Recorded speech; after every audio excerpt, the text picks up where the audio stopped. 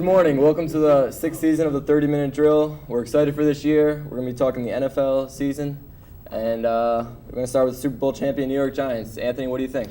All right, well, the ceremony was fantastic. Michael Strahan came out of the Giant trophy and stomped out the Washington Redskins. They played great. They started off with a bang. I mean, Eli went to Plax many times during the game. He had over 100 yards receiving. Jacobs was running over people left and right. And you know what? Their field goal was good. 4. Okay, if it weren't for them, they probably would have lost that game. But what do you think, John? Well, I think the Giants played good. They probably could have won. They probably could have scored a little more, won by a few more touchdowns. Eli looked good. Plaxico and Jacobs looked very good. Defense was fine. It was a good first game. Don't you guys think, though, that they played pretty bad in the first half? You know, I mean, at the second half, rather, because they looked really good in the first half. Second half, they didn't score any points. I think they're just lucky Washington's not that good, you know? Well, Washington has a lot of offensive weapons. Like, if it weren't for the Giants' defense and their pass defense, they would have lost this game. But the Giants' secondary was fantastic in this game. Any run the Redskins had going, they stopped. All right, let's talk about Seattle versus Buffalo game. Buffalo stepped up. No one expected them to do as good as they did versus Seattle Seahawks, consistent playoff team. 34 points. What do you guys think of that game? They look great. Seattle does not have a running back. They have no wide receivers. Nate Burleson is not going to get you to the playoffs. Deion Branch is hurt. I mean, this team is very disappointing. John? Well, you know, what Anthony said was true. Quite frankly, I was very surprised that the Bills played the way they did. They have Trent Edwards as their quarterback, but yeah, maybe a fluke.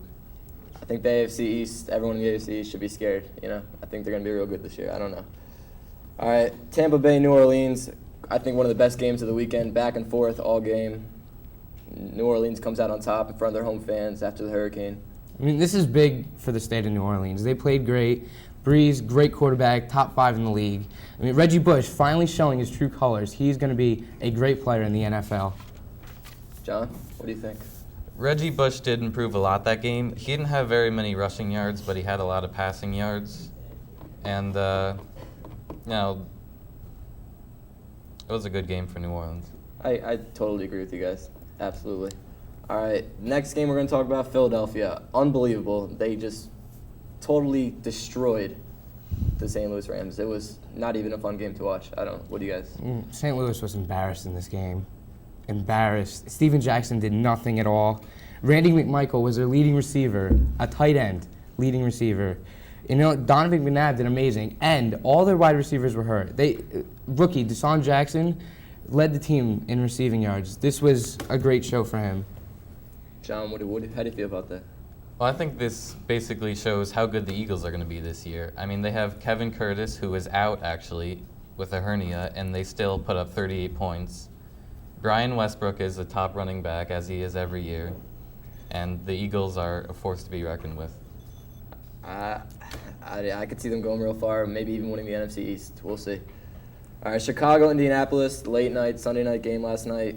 Indianapolis, Peyton Manning looked ridiculous to me. He's usually one of the best quarterbacks in the league. I don't know what happened last night. What do you guys think? He did not spread the ball out enough. He's got 3 top wide receivers in the league. Anthony Gonzalez, second year out of Ohio State. Reggie Wayne, Marvin Harrison. You have to spread the ball out. Dallas Clark, I don't think he had more than 50 yards yesterday. It was embarrassing. And Matt Forte, rookie, he showed a lot yesterday. Nobody thought he was going to do good. And then he comes out, has 123 rushing yards and a touchdown. Very impressive. What do you think, John? Well, I think for the Colts, this was just one game that they're going to lose. I don't think they're going to look like this the rest of the year. Peyton Manning is Peyton Manning. You know he's going to do better. So I think the Colts are going to pick it up. All right, and the final game we're going to talk about this segment, the Panthers shocking the San Diego Chargers. Super Bowl picked this year by a ton of analysts, ESPN guys. They looked good, but I just think Carolina obviously looked better if they won by 2. Great game. What do you guys? It was a great game. You know what? Phillip Rivers had a good game. 217 yards, 3 touchdowns. I mean, they're going to be good, but they got to win more. John, real quick. Yeah, I agree. The Chargers are going to be better. They're not going to lose to Started Carolina. off slow last year. Hopefully do the same thing this year, come back. All right, guys, time to wrap it up for this segment. We'll be talking about the rest of the NFL games next segment. See you next time.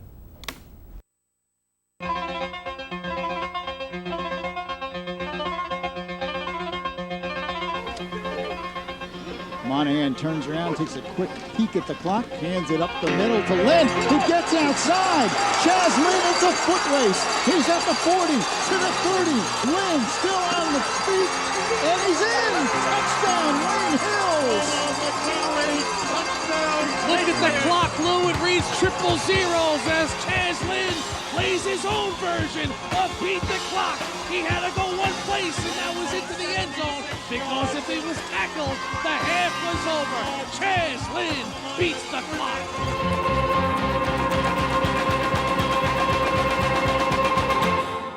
Welcome back to the 30-minute drill. I'm John Giardiello. Today we're continuing our Week 1 recap of the NFL season. Peter, we're going to start off with you. I know you're a Jets fan.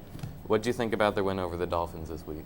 Well, Brett Favre starting his career as a Jet, I think he did very well. I love the Jets. I think they're going to do really good this year, especially with Tom Brady getting injured last weekend. I think they played well. I mean, Dolphins aren't a very good team, but they'll do good this year. I like the way they played.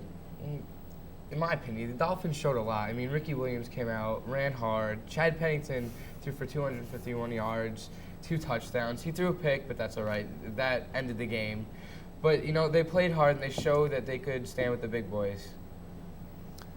The next game we're going to talk about, Dallas-Cleveland. Dallas won 28-10. It really wasn't much of the game. Anthony, what do you think? I mean, Cleveland's disappointing. They had a great year last year. Braylon Edwards dropped a lot of balls. Kellen Winslow showed that he's still really good. Marion Barber ran hard. And Felix Jones, the rookie, he showed that he's very fast and he's going to be very versatile, and that he's going to be thunder lightning attack between him and Marion Barber. All right, I think the Browns totally disappointed me. I thought they were going to be real good this year, give Dallas a run for their money. They obviously didn't. I don't know. I think Dallas is going to be a real big threat this year. They're going to the Super Bowl. It's my pick for the Super Bowl in the NFC. Dallas did look really good. Tony Romo had all the time in the world. Terrell Owens had a great game. Guys, the Baltimore Ravens beat the Cincinnati Bengals 17-10. Peter? All right, Ocho Cinco, not yet his name. It's going to be soon. Disappointed me totally. He's on my fantasy team. Did nothing for me. And, of course, Baltimore, Joe Flacco, rookie, and then Ray Rice out of Rutgers. I think they all played great. I think Baltimore's going to surprise everyone this year. They're going to have a pretty good season. Yeah, it was more like Ocho Stinko, Pete. Joe Flacco showed a lot. He's got a cannon, okay? And he's got some good wide receivers around him. Derek Mason, Mark Clayton. He's got some good guys. Ray Rice is going to be a good guy off the bench. And, of course, Willis McGahee. He's superb running back. What else can we say? I don't know. Guys, this weekend also the Tennessee Titans beat the Jaguars 17-10.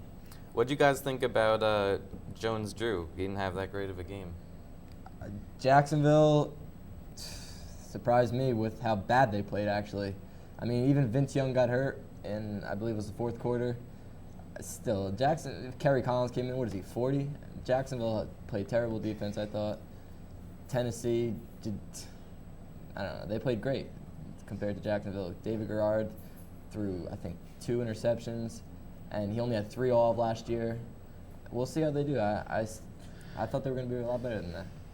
Yeah, Jacksonville did not look motivated at all. They looked very sad. I don't know why, because they have a great team. Maurice Jones-Drew, great running back, and Greg Jones only had 3 receptions for 13 yards. It was horrible, embarrassing. That it was, guys. All right, the Steelers also blew out the Texans. It wasn't really a surprise, 38-17. Anthony? Willie Parker had a huge game, a couple touchdowns, over 100 yards running. They did phenomenal. And, Matt Schwab had a pretty good game, but, he has no wide receivers around him. Andre Johnson's not going to get him there. That wasn't even a game to watch, I don't think. Pittsburgh's just so dominant. Houston had no chance at all. Matt Schaub did all right. Hey, you can't do anything. Pittsburgh's a really good team. Ben Roethlisberger played great. Willie Parker played even better. It wasn't a matchup, I don't think. All right, guys, really quick. We're going to talk about the New England game and Tom Brady's season-ending injury. Your thoughts? That was huge for the Patriots. This is horrible, horrible. Matt Castle's not going to bring him anywhere. I mean, he's been a backup his whole life. And you know what? Not only did Tom Brady go down in this game, but so did Brody Croyle, quarterback for the Kansas City Chiefs. Now Damon Huard's going to be there. But Tom Brady is huge for the AFC. And now I don't think they're going to be the Super Bowl pick that everybody thought. I think Pittsburgh's going to go all the way. Pete? I totally disagree with you. Patriots lost Tom Brady. I think it opens the door for the New York Jets. Brett Favre going to Super Bowl this year, win the division. I think it's going to be about 12-4. It's going to be a great year for the Jets. I know Brett Favre's a great quarterback, but I don't know if he's going to take them all the way. You never know. I think it'll be. I think he'll surprise everyone. I mean, 38 years old, still got the drive, commitment to come back. Jets, baby. That's interesting. Don't go anywhere. Coming up next, we have a preview of the NFL Week 2.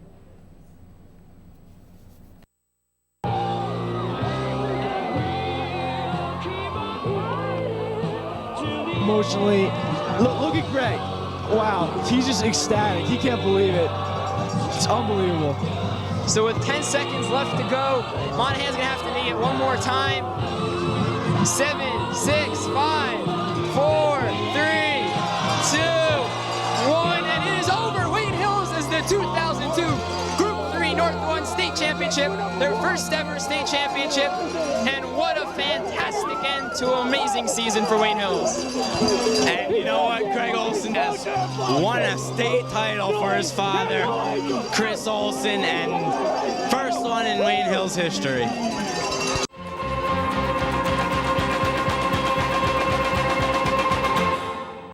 Hello and welcome back to the 30-minute intro. I'm Steve Cinque, I'm your host. Today I'm here with Max Zager and Rob Feit. How you guys doing? Pretty good. Good. Well, this week there's a lot of rivalry games going on, and I chose a few from looking at them, and we're going to talk about them. So, what do you guys think about Atlanta versus Tampa Bay? I think that's going to be a good game. I think Tampa Bay is going to end up winning that game. They played a pretty well game against New Orleans last week, even though they ended up on the losing end. I think the defense is going to come back strong and be able to shut down Turner and Ryan. What about you, Rob? I'm thinking Atlanta. Atlanta played really well the first week. Matt Ryan, his first game as an NFL quarterback, connected on his first pass for a touchdown.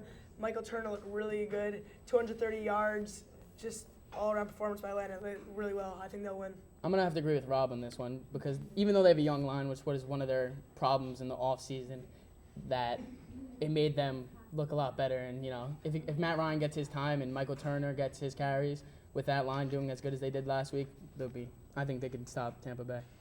And now the second game, New England at New York Jets. Max, I got New England in this game. Even though they lost Tom Brady, I still think with that offense and all the talent around them that Castle should be able to do pretty well. And the Jets' defense didn't look too good against Miami. They let them score and drive down the field a couple times, and that's not going to be good when they play New England because they'll definitely convert a lot of touchdowns. I agree with with Zager. Bill Belichick thinks he has his quarterback. I think Matt Castle should come in this week, connect with, hook up with Randy Moss. I think it's going to be a good game. I think Patriots will go on top. Oh, well, I'm going to have to disagree with both of you. I'm going to pick the New York Jets. I mean, I don't think the Patriots could win with Matt Castle as their quarterback. The man has been their quarterback for how long, and Matt Castle has never really even played, even in college at USC. He's always been a backup, and I can't see him stepping into the role now and against the Jets. So, San Diego at Denver. This is going to be a tough game to call, but I think Denver's going to win. They played phenomenal last night against Oakland, and I think they just have everything going for them now. Cutler's got a lot of confidence. The offense played well, and San Diego didn't play well against Carolina, so I'm going to give it to Denver. I'm going to have to disagree again. I think it's this time for San Diego to have a breakout game. Didn't perform that well against Carolina. I think LT should have a great game tomorrow. I don't know. I just don't see anything happening for our team. Listening to San Diego. I'm going to have to go with San Diego, too, because I believe that Merriman's going to be less cautious about his leg injury and not worry so much and just go all out and give them the enthusiasm that he usually brings to the team. And in Denver, they're not playing the Raiders anymore. They're not going to just tear apart their defense with Cromartie and Queen. But yeah, so San Diego. And then the last game rivalry, Philadelphia at Dallas. I think Dallas is going to win this game. I just think that they are too tough on offense. I don't think that anyone in the NFL can stop that offense. They have talent all over the field, running back, wide receiver, tight end, and the defense is pretty tough too. So I just think that Dallas has too much talent. I think this is going to be the best game of the week. It's going to be a great NFC East rivalry.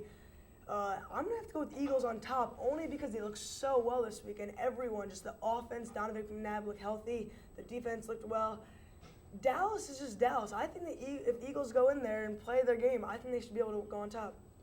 I'm going to have to go with Dallas. I mean, I think their secondaries will just, unstop Donovan McNabb with Reggie Brown being out, Kevin Curtis being out, with Adam Jones, Terrence Newman, Anthony Henry, Roy Williams, and Ken Hamlin. I just think he's not going to be able to throw the ball down the field like he did last week against St. Louis. So, yeah, that's what I think.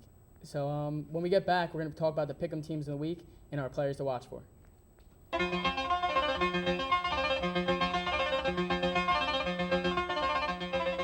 And the crowd is fired up. What a huge play. We cannot stress this enough. This is just an outstanding kick. All the pressure relying on Dave Adamo. The kick is up, and it is gone! He kicks it through the uprights, and Wade Hills takes a 25-24 lead.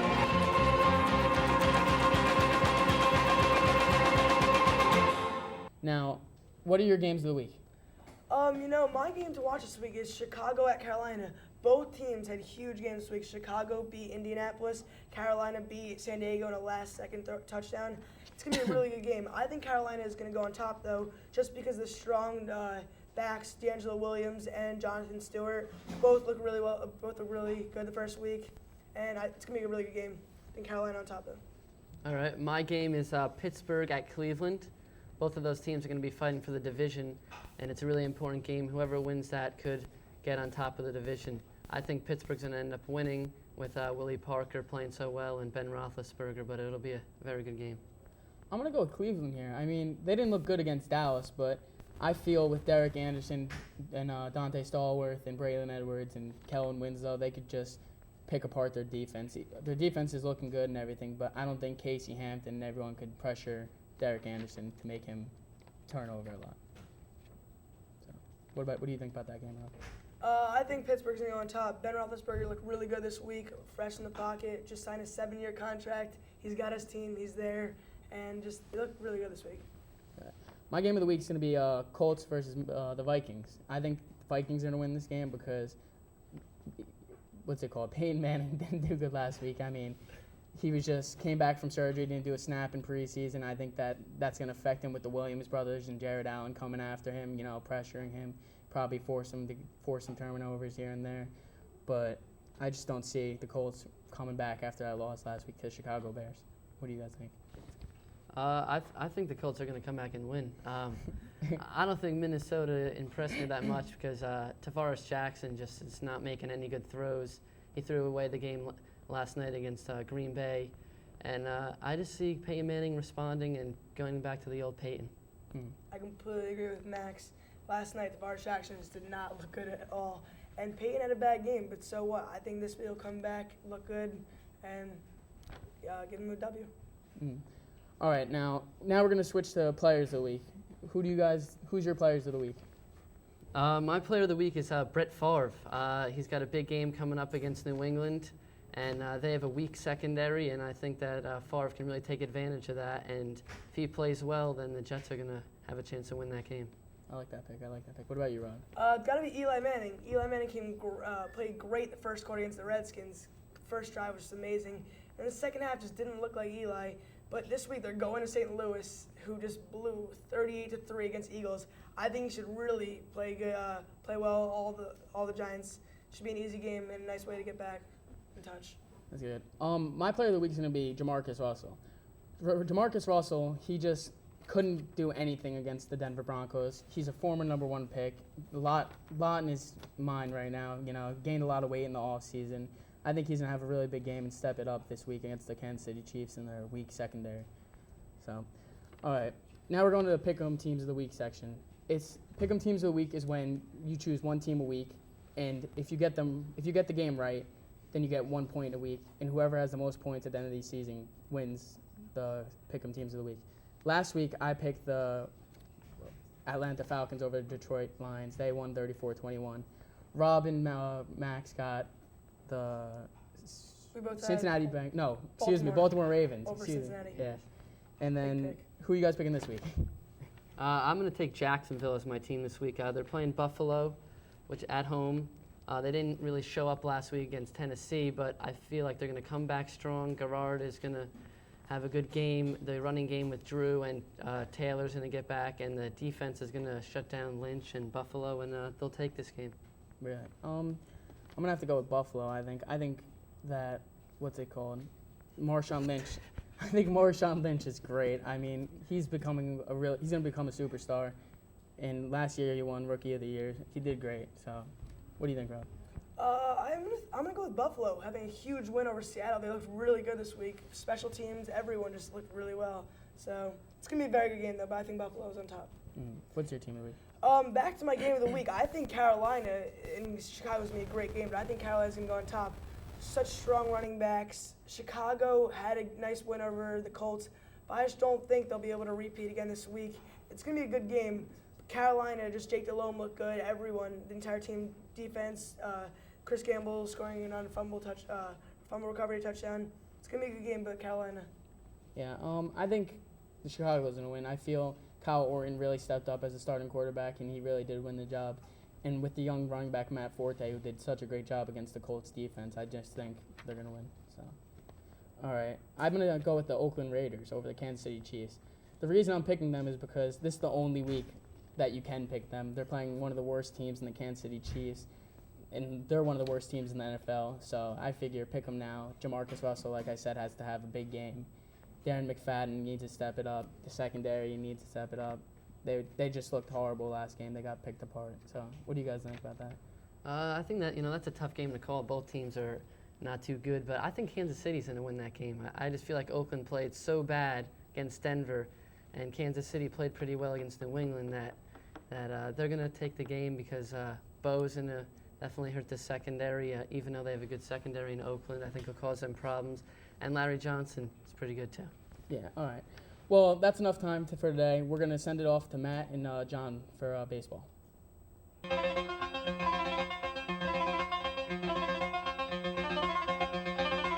All this hype about the defense, and it's been true in this game, playing very nice defense. Oh, Wayne Hills Patriots! Ariel Danziger off the deflection of Alyssa Baselli. And just like we were talking about before, how important momentum is in this game. The Wayne Hills Patriots get the first goal in this huge county final, and the Wayne Hills Patriots are on top 1-0. Patriots putting a lot of defenders in the box.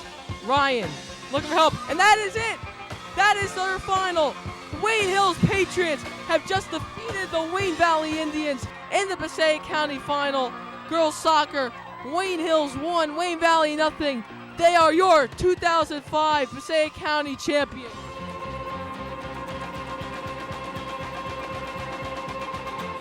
Welcome back to the 30-minute drill. We're here to talk baseball. I'm your host, Matt Heskins, alongside John Vittas. John, how are you? Good. All right, let's start in the National League. The National League East. The Mets and Phillies, they just had a big game this weekend. Big series this week. Talk about that. Well, the Mets pulled out the third and final game of that series. It was a huge win for the Mets because they lost the first two games of the series, and the Phillies, they started the series 3 games back.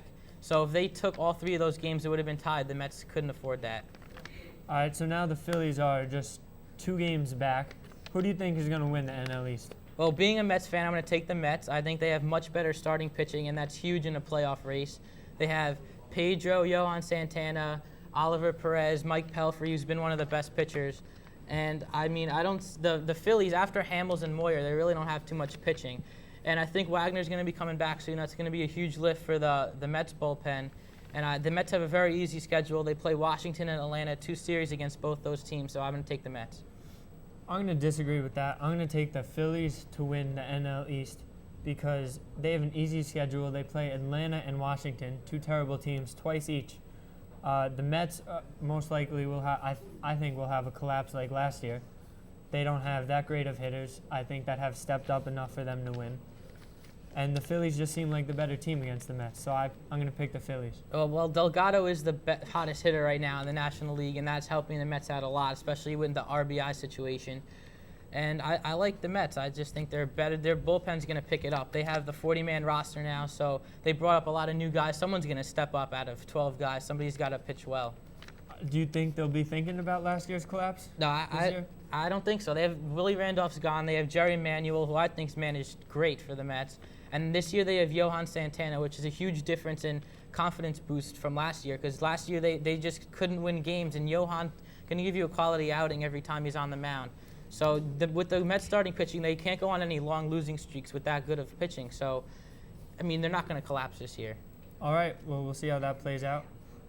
Moving on, the NL pick for the West, NL West. Arizona just was swept by the Dodgers, and now the Dodgers have a 1.5 game lead. Who do you like to come out of the NL West? I like the Dodgers. I think they're the hotter team right now. They just won 8 in a row, I believe. And the Dodgers in the last week, they had 2 series against the Dodgers, and they beat Brandon Webb and Dan Harron in both those series. So that's sending a huge message to the Arizona, saying we can beat your best pitchers at any time and any place. I disagree. The Dodgers, they did play good against those pitchers, but I think mainly those pitchers will be able to shut most teams down. So I'm going to pick them. And also, the Dodgers are 28-40 on the road, and 5 of their 6 remaining series are on the road, so they should have a tough time winning. The Diamondbacks have the easier schedule. I picked them in the NL West. Well, the Dodgers have an easy schedule, too. They're playing 4 of the worst teams: San Diego, San Francisco, Colorado, and Pittsburgh. Those are 4 out of the 5 worst teams in the National League, so both teams have an easy schedule. And also, the Dodgers have a happy Manny Ramirez, who they got from Boston, who's a big pickup, and he's happy for the first time, so he'll be playing at the top of his game, too. All right, we'll see how that plays out, too. Moving on to the AL East, the disappointing Yankees this year. They really blew it. Do you think they have a chance to make the playoffs? 8.5 back of the wild card. I don't see. There's no way they can do it. They're going to have to go about 16-3, 15-4 to close it out. They play 16 out of their 19 games against teams over 500.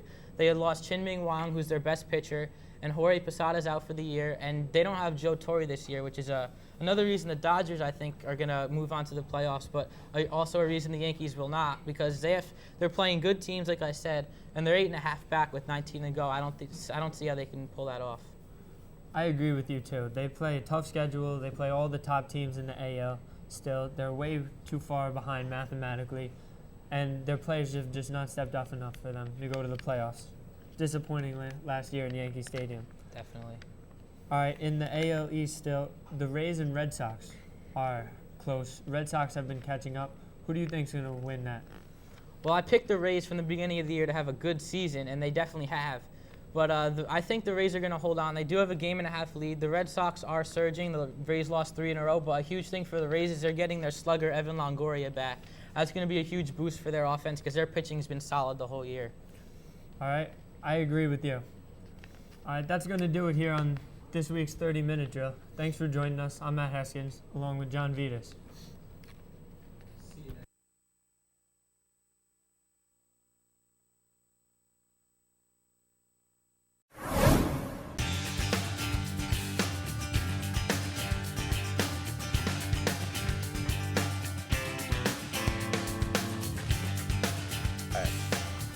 Welcome to week 2 of the 30-minute drill. Once again, I'm Peter Samylenko, joined by Anthony Scudillo and John Giardiello. All right, guys, NFL week 2.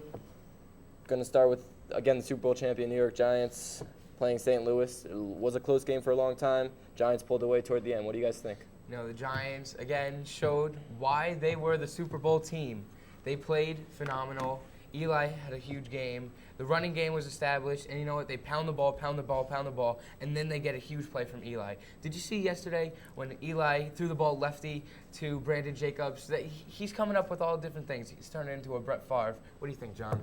I thought Eli Manning did play fantastic. It's St. Louis, but still, 41 points on any team is a good score. The Giants look great right now. I would have to agree with you guys, except that St. Louis absolutely is terrible. St. All right. Louis is a bad team, but they still played well. All right. Anyways, Oakland versus Kansas City. Kansas City's not good. Oakland is not good either. Oakland played obviously a lot better. Darren McFadden had 164 yards and a touchdown. Stepped up. I think they had over 300 running yards. Yeah. Jamarcus Russell didn't do much. What do you guys think? How do you? I mean, how do you Justin feel? Fargas went down with an injury, and then Darren McFadden had a chance to show Great that rookie. he is a very good running back, and he's going to be a presence in the NFL for a very long time. You know what? Jamarcus Russell, first year really playing last year. I mean, contract arguments and everything, but he did well. And you know what? McFadden, he's going to be here for a while. What do you think, John? Well, it was a real breakout game for McFadden. I think if he keeps going like this, he's going to be a definite starter for the Raiders, and he's going to be a Rookie of the Year candidate. I agree, guys. Rookie of the Year for sure. Again, Buffalo surprising everyone. They played Jacksonville, a legit playoff team last year, and we're expected to be really good this year, maybe even a Super Bowl contender. Now, 0-2, they lost to the Buffalo Bills, who Marshawn Lynch at 59 yards didn't play that great, and they just got it done. What do you think, John? The real disappointment in this game for me was Maurice Jones-Drew. Last year, he was a Pro Bowl running back. This game, he didn't have over 50 yards. He couldn't rush more than Marshawn Lynch. That's a real disappointment for Jones-Drew. It was a disappointment. I mean, Jones-Drew is a real good running back. He's quick. He's versatile. I mean, there's nothing you can do about it. I mean, the Jaguars should not be playing like this. They have a lot of wide receivers, a lot of talent around them. David Garrard is a great NFL quarterback. But you know what? Trent Edwards showed that he's going to be good, and he's young, so they have a lot going for him. I honestly think Buffalo has a shot to win the division this year, guys. I mean, New England's down. Jets didn't look very good yesterday. I'm a big Jets fan, but they're looking good. 0-2 Jaguars, that's very disappointing. I mean, they were a playoff team for sure, and now they're not. All right, next game, Indianapolis, Minnesota. Close game. I think one of the best games of the day. It was very, very surprising that Minnesota could stick with Indianapolis, even though Indianapolis played terrible yet last week. What do you think? I mean, Indianapolis is still not playing the way they should be. Peyton Manning's not Peyton Manning right now. Reggie Wayne's not Reggie Wayne. Marvin Harrison's not Marvin Harrison. Marvin Harrison's not even playing. Leading receiver yesterday was Anthony Gonzalez, second year out of Ohio State. I mean, he's going to be good, but he should not be their number one receiver. John? Yeah, I agree. Indianapolis should be playing better, but it was Peterson's first big game, 160 yards, and Indy just has to improve. Yeah, if you give the ball to Peyton Manning inside 5 minutes, I don't see how they don't win that game. They came back, rallied, 15-point deficit. Great game for Indianapolis. All right, next game, Green Bay, Detroit. Detroit came back, and after Green Bay was leading by, 21 at half, something like that, and Detroit came roaring back, and looks like Green Bay ran away with it toward the end. 10 minutes left, they scored 24 points in the last 10 minutes. Yeah, Kitten threw a very bad pass, interception, touchdown, for Green Bay. It was disappointing. I mean, Calvin Johnson had a huge game, 129 yards, two touchdowns. But that's not going to get you everything. I mean, Green Bay, obviously a good team, Aaron Rodgers playing well. You have to do more than just throwing the ball to win these games. What do you think, John? Quick. Even without Brett Favre, Green Bay still looks very good. Aaron Rodgers is showing that he's going to be a good quarterback in this league. Greg Jennings had a great game. Detroit's not a very good team. Greg Jennings is leading the league with 258 yards. Nothing. All right, well, we're going to have to wrap it up for this segment, guys. Thanks for joining us. 30-minute drill. We'll see you next time.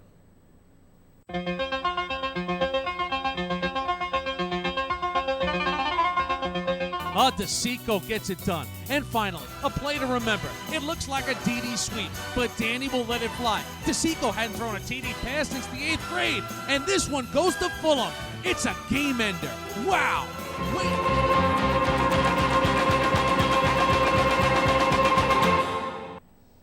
Welcome back to our Week 2 recap of the NFL season. Guys, we're going to jump right into it. We're going to start with the Jets game. They lost to 19-10. I know it was disappointing for Jets fans. Peter? I am a big Jets fan, as everyone knows already. I think Brett Favre played terribly bad. Defense defensive line played good until the end of the game. Offensive line played bad. It was very disappointing in my eyes. I thought that they had a definite chance to beat the Patriots without Tom Brady. Matt Castle didn't play great, a lot of screen passes. One pass downfield, dropped by Randy Moss. The Jets didn't play that great. They didn't deserve to win. What do you think, I Ian? mean, New England played enough to beat the Jets. I mean, Castle did enough to win. I mean, Brett Favre did not play like he normally would. He wasn't aggressive. He was not, throwing the ball like he normally does. And, he should have done that. And the running game was nothing special. I mean, for neither team, nothing special. Brett Favre, you see those glimpses of glory with Brett Favre, then all of a sudden you see him getting 20-yard sacks and 10-yard penalties. I mean, this is supposed to be a very exciting game, and it was quite boring. Disappointing. All right. Yeah, I agree. San Diego lost again this week. They lost by 1 point to Denver. Best game of the weekend, by far. I totally agree. I mean, maybe they'll lose every game by 1 point. It'll be fun to watch. Jets I mean, play the Phillip next Rivers had another huge game. I mean, he's playing well. Denver's playing amazing. Okay, they're getting the ball to everyone. I mean, Brandon Marshall came back from his suspension, and he had 18 catches, I believe, 18 or 19. 150 yards. Set a new Broncos record. It was incredible. I mean, Broncos are a very dangerous team, and everybody should watch out. I think San Diego actually played their hearts out. Had two terrible calls. Champ Bailey, they called it an interception when or a fumble when he was down. I don't even know. Bad call there. Then at the end of the game, a clear empty-handed throw by Jay Cutler. Completely fumbled it, and seemed like the head ref blew the whistle, made the wrong call, had to review it. Just a total mess. San Diego should have won by at least 10. They got totally screwed by the refs. All right, guys. One of the low-scoring games this week is Pittsburgh-Cleveland. Pittsburgh barely pulled it out, 4 points, 10-6. Well, it was a really windy game. They couldn't even kick the ball off the kickoffs. They had to have a holder. I mean, the reporters had their hair blowing everywhere. I think that's a key factor why it wasn't a very high-scoring game. Ben Roethlisberger played pretty good, 186 yards. Willie Parker played all right. I think he had one touchdown, or I don't even know, 105 yards.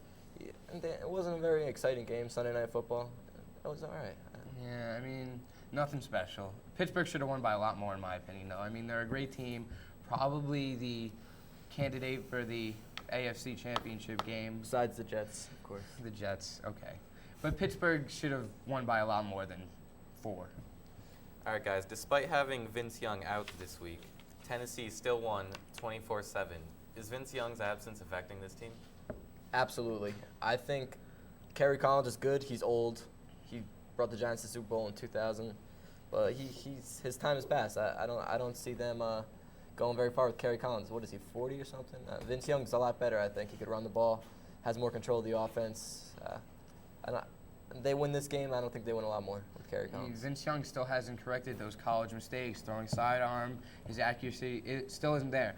But what's keeping the Titans alive is their running game. Chris Johnson, a rookie, and Lendell White, rookie last year. They're both scoring. They're both running hard, and that's allowing the passing game to work.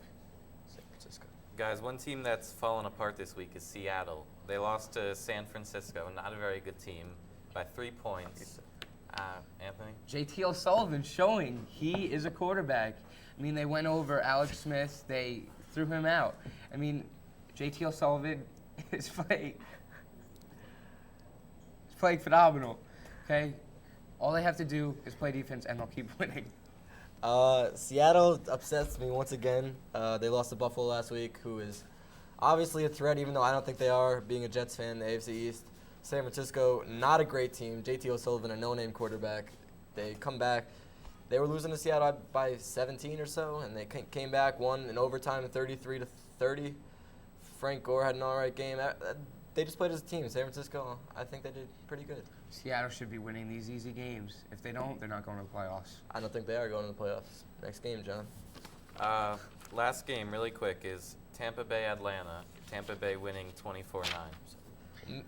I think Matt Ryan's first game might have been a fluke. I mean, he's a rookie, but he played well in the first game, not this game. The defense for Tampa Bay stopped Atlanta all the time. Michael Turner did not have a huge game like he did last week. What do you think, Pete? Well, I don't think it might have been a fluke. I think it was a fluke. Matt Ryan's pretty good quarterback. He's not amazing.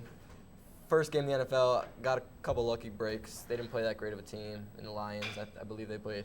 Tampa Bay is a better team, and they obviously showed that Michael Turner and Matt Ryan can't carry this team to victory every week, especially when they're playing a great team.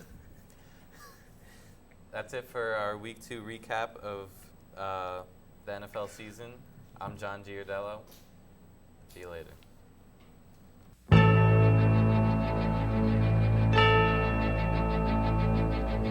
Esposito under center. Esposito back to pass. Good protection, steps up, and that is intercepted at the 5-yard line. That's Toby Ditolo. Ditolo takes it across the 20, down at the 22-yard line, and that is absolutely huge.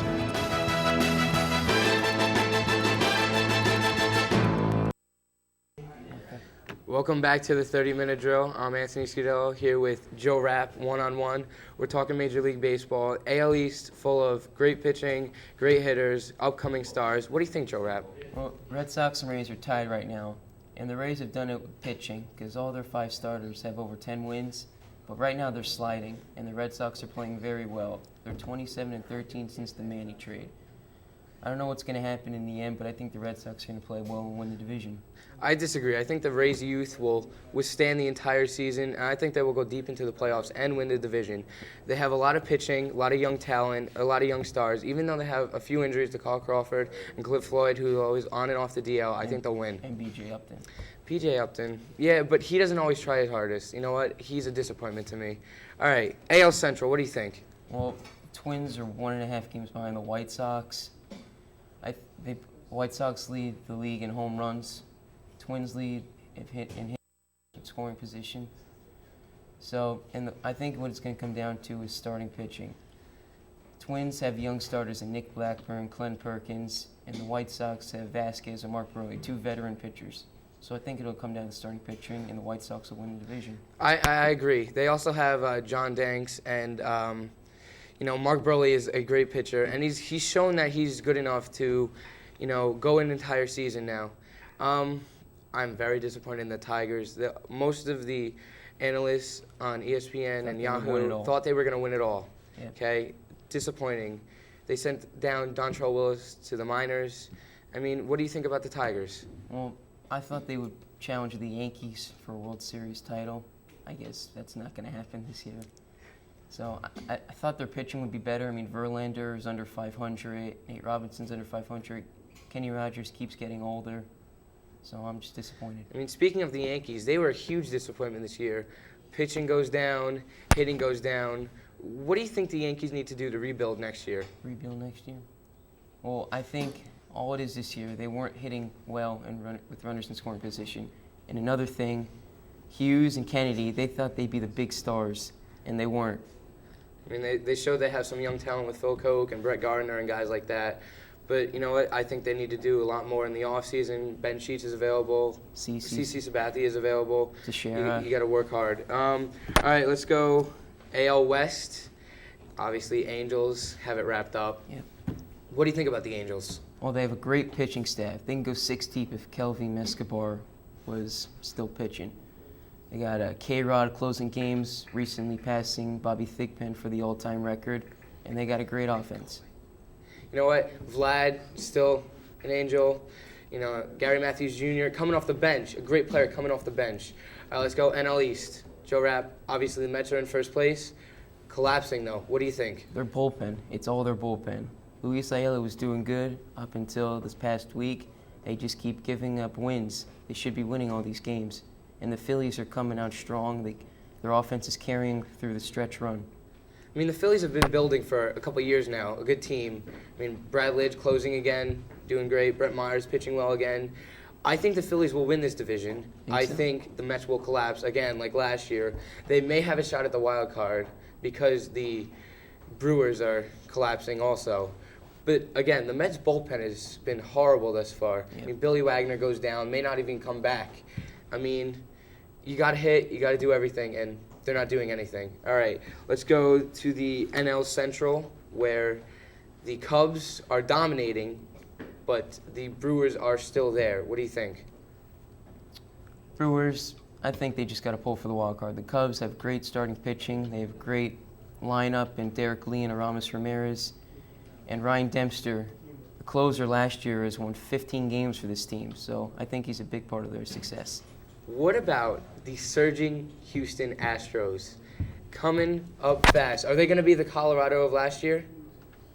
It's possible, but it's bad that Hurricane Ike has hit Houston and they had to go up to Milwaukee and lose those 2 heartbreaking games to the Cubs. Well, Carlos Zambrano obviously threw a no-hitter on that. And you know what? Let's go to the Brewers firing Ned Yost recently this week. What do you think about the Brewers? I mean, obviously they have a lot of talent, but are they using all of it? I don't know if they're using all of it. Ned Yost, I don't know about Ned Yost. I was kind of shocked. I was kind of shocked that they fired him. You know, they got him almost to the playoffs this year, so I don't know what to say. All right, really quick. Let's go NL West. Dodgers, Diamondbacks. Who do you got? Dodgers. I think Joe Torre's going to lead them to a playoff run, and the Yankees won't make it. Obviously, Joe Torre has led them, and Diamondbacks are falling apart. Yep. Injuries here, injuries there. Obviously, they have Brandon Webb, but, you know, Manny coming to the Dodgers really gave them a surge. Big All help. right, thanks. That's a wrap with Joe Rapp. Coming up after the break, we got college football.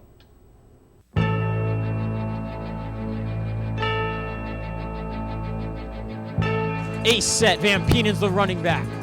Heischel drops back to pass again, pump fakes, and he's gonna let one go deep. It's to Nick Romeo, and Romeo makes the catch! Oh baby, that one's good for over 20, nearly 30 yards. Nick Romeo has the ball inside Rambo territory at about the 48-yard line. As Justin Donovan says, you can't stop 19.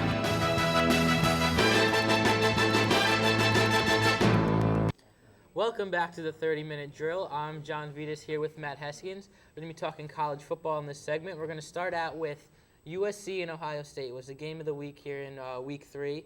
USC dominated. A lot of people predicted that because Ohio State was missing their star tailback, Beanie Wells.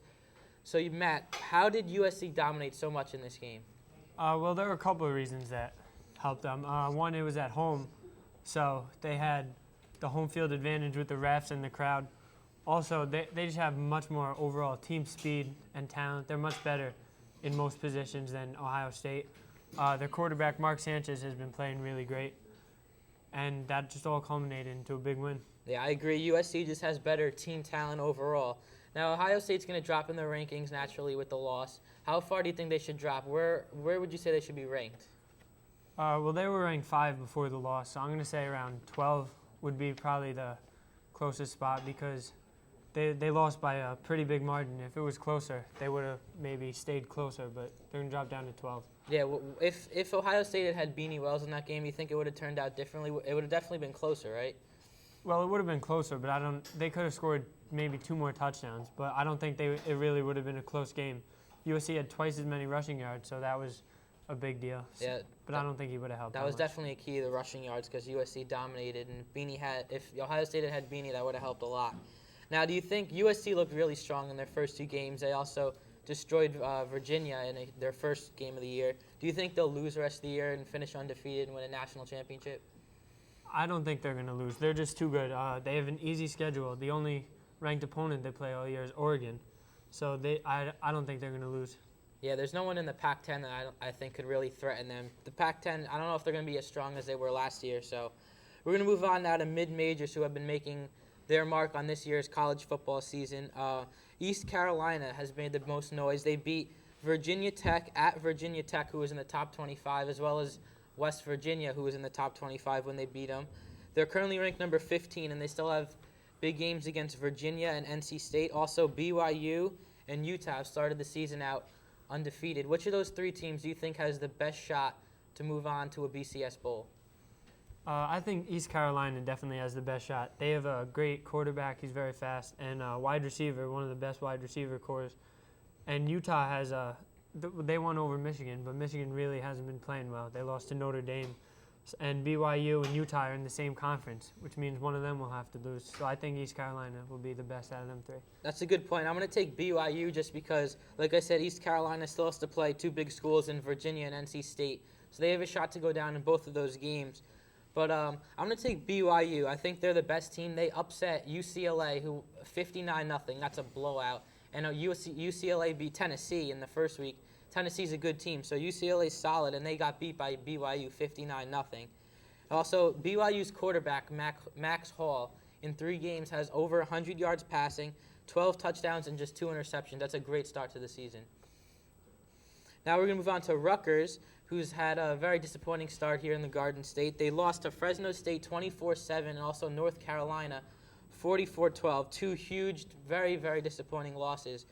Are they going to be able to bounce back? They face at Navy in Week 4 and also Morgan State. Can they bounce back against those 2 teams? Well, they have an easy schedule, but I'm still gonna say no. They won't be able to salvage their season. They're gonna have a rough year. They're not good at all. I don't see any real talent, no big stars. The quarterback, Mike Teal, has not played well. And they have a tough Big East schedule. They play a lot of tough teams and go on the road a lot. So I don't think that they're going to be too good. Yeah, I absolutely agree. I don't think Rutgers is going to have a good season at all. Mike Teal has been a real disappointment because he started out really well in the sophomore and junior year. He's been really a disappointment. And also they lost Ray Rice, and they haven't really been able to fill his big shoes that he left there at Rutgers. So I agree. I don't think Rutgers is going to have much of a season this year against the Big East. Now we're going to do some quick pick-em teams coming up for Week 4 of the season. We're going to start off with Florida going into Rocky Top against Tennessee. Who do you have in that game? Florida, easy win. Yeah, I agree. Tebow is going to tear Tennessee's defense apart. Also, Wake Forest and Florida State. Wake Forest because their quarterback Skinner, and they have, I think, the most talented wide receiver crew in the country. Yeah, I'm gonna disagree and just take Florida State just because they're at home in that game, and also LSU and Auburn. LSU, they have great defense. So does Auburn. So it should be close, but I think LSU will. Yeah, it's gonna be a defensive struggle. I'm gonna take Auburn. Well, that's all the time we have for this segment. We're gonna be back with more 30-minute drill after this.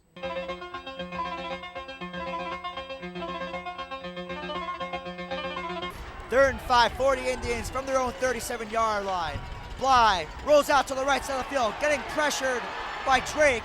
As the pass is intercepted by Jeremiah Kale. Kale to the 40, bounce out to the right side of the field. He's got blocking downfield to the 30, 25, 20, 15, 10, 5. Touchdown Patriots. Jeremiah Kale, his 10th interception of the season, takes it back for a touchdown as the Patriots take a 6-0 lead.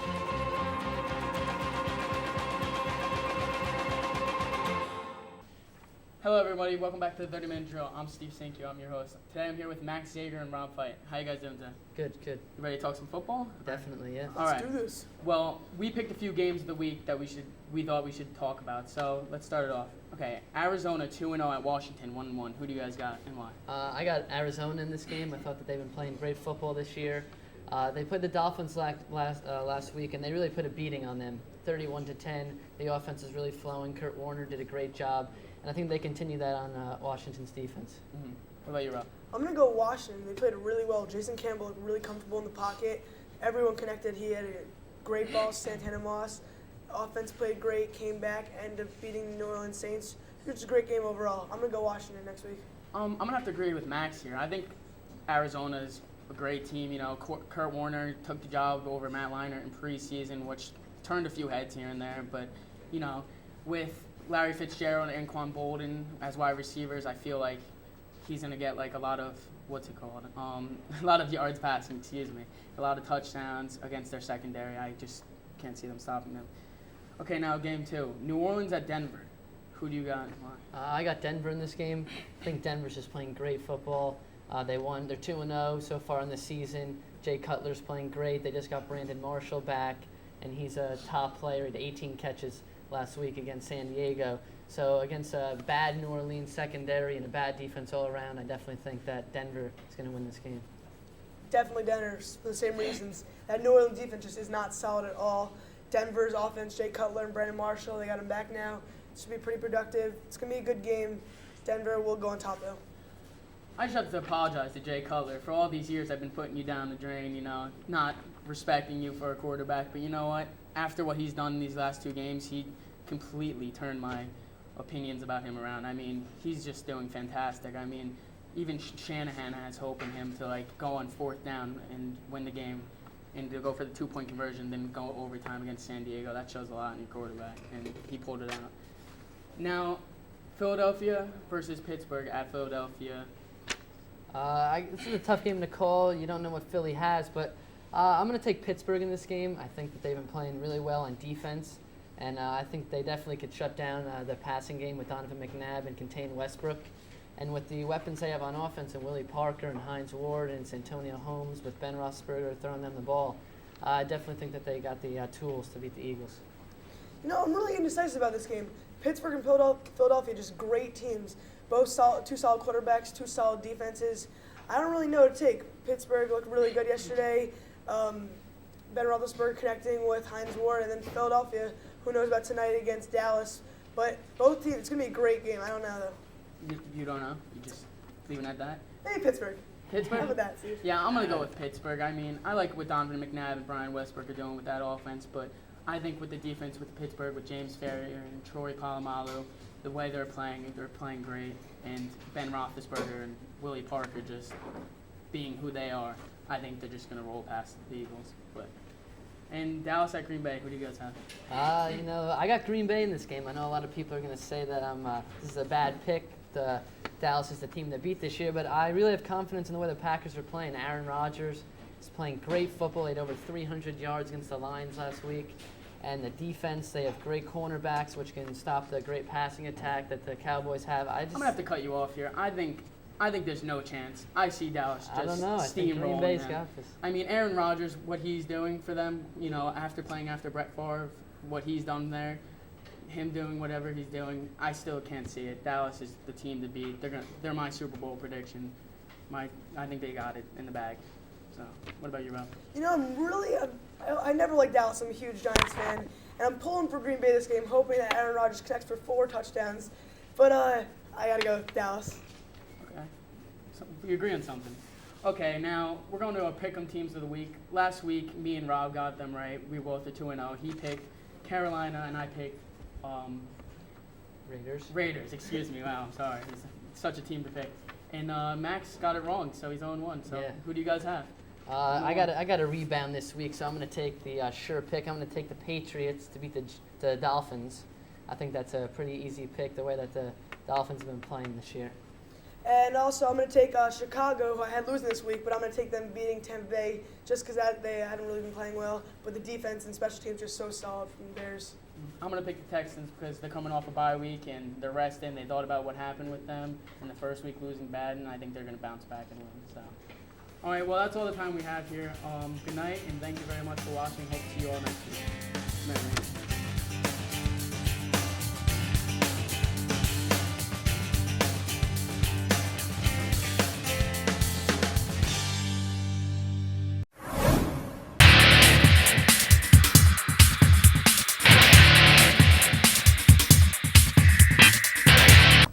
Welcome to the 30-minute drill. I'm John Giardiello here with Anthony Scudillo and Peter Samylenko. We're doing week 3 of the NFL season. Guys, as always, we're going to start out with the Giants. What do you think of the game? Super Bowl Giants, again, played well. The offense wasn't really working at first. They started to go towards the end of the game, but, kicker came through at the end, and they beat Cincinnati. Cincinnati's now 0-3, and an 0-3 team has never made it to the playoffs. What do you think, Pete? Well, the New York Giants, I think, didn't play that great yesterday. Cincinnati showed their true colors. T.J. Hushmanzada, Carson Palmer really connected a lot. They played great. They gave the Giants a run for their money, and they just didn't have the edge to beat them in overtime yesterday. And what do you guys think about Chad Ochocinco? He only had 29 yards, no touchdowns all year. What's going on? Maybe changing his name wasn't the best idea. I mean, he's not playing like he was in previous years.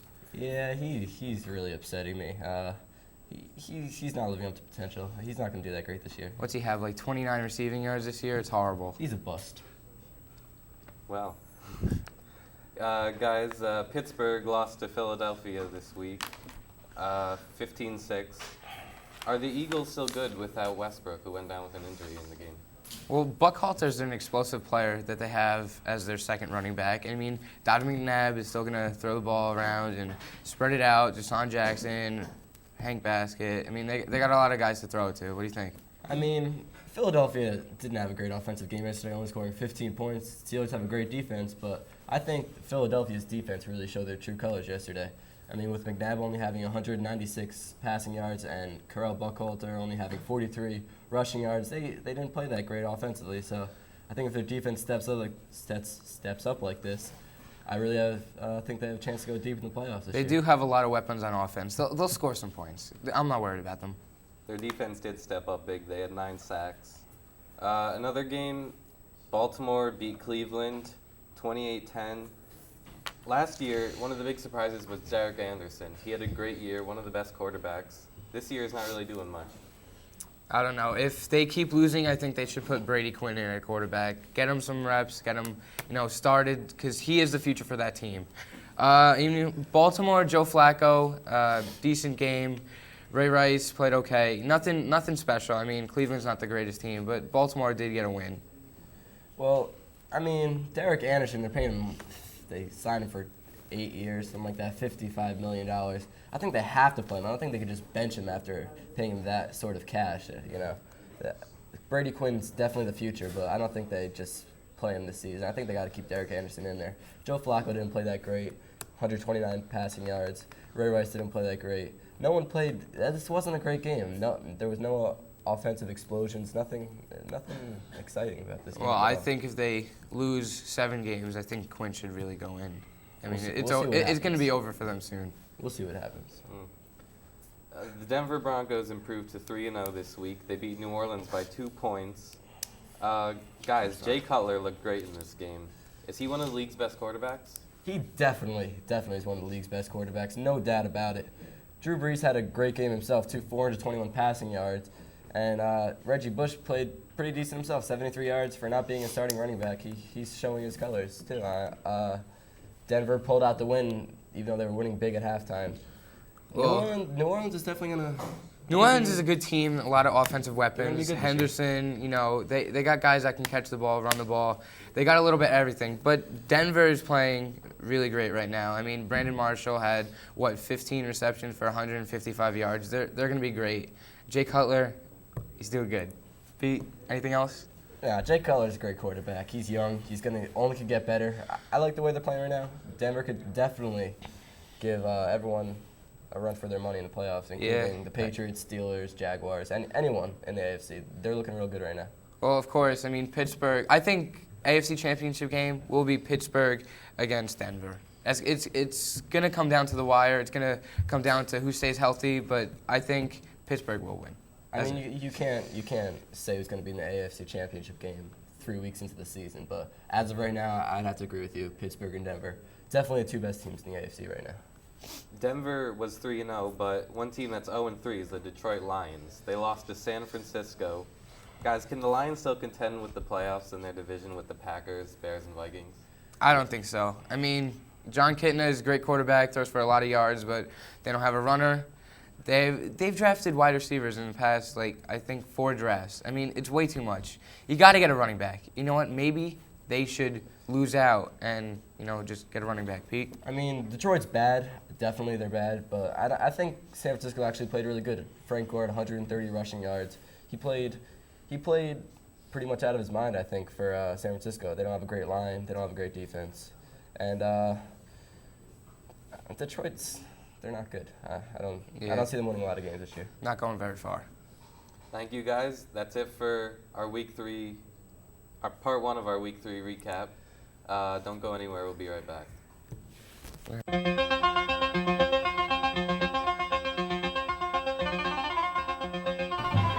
So trying times for Wayne Hills at the 4-yard line. 3rd and goal for the Patriots. Losing 24-21 in the overtime session. A touchdown wins it, a field goal ties it. And a field goal will put it into second overtime where the same rules apply. High formation for the Patriots right now. And the fans are on their feet. Monahan, look at that, he's back in the pocket. And he's going for Greg Olsen. And he got it! He got it! Touchdown, Patriots! Touchdown, Patriots! Wayne Hills is going to take home the victory and the biggest win of the young career of Greg Olsen, and many to come Touchdown, Patriots!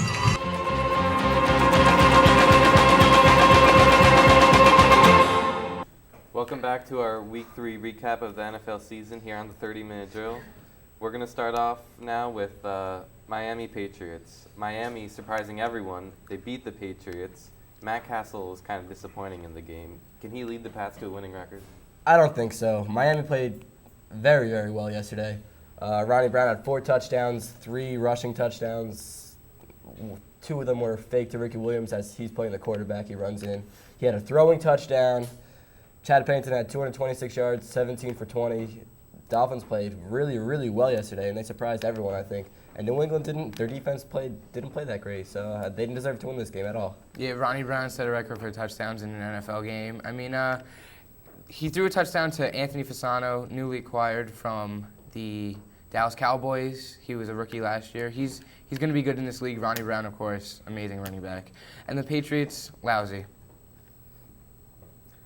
The Colts, another disappointing team this year. They lost to Jacksonville by 2 points. Guys, are we seeing the decline of Peyton Manning this season? I don't necessarily think it's the decline of Peyton Manning. I think it is the weapons around him that are not performing. Joseph Adai not having a good year. Marvin Harrison, he's not playing very well, if playing at all. I mean, he's always injured on and off for the past couple of years. You know, they got to get their guys healthy, and until that time, they're not going to be good. All right. After Edgerrin James left Indianapolis, I think they haven't been the same. They have no running game at all. Joseph Adai has done nothing. And Peyton Manning's not himself. Jacksonville's a good team, but they obviously aren't that great. They lost to Buffalo last week. And Indianapolis, they're definitely on the decline for sure. Well, Jacksonville, this is the first week that they had a good running game. Maurice Jones-Drew had 107 yards and a touchdown. And this is the first week they're actually producing. What do you think, John? What do you say? Well, Jones-Drew finally had his breakout game. But next game, the Bills improved their record to 3-0 over the Raiders on a last-second field goal. Can Jamarcus Russell save the Raiders in the season? Absolutely not. Jamarcus Russell is good, not great. The Raiders, they have coaching problems right now. Lane Kiffin is on the verge of being fired according to Al Davis, who I think he almost ruins his team, Al Davis. He makes threats. He tells people things he's not going to do, and he ruins the mental game of this whole Raiders team. And Buffalo's playing good right now. They were losing the whole game. They came back and they won. 3 seconds left. Great game. You know, Al Davis should have sold his team while he was ahead. I mean, now the team's going down. Jamarcus Russell's not the quarterback that they thought he was going to be, even though it's really early in the season. I mean, Marshawn Lynch had another huge game. You know, Buffalo's playing really good. What do you say? Marshawn Lynch had 2 touchdowns. He's showing that he can be one of the league's best running backs. Guys, the Buccaneers this week, they beat the Bears. One player that looked really good is Matt Forte. He had 89 yards. Is he a Rookie of the Year candidate? Definitely. It's going to be him and Deshaun Jackson in the NFC. But real story in this game, Brian Greasy comes out off the bench because Jeff Garcia gets hurt. He has 407 yards. He's 38 for 67? This is incredible. I think, is that a record for the most passes in a game? I don't know. But you know what? Great game. Should have seen it. Tampa Bay, Greasy played fantastic for them. They came back, they rallied late, and they beat the Bears in overtime. It was a great win for them. I think it's the start of a good run for Tampa Bay. I think they're going to do pretty good this season. One team that's surprising everyone is Atlanta. They improved to 2-1 this week with a win over Kansas City. Matt Ryan is looking great as a rookie quarterback. Is he the real deal? I said last week he's going to be a fluke this year. I still don't think he's going to be like this every week. Again, Kansas City's a terrible team. They're 0-3. Atlanta, they looked good. They looked very good, actually. Matt Ryan, 192 yards. Not as good as his first game of the season, but he did good for his third game of the season. They'll be all right. I don't think Matt Ryan's going to be what everyone thinks he's going to be. Well, thus far, Atlanta's been a surprise team. Nobody thought they were going to be good. They drafted a quarterback to help them in the future, not to immediately help them. And obviously the newly acquired running back for them, Michael Turner, is having a huge year. 3 touchdowns again. I mean, there's nothing else you can do. If you can run the ball and establish the pass, you're going to win almost every game if you could stop them on defense. with that, we're going to end. Thank you for watching our Week 3 recap of the NFL season on the 30-minute drill. Have a nice day.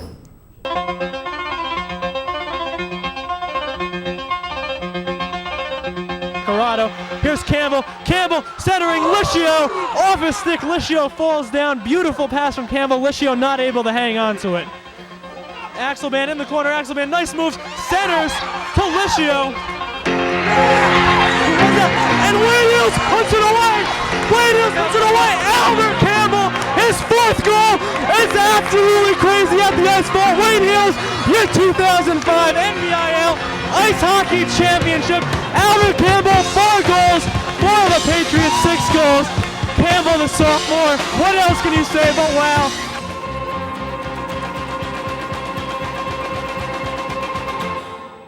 Welcome back to the 30-minute drill. I'm John Vittas filling in for Steve Cinque on this segment, who's a little bit under the weather today. I'm here with Max Zager and Rapp Feit. How are we doing today, guys? Doing good. Doing good. All right, we're going to start off with the NFL, a preview of Week 4. We're going to start out with Minnesota at Tennessee. 2 teams with great running games. Who do you guys have in that game? I'm going to take Tennessee in this game. I really like the way Chris Johnson and Lendell White, that package in tandem is playing. Kerry Collins is not making mistakes, and that's just what they need him to do on offense. And the defense is playing phenomenal. And I just think Minnesota's a little too inconsistent at the moment. So I'm going to go with the Titans in this one. Rob?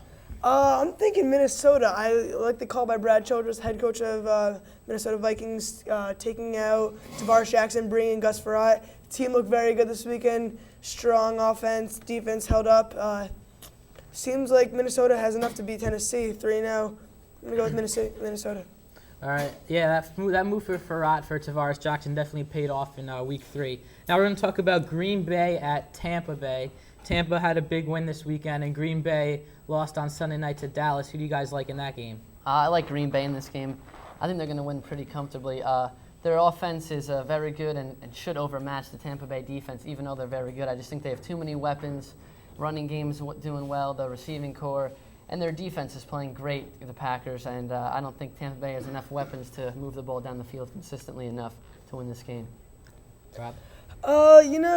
Tampa Bay did upset Chicago this weekend, and it was a pretty good game. But just Green Bay, Aaron Rodgers, everyone looked good last night against Dallas. It wasn't really that good of a game, but it's not really that good of a game, but I think Green Bay should be on top.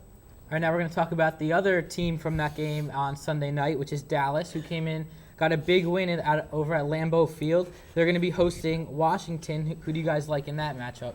Definitely the Cowboys. I just think the Cowboys are the best team in the NFL right now, hands down. Their defense is playing great. Their offense is playing great. And Washington's playing well, too, but the Cowboys are just too good of a team on both sides of the football for anyone to beat them at this point. Completely agree with Max here. Dallas is unfortunately the best team in the NFL. I hate to say it, I really do, but Dallas is just so strong, offense and defense. They can hold up anyone. It's just such strong D-backs. In the offense, just everyone steps up for them. Last night, Miles Austin, who is Miles Austin, converts for him, and just Dallas is so good. So I would want to take Washington, but Dallas will go on top. Yeah, I agree. Dallas is a very strong team this year. They're going to be one of the favorites going into Super Bowl and the playoffs. But I like them, too. I think Tony Romo has a lot of targets like Jason Witten and guys. Patrick Creighton's very underrated, and, of course, Terrell Owens. So I don't think Washington's defense is going to be able to stop the Cowboys.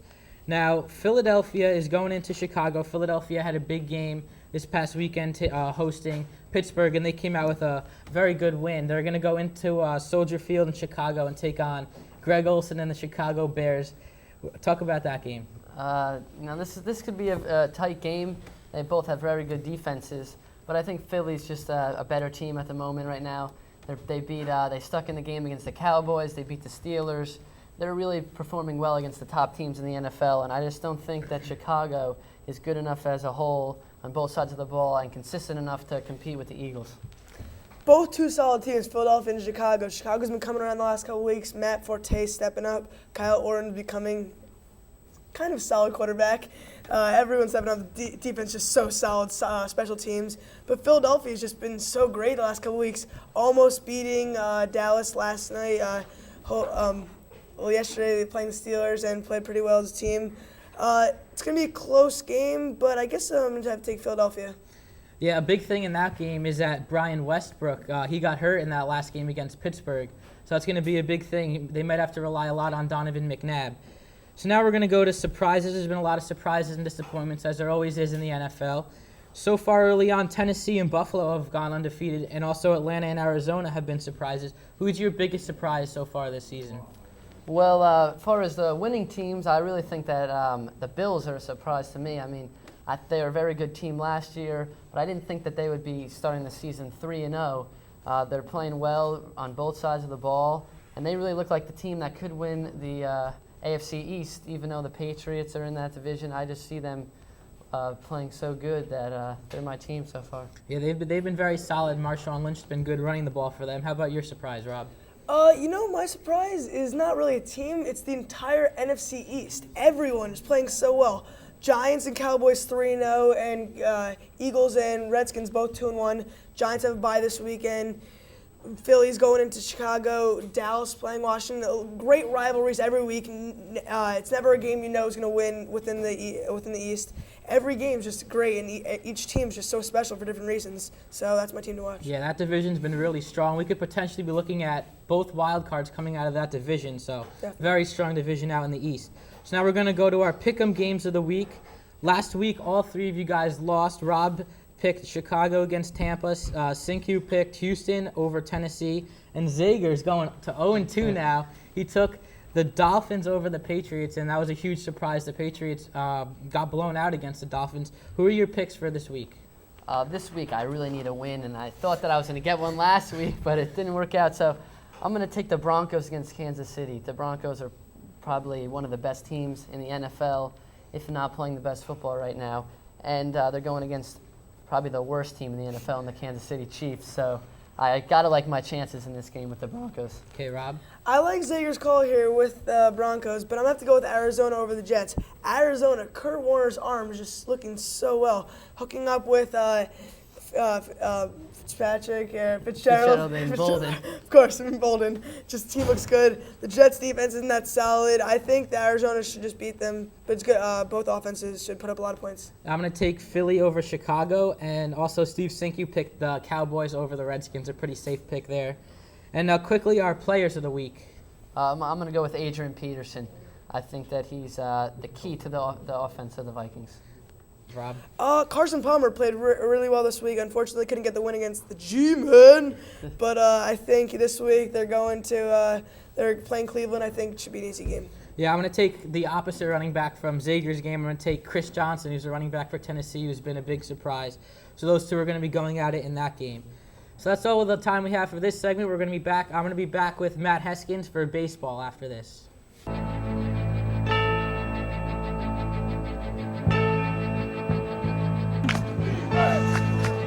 This is Nick Warzel's limelight, folks. This is when he brings his A game. The lights are turned on the field. Late in the day, he's ready to go. On first down, Warzel back to pass. Excellent protection all the time in the world.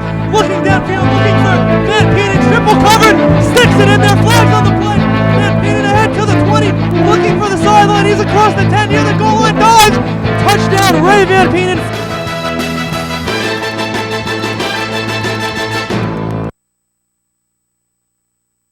I'm Matt Heskins along with John Vittas, here to talk to you about baseball. How you doing, John? Pretty good, Matt. Yourself? I'm good. All right, let's start in the National League. The Mets, the Phillies, and the Brewers are the two of the three teams are going to make the playoffs, and one is going to be out. Right now, the Phillies are a half a game up on the Mets, and the Mets are 1.5 games up on the Brewers in the NL wildcard. Who do you think is going to be the team left out? I think it's going to be the Brewers, Matt. The Brewers have just been choking so big in the final stretch of this season. The Mets, they haven't been playing too well of late. The Phillies have been good. I think the Phillies are pretty safe. They really have a 3-game cushion because they're a game and a half up on the Mets, and the Mets are a game and a half up on the Brewers. So I really think it's between the Brewers and the Mets for the wild card. I'm going to take the Mets. I just think they have, like I've said before, better pitching. And the Brewers pitchers, Sabathia and Sheets, their two best pitchers, haven't pitched too well, and they've been beaten by poor teams. So I'm going to take the Mets to win the wild card. I'm going to take the Brewers in this one to beat the Mets in the wild card simply because I just don't like the Mets. I don't think they could play this well. I think they're going to collapse just like last year. Do you think they're going to collapse or they're going to? No, I don't think so. They have a new manager. I think they're way past that. They have Johan, who's going to probably put up a W every time he's on the hill, unless he gets matched up against an amazing pitcher who throws, pretty much a shutout. That's what you have to do to beat Johan Santana. So I think the Mets are going to pull it off. Well, another reason why the Brewers, I think, will beat the Mets is because they play the Cubs the last series of the year, and the Cubs, who already clinched their division, probably won't even try to win any games. They'll just let the Brewers take all 3 games. And I think the Mets will not be able to win their last series, and that's the reason why the Brewers will win the wild card. But the thing is, the Mets play the Cubs 4 games too. So they're both going to have to play a Cubs team who's really not going to be at 100%. I'm sure Lou Piniella will rest some of his star players so they don't get hurt for the playoffs. So, I mean, they're pretty equal when it comes to schedule. Both play average teams to finish off the season. So, I think I'm going to take the Mets. All right. Now with other races, the AL East. In the AL East, Tampa Bay is a game and a half above Boston for the division. Who do you think comes out of that on top? I'm going to take Tampa Bay. Boston is about to clinch. The Yankees are going to be eliminated.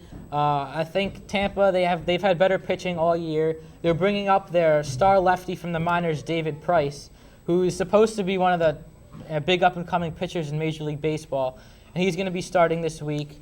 Tampa Bay plays Baltimore and Detroit, 2 bad teams. They're going to be putting in their minor leaguers to see what they can do.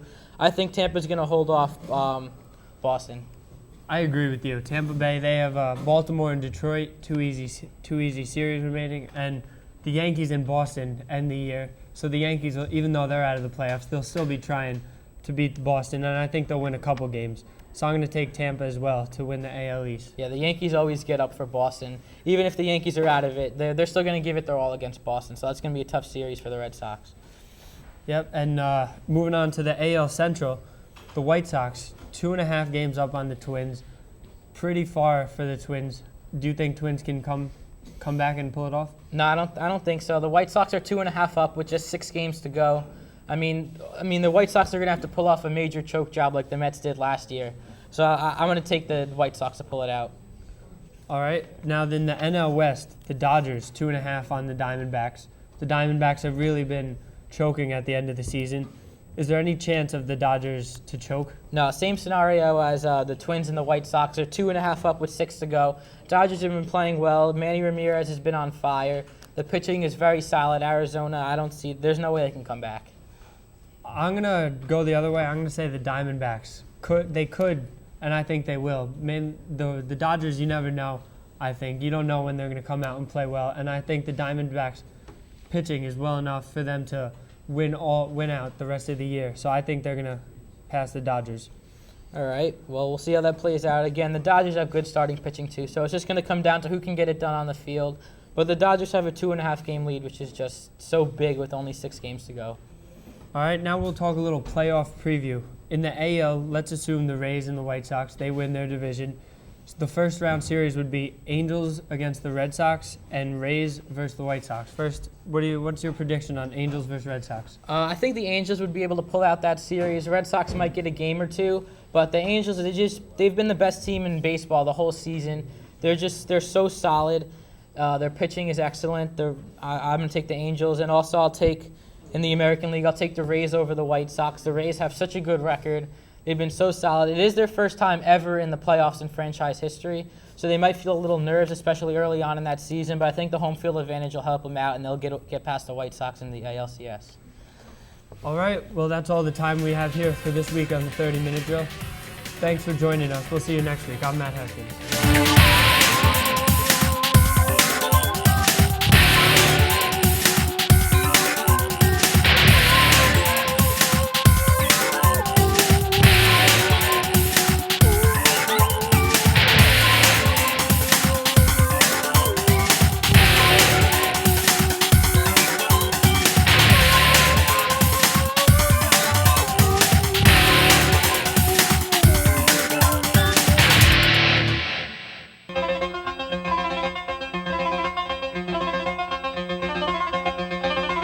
Third and 5 for the Indians from their own 37-yard line.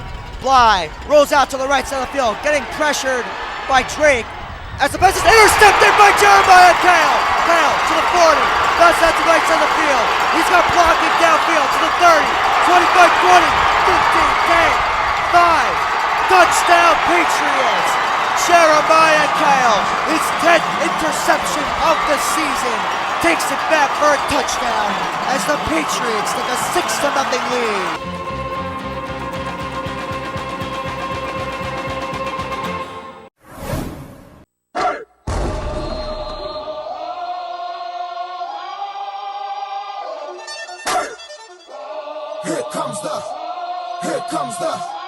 Here comes the, y'all don't really want it like, yeah. Here comes the, no. Here comes the, oh. Here comes the, y'all don't really want it like, yeah. Here comes the, no. Here comes the, oh. Yeah. Here comes the, no. Here comes the, oh. Here comes the, y'all don't really want it like, yeah. Here comes the, no. Here comes the, oh. Here comes the, y'all don't really want it like, yeah. Here comes the, no. Here comes the, oh. Y'all don't really want it now.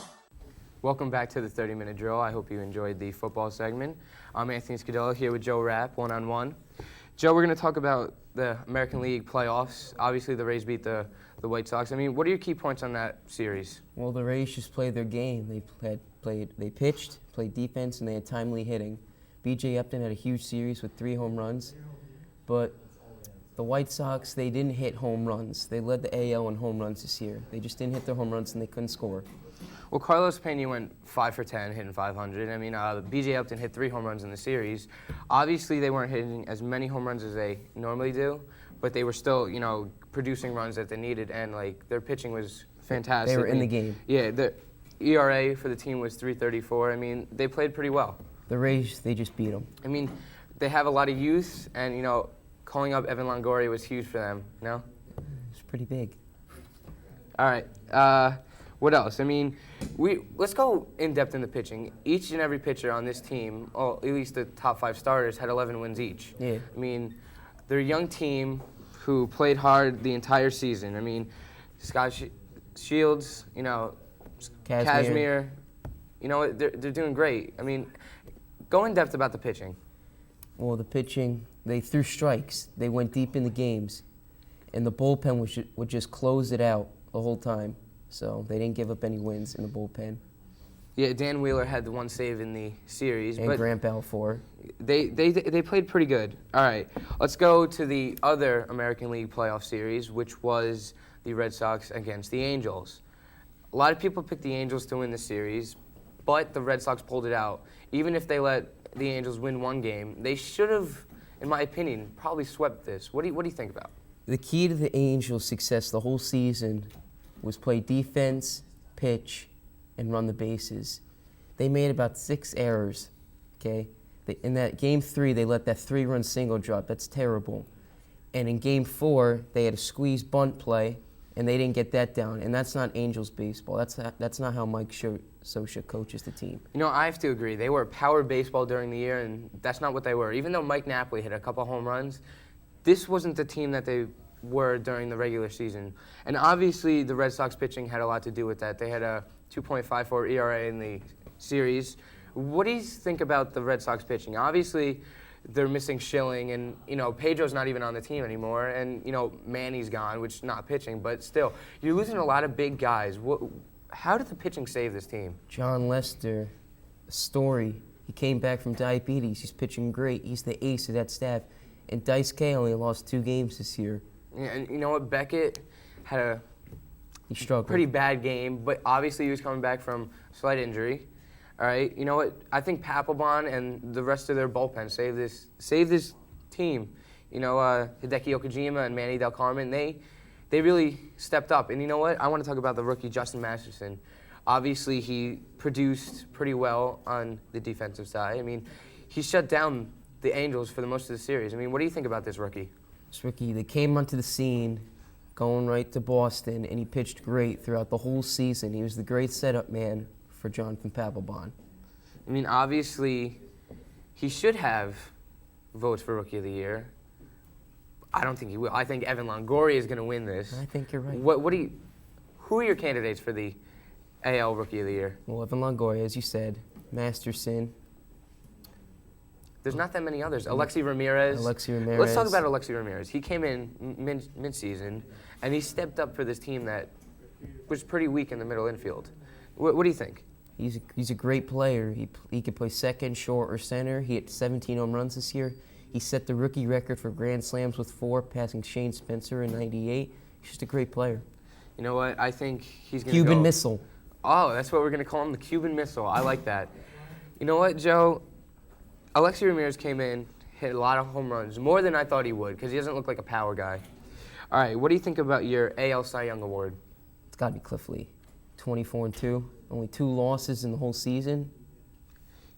No match. You know what? I have to disagree. The Indians were a very bad team this year, okay? I am going to say Mike Mussina for the New York Yankees. I'm a little biased because I'm a Yankees fan, but he did have 20 wins this year. And you know what? He kept that team going throughout the year. All right, AL MVP, really quick. Who's your guy? It was going to be Carlos Quentin until he went down with the injury, but I'm going to have to say Dustin Pedroia. Batted .326, led the AL in hits, and he's going to the AL Championship You know Series. what?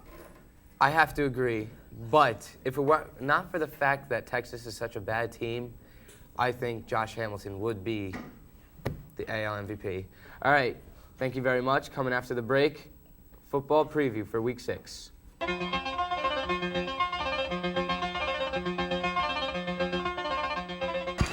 the crowd is fired up.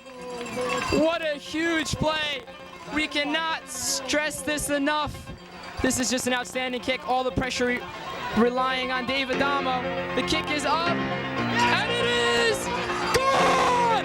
He kicks it through the uprights, and Wade Hills takes a 25-24 lead.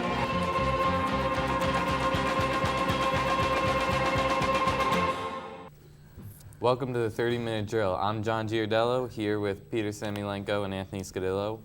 We're going to recap Week 5 of the NFL season today.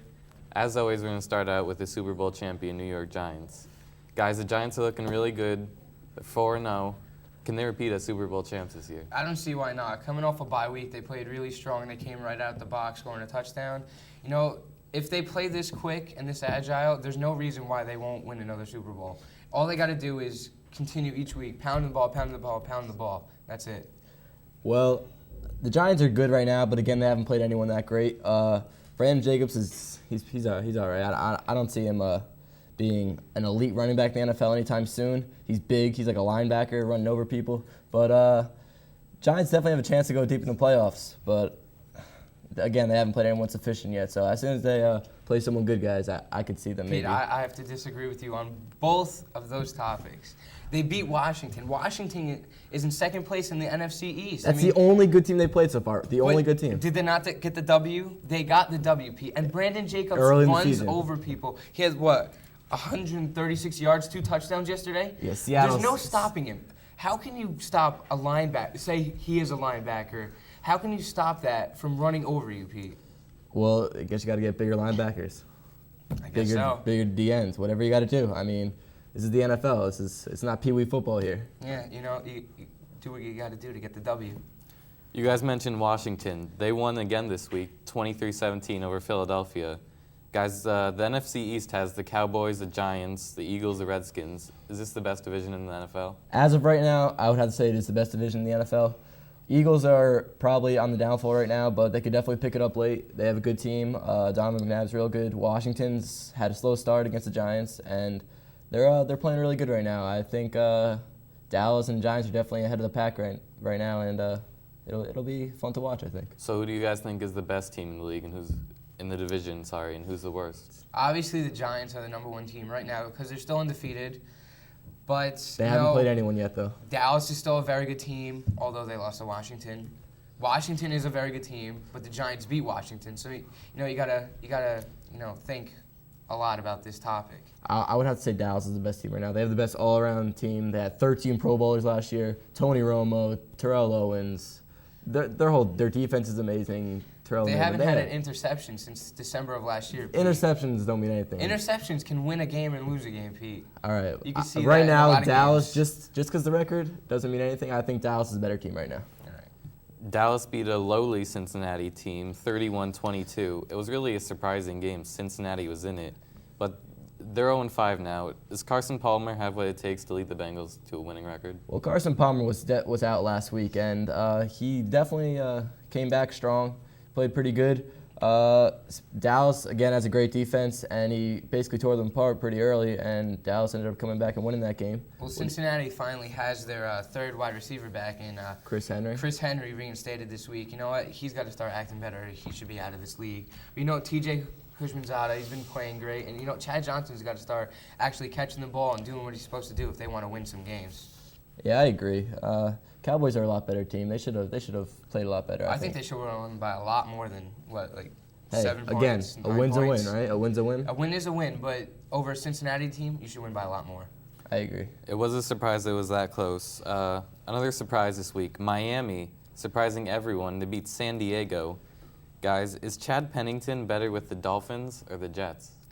Well, I'd say he had more weapons with the Jets. I'm thinking he's doing a lot better now. Obviously, he's one of the top teams in the division, and he's playing like he was when he was young. And you know what? He's got a better running back on this team. I mean, Ronnie Brown is doing amazing. I mean, right now, there's no way to stop him. All right. The Jets, Chad Pennington did great with the Jets. He led them to, I think, 3, maybe 4 playoff appearances. Right now, he's got one of the most elite running backs in the NFL with Ronnie Brown. He's playing great. And Chad Pennington hasn't even had a touchdown pass the last couple of weeks. So 228 yards this week. Ronnie Brown, I think, had 2 touchdowns. He's playing real good right now. And I think Chad Pennington was definitely better with the Jets than he is with the Dolphins. Well, Pennington did have a touchdown yesterday, but San Diego, people thought they were going to be Super Bowl contenders. They're 2-3 right now. Does the blame lie on the shoulders of Phillip Rivers or LaDainian Tomlinson?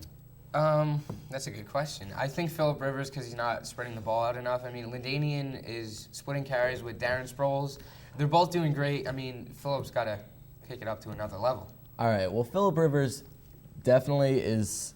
I don't think you put the blame on him because last week 2 weeks ago against the Jets, he threw for 5 touchdown passes. I think he really is a good quarterback. And LaDainian Tomlinson is an elite running back in the NFL. Definitely one of the best, if not the best, and he should definitely be having at least 100 yards a game, averaging 20 carries. They should utilize him more. I think he's really the heart of this team. The people most to blame, though, is the defense. They got to start playing. I agree. Thanks, guys. After this, we'll be back with more NFL.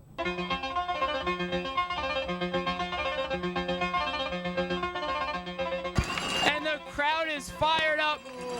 What a huge play. We cannot stress this enough. This is just an outstanding kick. All the pressure relying on David Damo. The kick is up, and it is gone! He kicks it through the uprights, and Wade Hills takes a 25-24 lead.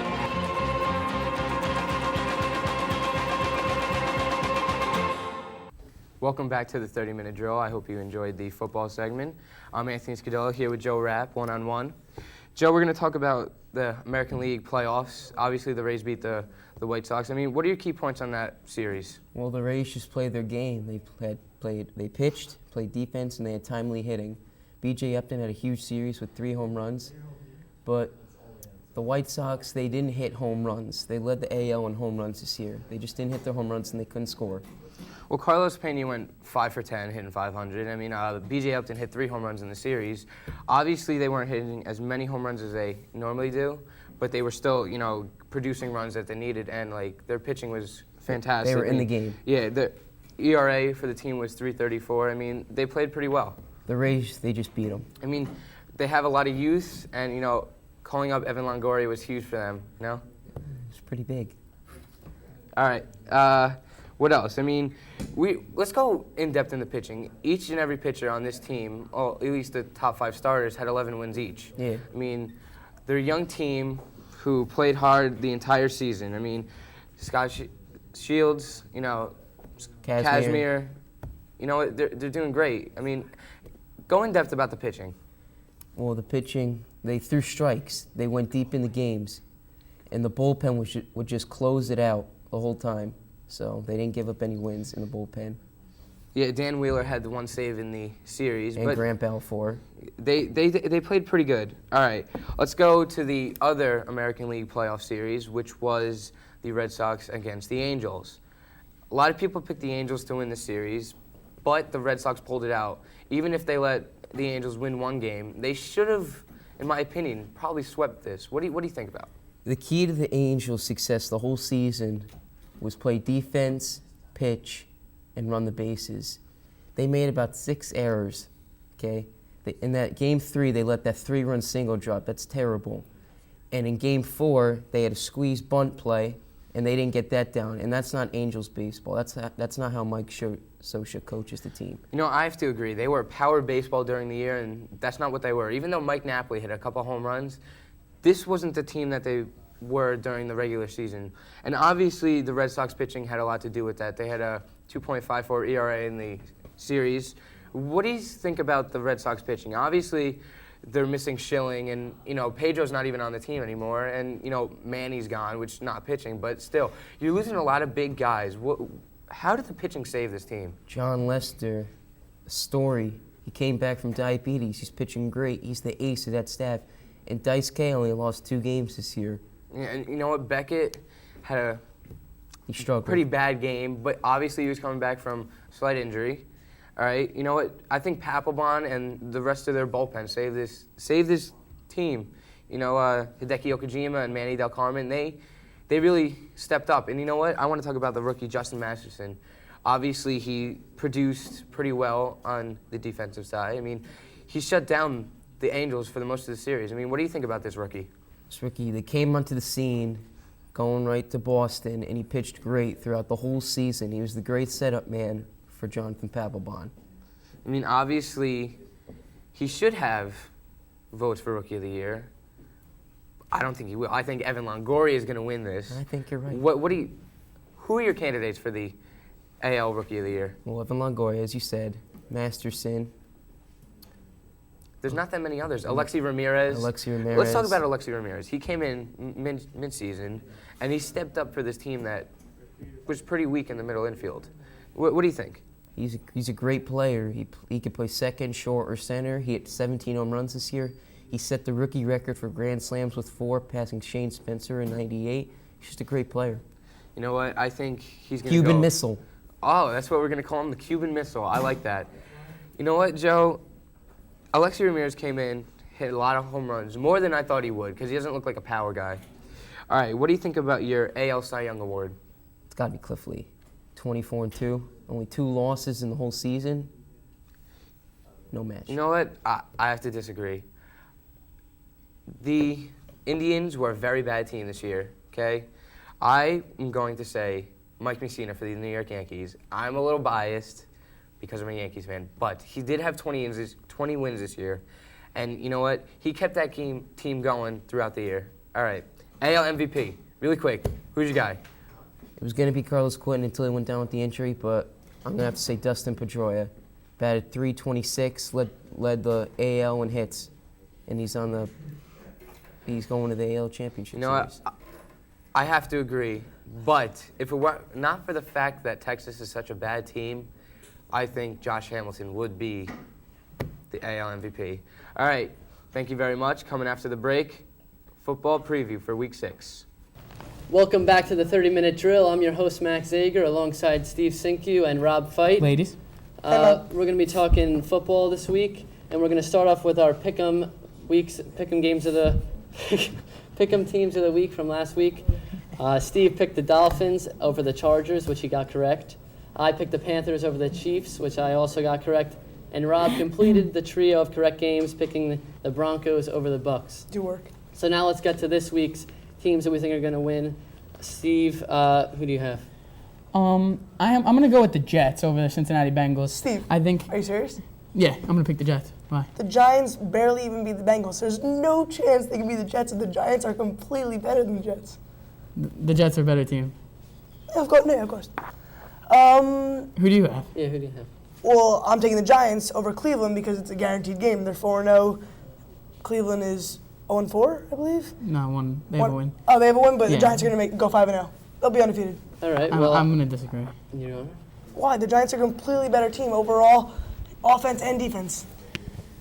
I just don't see it happening. I see the Browns getting a win, starting their season up from this week on.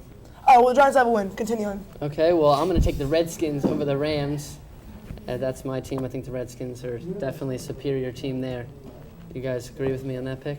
I'm gonna agree. I'm gonna go with the Redskins too. I see Cooley getting into the offense now. Last week he had over 100 receiving yards. Portis was playing as great as he's been playing. He's just gonna tear it up. They're gonna win. All right. What So now let's get back to the Giants and Jets thing here. I like with this argument that you guys have going. So let's compare both teams here. Let's see who's the better team. Let's start off with the most important position on the team, quarterback. Who do you guys think is the better choice there, Eli or Favre? Brett. You're gonna have to pick Brett. He's arguably one of the best quarterbacks of all time. Eli just came off a Super Bowl championship MVP, but you got to pick Brett in that situation. No question about it. Yes, the reigning Super Bowl MVP. He's a great player right now, but not better than the champ himself. Brett Yes, Favre. I have to agree there. Brett Favre is just, one of the best quarterbacks of all time. Got to pick him there. Now let's move on to running back. Who do you guys have there? I'm not even gonna argue. Give it to the Giants. They don't have one running back like us. We have only Thomas Jones, who doesn't even get that many yards a game. He has Ahmad Bradshaw, Darrell Ward, if I'm not mistaken. Derek Ward, excuse me, and Brandon Jacobs, who's been playing great. The Earth, Wind, and Fire themselves, just the three trio, just amazing. I mean, every week, they never stop. Brandon was pounding all over. Then you want to take him out and put Derek Ward in, still good. Then you got Ahmad Bradshaw taking the kick returns and still getting in fourth quarter and keeping up the points. Yep, again, got to go with the Giants there too. So now we're 1-1, one to the Jets, one to the Giants. Now let's keep going on with the offense. Wide receivers. Well, we do have the number one receiver, Plexico Burst, argued probably one of the best wide receivers right now in the league. Yes, he does have pretty strong 2s and 3s. Amani is a great second wide receiver, but he does have Jericho Cotchery. Well, you're gonna think I'm crazy, but I'm gonna pick the Jets here because we got, like you said, I have Jericho Cotchery, one of the most underrated wide receivers in the NFL. He's been playing great for the last few years. Lavernius Coles, he's always comes up clutch. Chancey Stuckey, him and Brett Favre have such great chemistry out of nowhere. I didn't even see that coming. I didn't even know the guy before the season. So. Right, yeah, he's come Well, up big. I mean, the Giants did have everyone step up yesterday. Snorris Moss, Dominic Hickson, everyone stepped up yesterday, which shows that even if we don't flex, wide receivers are still amazing. Wait, what have they proven in the last couple of weeks besides this week with Plaxico being gone? The only chance for them They've to play. proven everything. Every time the coach calls their name, they come in and step up. Okay, well, now offensive line, I got to think that's equal there, so we're just going to skip that. We're just going to talk about the defense as a whole. Who do you guys think is the better defense? I'm gonna go with the Jets here. I mean, I gotta pick my team. I mean, we got Darrell Revis in the secondary with Kerry Rhodes. Even though Kerry Rhodes is safety, I'm just stating secondary. Darrell Revis, one of the most underrated quarterbacks in the NFL. Yeah. Steve, you gotta be kidding me. The D-line, the Giants' defensive line, just probably the best defense in the league. I just think that everyone, the linebackers are so strong as a group. The secondary just so strong. Even with the OCR right now, everyone steps up every week. Justin Tuck taking his position, Matias coming in, stepping up from linebacker to the end. Overall, I think the Giants have better defense and offense. All right, so it looks like both of you guys made good arguments there. I think that they're pretty even, but I got to give the edge to the Giants here. I just think that the Giants are Super Bowl champs, and maybe the Jets have a little more talent, but the Giants have just been playing better as a team right now, and I think that they're the overall better team. So that's all the time we have for this segment of the 30-minute drill. When we come back, Matt and John will be talking baseball. Hello, and welcome back to the 30-minute drill. I'm Matt Heskins along with John Vittas. John, how are you? Pretty good, Matt. All right, today we're here to talk about baseball. Let's start with the National League playoffs. The Cubs swept the Dodgers swept the Cubs in 3 straight games. Did you think that the Dodgers won or the Cubs just choked and lost the series? I think absolutely the Cubs choked. They were the best team in the National League all year. Hitting, pitching, all aspects of the game, they were definitely the best team. They had a great bullpen with Kerry Wood as the closer, Carlos Marmol. Their lineup was just stacked all year, and they just choked in this series. I mean, they lost the first 2 games at home in Wrigley Field, and that was the series right there, those 2 games. I mean, you look at the run producers in the middle of the Cubs order, like Alfonso Soriano, Kosuke Fukudome, Aramis Ramirez, and Giovanni Soto. Those guys are supposed to be your big hitters, and in the series they went 6 for 46, which is a 130 average with 16 strikeouts, and they didn't drive in a single run. And when your big producers, your RBI guys in the middle of the order aren't producing runs, you're not going to score and you're not going to win. All right, I'm going to disagree. I'm going to say that the Dodgers stepped up and won. Manny, Loney, and Russell Martin, they played great and were the main hitting for the Dodgers. Rafael Furcal came back. Joe Torre outcoached Lou Piniella. And Lowe, Billingsley, and Kuroda, the three pitchers who aren't all-stars, gave up just 6 runs in 3 games. So they definitely got the job done and did what they had to win. Right, they aren't all-stars, but they're not that good of pitchers either. I mean, they stepped up for one series. I don't think they can keep it going into the NLCS, my bad. All right, let's move on to the other series where the Phillies beat the Brewers pretty convincingly, 3-1. What are your thoughts on that series?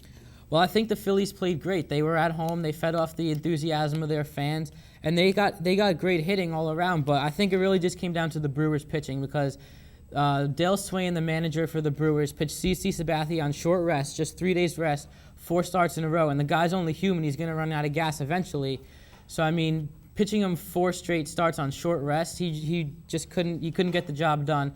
And also Ben Sheets, their other big starting pitcher, was injured, and he's out for the season. So, I mean, their starting pitching was just, it wasn't good, and that's what cost them the series.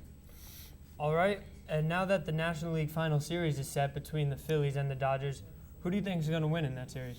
I like the Phillies. I think they look better right now. The Dodgers stepped up for 3 games, but I don't think they're going to keep it going. Their players just aren't good. They backed into the playoffs. I mean, I don't think they really deserve to be there. I think the Mets, Marlins, maybe even the Cardinals or Astros are better than the Dodgers. Dodgers got lucky. They were in a bad division, and I don't think their back end of the rotation is going to hold up with Kuroda and Maddox. I don't think those guys are too good. And the Phillies hitters, I mean, you look at, of course, Howard, Utley, and Rollins are always going to be good. But guys like Pat Burrell, Jason Worth, and Shane Victorino stepped up in that series. And if those guys keep hitting the way they have been, they're just such a dangerous lineup. I'm going to disagree with you. I'm going to say the Dodgers. The Dodgers are the hottest team right now. They have more experience than the Phillies with Manny, Joe Torre, Greg Maddux. They've all been deep in the postseason and won some World Series. The Dodgers pitchers haven't given up home runs as of late, and that's how the Phillies have been scoring all their runs off of home runs. And I just think Torre is a better manager than Charlie Manuel, and the Dodgers are a better team. I'll pick the Dodgers to win. Well, the Phillies ballpark, which is where they're going to play 4 out of the 7 games if it goes 7, is a hitter's park. There's a lot of home runs in that ballpark, and Ryan Howard should take advantage of that. Also, the Phillies pitchers, of course, Cole Hamels and Jamie Moyer have been the best 2 pitchers for the Phillies all year, and they're always solid. And you saw Cole Hamels pitched a great shutout in Game 1 of the NLDS. He should do that again. But Brett Myers and Joe Blanton, 2 guys that have been inconsistent. They got Blanton from the A's at the trade deadline. Those guys pitched great games in the NLDS, and if they do that again in the NLCS, I don't see how anyone could beat the Phillies. Okay, we'll see how that series plays out. Now let's move on. John, we know that the first round of the MLB playoffs is a 5-game series. Do you think that it should be a 5 or a 7-game series in the first round? What do you think is better? Definitely a 7-game series, Matt. I mean, 5 games is just way too short. You play 162-game regular season, and then you go into the playoffs, and it's decided in just 5 games. And if you're the road team in the series, you lose the 2 games on the road like you're supposed to, and you're down 2-0. You have 3 elimination games in a row that you have to win. That's just not fair for the visiting team. I agree with you. 7 games would be much better. It shows who the better team is because over the course of time, the better team wins in more games. So it would help have the better team go advance to the World Series. I completely agree. All right, and let's move on. The Yankees and Mets, both big disappointments, not reaching the playoffs. Who do you think played better throughout the year, though, the Yankees or Mets? Well, I'm going to take the Mets. I'm a Mets fan at heart, so I'm always going to pick them over the Yankees. Both teams had 89 wins on the season, so if you look at the stats, they were pretty equal. But I think the Mets had less talent than the Yankees. The Yankees, of course, could buy their players like Abreu and Giambi and guys that are just flat-out good hitters. The Yankees have such a good order, and for them to not make the playoffs was a huge disappointment. Of course, it's a disappointment for the Mets, too, but I think they had better pitching, and that's why they were in it to the last day of the season. Okay, well, that's all the time we have for today. Thanks for joining us. We'll see you next week here on the 30-Minute Drill.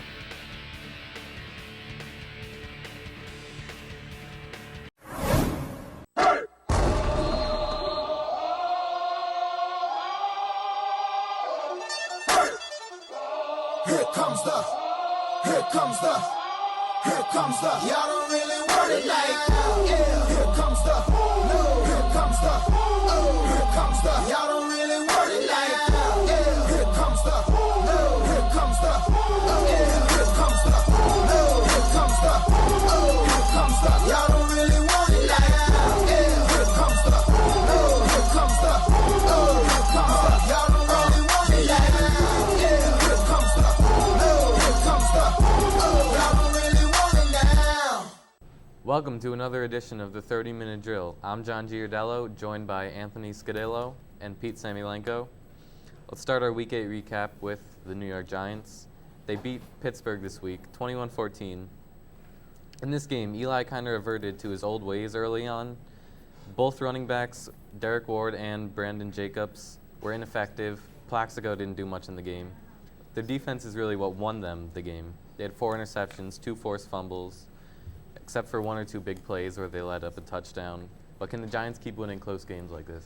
If their defense plays the way they have this season and last season, there's no reason why. I mean, obviously they're not lending up a substantial amount of points, and if they can keep that going, obviously they already are one of the top teams in the league, but they could be the best team in the league. If the offense starts producing in the red zone, there's no reason they should lose many more games. Yeah, I agree. The Giants' defense is very good, but I don't think the defense can win every game for them. Eli Manning, Plexico Burris, and Brandon Jacobs, they have to come together, and they have to absolutely, really just produce points. I mean, the defense cannot do everything. Steelers' defense played great, and if the Giants play teams like this with good defenses, I don't believe their defense can go for 2 years winning them almost virtually every game. I agree with you, Pete. The offense can't keep having games like this if they're going to win. But elsewhere in the NFC East, Dallas narrowly beat Tampa Bay 13-7.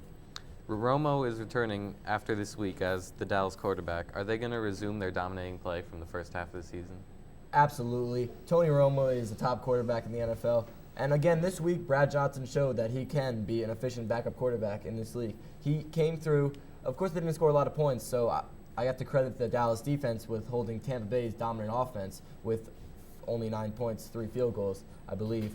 And Garcia only had 227 yards, no touchdown passes. Marion Barber, 71 yards. I mean, both teams didn't play that great. It wasn't a very exciting game, but I think when Tony Romo comes back, this team will continue their dominance in the NFC East. I don't think so. I mean, this team is, not on the same page. And until that time, they're not going to, get back to their dominant ways. This team has too many star wide receivers, too many big-name guys that want to show off for themselves. And you can't do that. You have to be a single unit. You got to play as one, and they never do that. Well, we'll see if Tony Romo can get his team to play together after next week. But elsewhere in the NFC East, Washington, Detroit. Detroit is still winless. What's holding them back from getting that win? Well, Detroit is an absolute joke this year. 0-7, no quarterback, no receivers, no running back. They got Rudy Johnson from Cincinnati, who's 0-7 or 0-8 themselves. So Cincinnati and Detroit are by far the worst teams in the league. We'll get back to Washington, who is, I believe, 6-2 now, are playing just ridiculously good. I mean, Washington has a really good chance to maybe not take over the NFC East, but definitely get the first wild card and make a run in the playoffs. Jason Campbell's playing great. The defense is playing great with Jason Taylor from Miami. Santana Moss, 2 touchdown catches and a return for a touchdown. Played out of his mind yesterday. So, honestly, the Washington Redskins could maybe even win the NFC East the way they're playing. I think Detroit's going to try to, maybe lose out and get the first pick, Pete. That Cincinnati and Detroit, at this time, if you're 0-7, 0-8, just under the radar, get the first pick. They can still make the playoffs at 8-8, You can, but the way teams are playing this year, you're not going to. Well, Washington has won 6 out of their last 7, but there were a lot of close games in those 7 games. We'll see if they will lose their second-place spot in the NFC East after Romo comes back. But I want to get to the New Orleans-San Diego game. This was played in London, actually. Drew Brees played fantastic in this game. 339 yards, 3 touchdowns. Right now, is he the best quarterback in the NFL? I have to say yes, because with the wide receivers he has, Marcus Colston, Devery Henderson, Robert Meacham, Lance Moore, you can't be any better than that. They have so many good wide receivers. And you know what? Until their defense starts playing the way they should be, they're not going to be very good. But as everyone knew, Drew Brees going against his former team, obviously you wanted to make a statement. Everyone knew this was going to be a high-scoring affair. But you know what? They did a good job of getting the W. Yeah, I mean, you're saying San Diego's not that great, which they aren't right now, but I could see them still, they still have plenty of time to come back and make this a decent season. But I don't know, I think everyone's forgetting that Phillip Rivers had 341 yards yesterday and played a great game. LaDainian Tomlinson, 105 yards. The first he's had a good game in a while. So, I mean, Drew Brees right now I think is the best quarterback in the NFL, having 339 yards, 3 touchdowns, no interceptions. He played great yesterday. There's no doubt about that. Right now he is the best quarterback in the NFL, no doubt about it. Well, guys, that's it for our first segment. Don't go anywhere because we'll be back with more 30-minute drill.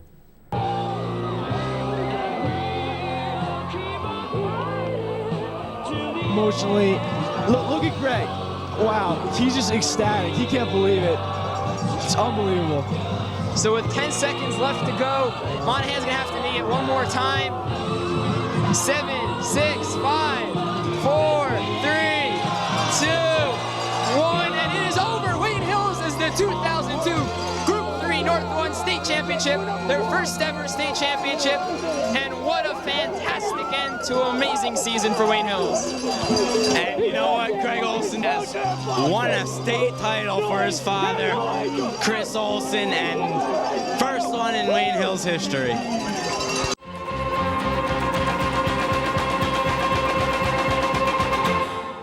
Welcome back to the 30-minute drill. This segment, we're going to start with the other New York team, the Jets. They narrowly beat Kansas City this week, 28-24. It looked like on one of the last plays, there could have been a pass interference call, but there was no penalty. Chiefs maybe could have won or tied the game after that. Brett Favre had 3 picks this game, made a lot of bad decisions, but Tyler Thigpen on the other side of the ball, 280 yards, 2 touchdowns. Did he outplay Favre in this game? I would have to say yes, he outplayed him, but who got the win? The Jets got the win. Brett Favre got the win. 3 picks means nothing. He had a touchdown pass. He had 290 yards, almost 300. The first time as a Jet, he almost breaks 300. I mean, Leon Washington really set the tone for this team in having that 60-yard run in the middle early in the game. Had a touchdown pass start off the game. He really brought this team together, having Jared Cotter, 102 receiving yards. The Jets played decent. They could have played better. Obviously, the Kansas City's not that good. But you can't. Not that good. You can't. Not that good. They beat Denver. They beat Denver. Denver has no defense at all. All right. But anyway, as I was saying, the Jets need to really come together and play better defense, play better offense, play better special teams. They want to make a season out of this one. I'd like to call Mr. Favre Brett the Bad Jet, because guess what? Good 3 one, picks is not going to get you anywhere in the NFL. It's going to get you out of the NFL. You're going to get replaced. Obviously, they're not going to replace Brett Favre. Did they win? Obviously, they're not going to replace Brett Favre, but unless they start playing better against these teams that shouldn't be winning, you're not going to get to the playoffs. We'll see what happens. Last week, I said Brett Favre, I thought, was ultimately going to be a disappointment. I think he showed that in this game, but the Chiefs actually, I was surprised. They showed some fight. Everyone thought they were going to roll over in this game. I think if they had a running back, a solid one, Larry Johnson is out he's having some personal issues right now. But if they had Larry Johnson back, I think they might have won this game. All right, we're going to go to New England, St. Louis right now. New England won this game, 23-16. In the beginning of the year, I asked you guys about Matt Castle, and we both thought that he was going to be a disaster in New England. What are your current thoughts? He's playing very well right now.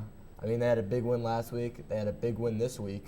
I mean, St. Louis, you might say, isn't that good based on their record, but they beat the last 2 weeks. They beat, I believe, who was it, San Diego? Dallas? Oh, Dallas and Washington they beat. That's right. And those are 2 good teams. And I believe they beat Dallas was it with or without Tony Romo? Do you remember? Without, but still, Dallas is a good team regardless. And, I mean, with Jim Haslett at coach with St. Louis, they're really showing that this team, didn't even have Steven Jackson this week in their star player, and they still almost beat the New England Patriots. So St. Louis is showing that although they had a bad start, they could really make a season out of this one. Yeah, I'm impressed with Matt Castle. I'm surprised he's doing as well as he is. not spreading the ball around as enough as he should be. I mean, the running backs are really carrying this team, but he's doing a pretty decent job. All right, we're going to go to Philadelphia, Atlanta right now. Philadelphia won this game 27-14.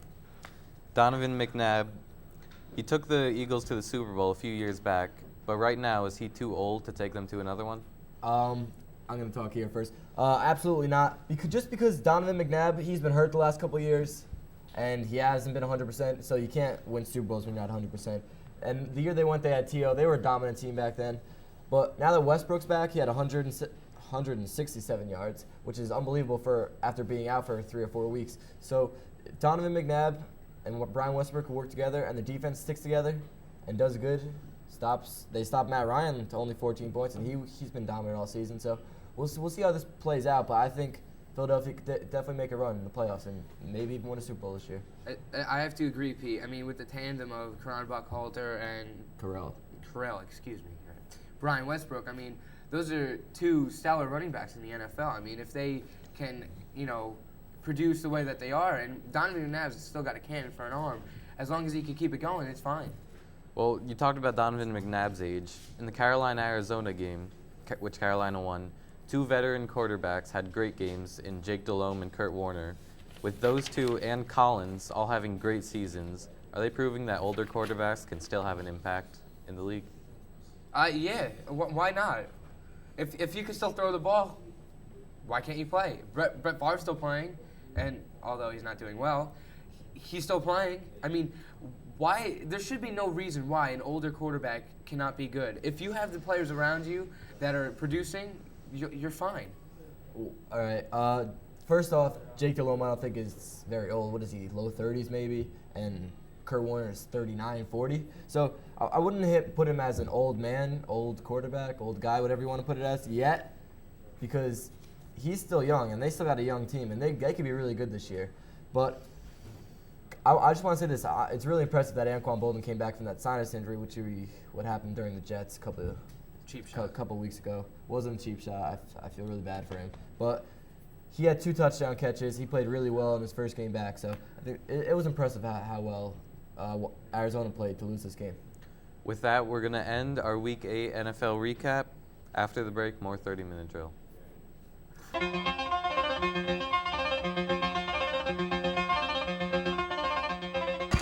the crowd is fired up. What a huge play. We cannot stress this enough. This is just an outstanding kick. All the pressure relying on Dave Adamo. The kick is up, and it is gone! He kicks it through the uprights, and Wade Hills takes a 25-24 lead.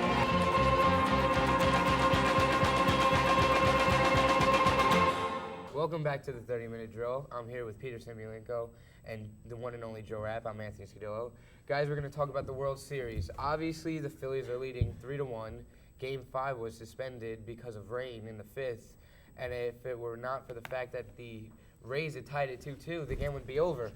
But guys, I mean, do you have a key player of the series so far that's helping their team? I do. Carlos Ruiz, the catcher for the Philadelphia Phillies.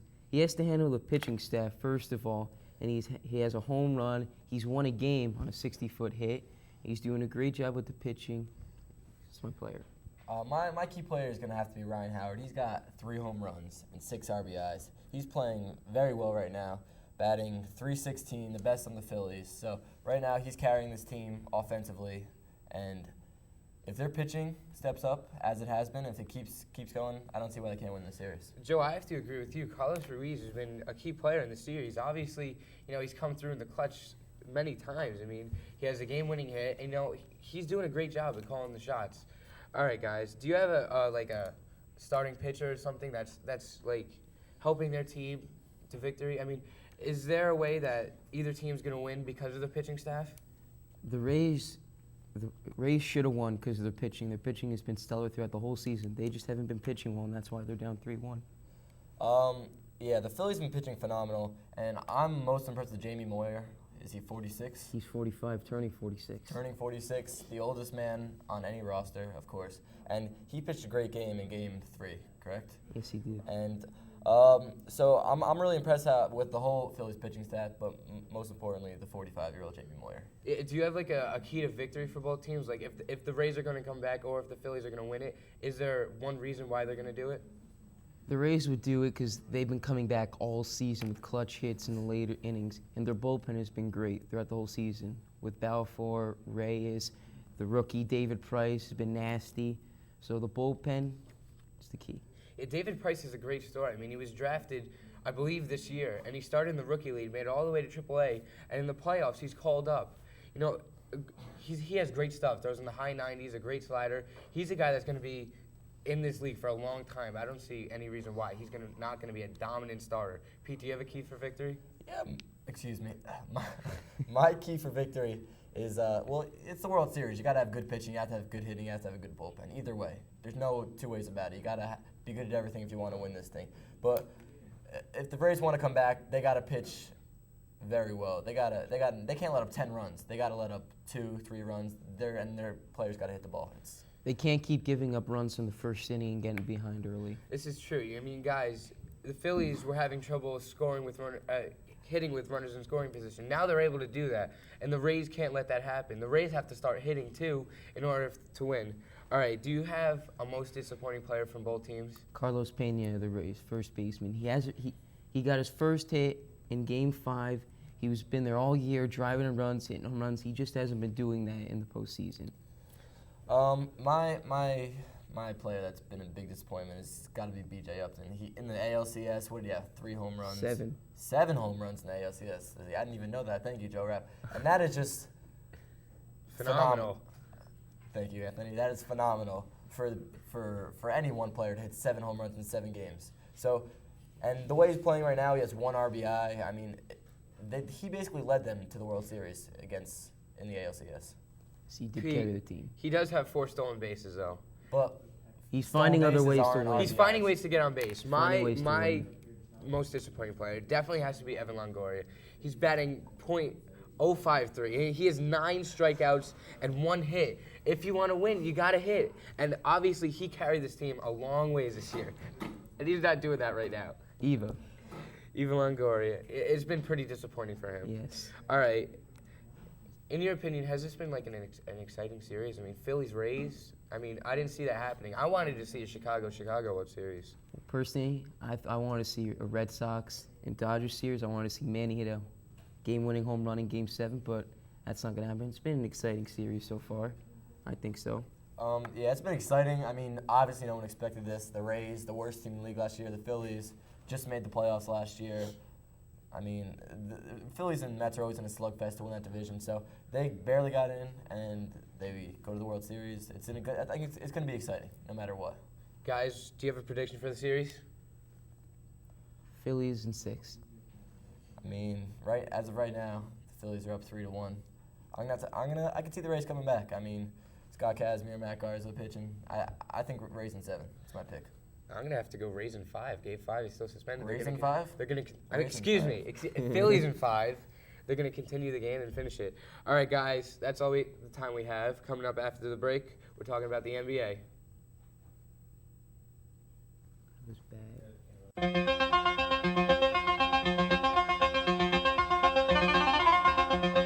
DeCicco gets it done. And finally, a play to remember. It looks like a DD sweep, but Danny will let it fly. DeCicco hadn't thrown a TD pass since the 8th grade, and this one goes to Fulham. It's a game ender. Wow.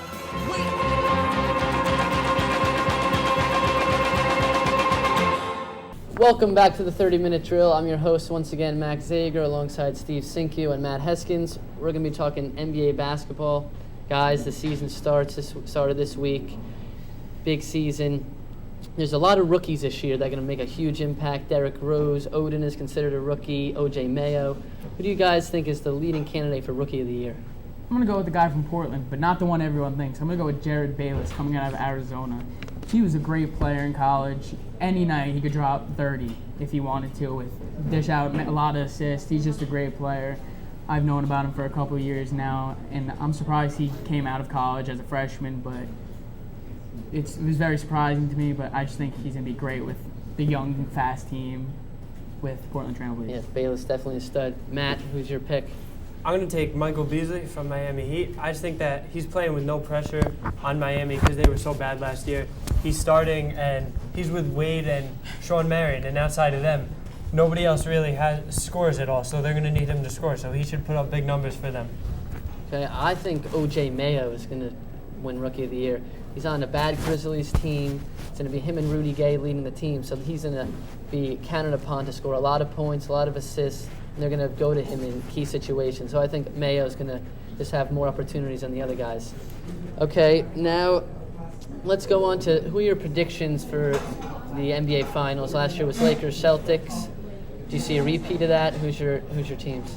Well, from the West Coast, I'm going to go with the Lakers. Lakers, easily the best team in the NBA. They got Kobe Bryant, Pau Gasol, just even right there is just great. Andrew Bynum, young player who's going to be great for years to come. So I see them coming from the West. And then I see the Philadelphia 76ers coming from the East. I mean, I'm a Nets fan, but I hate to say it, but they're going to be great. Andre Miller, one of the most underrated players in the NBA. Definitely. Elton Brand with big accusation, whatever that word is. Accusation. Thank you for them. So Down Bear gets a lot of rebounds. Just a great team, a lot of depth. Yeah, and Iguodala too. You mentioned him. Didn't even. All right, Matt, who you got for your finals? I'm going to take the Lakers again too. They're just way too talented to lose in the finals. And then Orlando Magic is my team to come out of the East. Orlando they have great role players with Rashard Lewis and Hedo Turkoglu. Yes. And then of course Dwight Howard is just a beast down low. They have Jameer Nelson and a lot of role players. And I think that the East is getting worse with the Celtics are another year older and the Pistons as well. So I think the Magic are the best team to come out of the East. Okay, I think it's going to be a repeat of last year, Lakers, Celtics again. I mean, they both definitely have the most talent. Lakers, I think, are a little better this year with the addition of Bynum. They didn't have him last year. So I think that they'll end up beating the Celtics, but I just don't think any team in the East can match Garnett, Pierce, Ray Allen. I mean, they're just, tons of stars on that team. I don't know how they could not make it.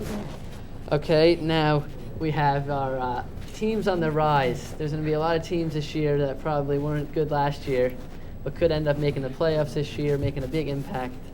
My team is the Portland Trail Blazers. They're getting Odin. They got Bayless, Brandon Roy, tons of guys. Martell Webster, big young player coming off the bench. And I think they could definitely make the playoffs as either 7th or 8th spot. Who's your team, Steve? I'm going to go with the New Jersey Nets, my team. I see Devin Harris having a breakout year. Everyone was wondering if it was a good trade for the New Jersey Nets, trading Jason Kidd for him and a couple of first-round picks. I think it was a great trade. He's going to be one of the best players in the NBA by his position. Vince Carter. We got a lot of people in the offseason. Brook Lopez, who is great. He is great. Eugene Leon. Yep. I see them doing a lot of damage. My team is going to be the Los Angeles Clippers on the rise. Baron Davis, new acquisition, even though they got rid of Elton Brand, they got Marcus Camby and Chris Kaman down low, who are two great defenders and rebounders. So not a lot of teams are going to score a lot down low. And then Baron Davis, Coutinho Mobley are good scorers. And then they have young rookies like Eric Gordon who could step in and play good minutes. So I think the Clippers are a great team to watch for. Yeah, Clippers. They also have Al Thornton, who was their pick last year. I think he's going to be a big player this year. Okay, now to our final question. Who do you guys think is going to win the MVP? I'm going to go with LeBron James. One of my favorite players in the NBA, if not my favorite player. He's so good. With Mo Williams coming to the team, giving him a lot more possessions, he's just unreal. He gets rebounds, assists, points, steals, blocks, everything you could ask for in a player. He brings so much intensity to the court. He's by far my choice for MVP. Matt? My MVP is going to be Dwayne Wade. When he was healthy 2 years ago, he was really great. And then seeing him over in Beijing during the Olympics just showed how good he is after that injury. So I think he's going to be unstoppable. And again, not a lot of scoring on the team Miami. So I look at him at big numbers. Yeah, LeBron. Can't go wrong with LeBron or Wade, but I'm going to go with the best player in all of basketball, Kobe Bryant, to repeat. I mean, he should have won the MVP at numerous times. They've only given it to him one time. He's got so much talent around him. He does everything, rebounds, scores at will. He's getting a lot more assists due to Gasol and Bynum back, so I think he's going to repeat. All right, guys, that's all the time we have for this segment, the 30-minute drill. We'll be back next week. Good night, Wayne.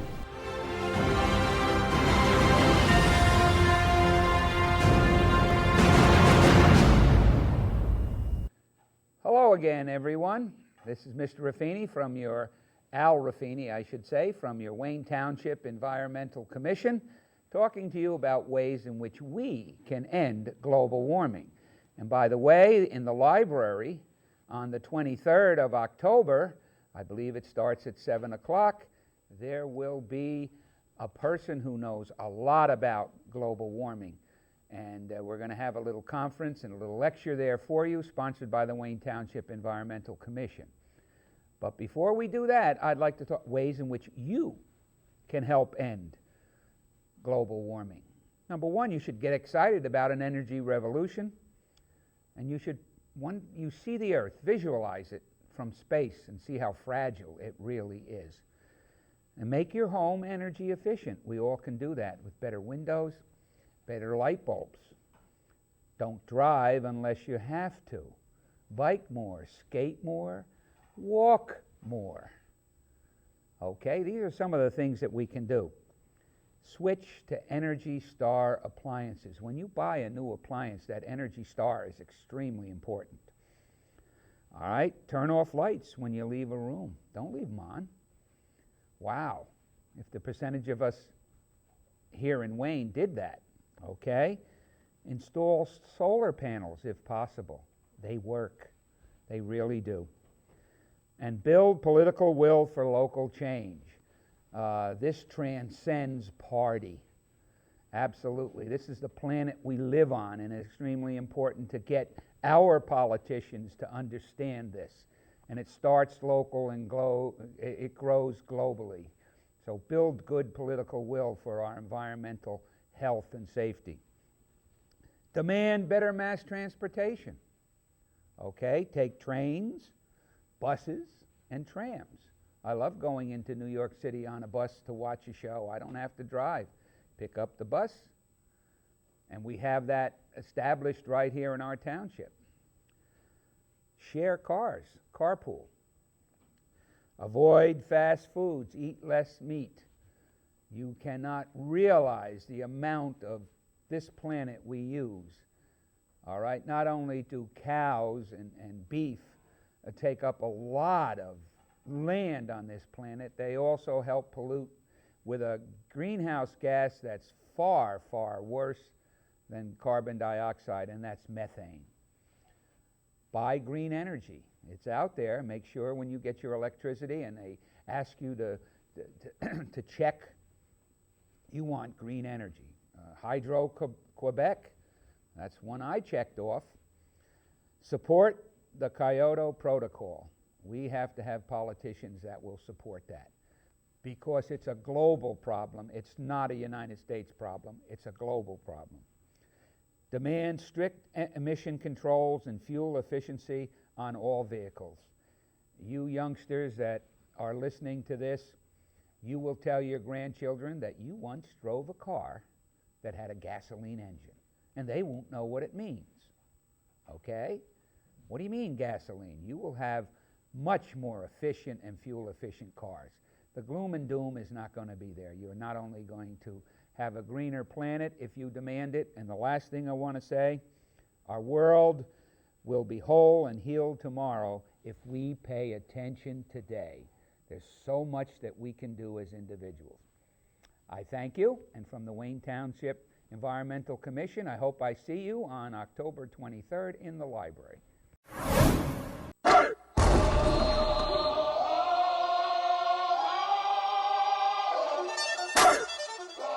Here comes the, y'all don't really want it like, yeah. Here comes the, y'all don't really want it like, yeah. Here comes the, yeah. Here comes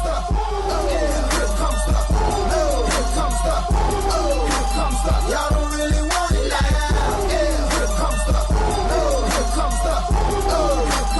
y'all don't really want it like, yeah. Here comes the, y'all don't really want it now. Welcome to another week of the 30-Minute Drill. I'm John Giardiello, here with Peter Samylenko and Anthony Scudillo. Let's start off with Cleveland's win over Denver this week.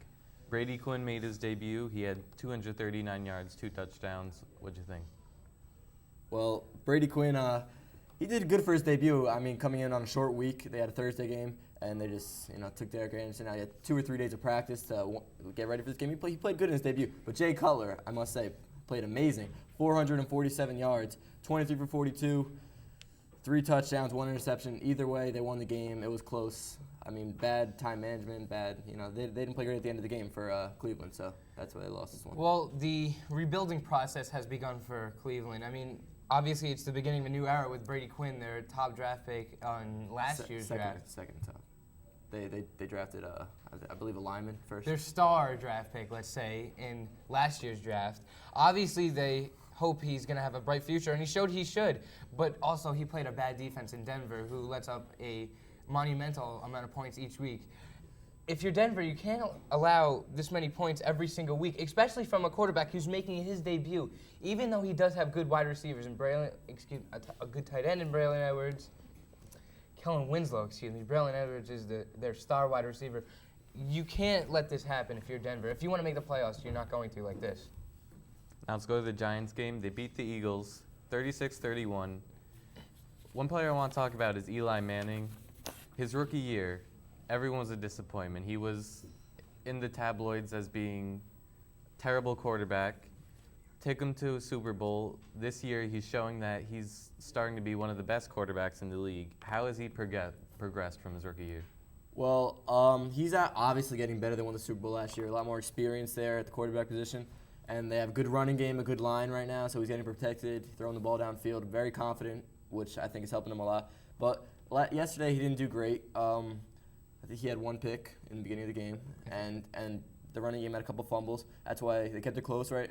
But McNabb had 194 yards, and Eli Manning had less than that. So both quarterbacks didn't play very impressive at all. So. Well, when you have Earth, Wind, and Fire, and Brandon Jacobs, Derek Ward, and Ahmad Bradshaw, you can have average games as a quarterback. If you can establish the run the way the Giants did with Jacobs having 126 yards, 2 touchdowns, you can pass, average and still get away with it. I want to talk about the Eagles. They had 3rd and 4 a few times, and they opted to run each play. What do you think of that? It was a terrible play call by Andy Reid. You can't run, especially late in the game. It was 3rd and 2, 3rd and 3.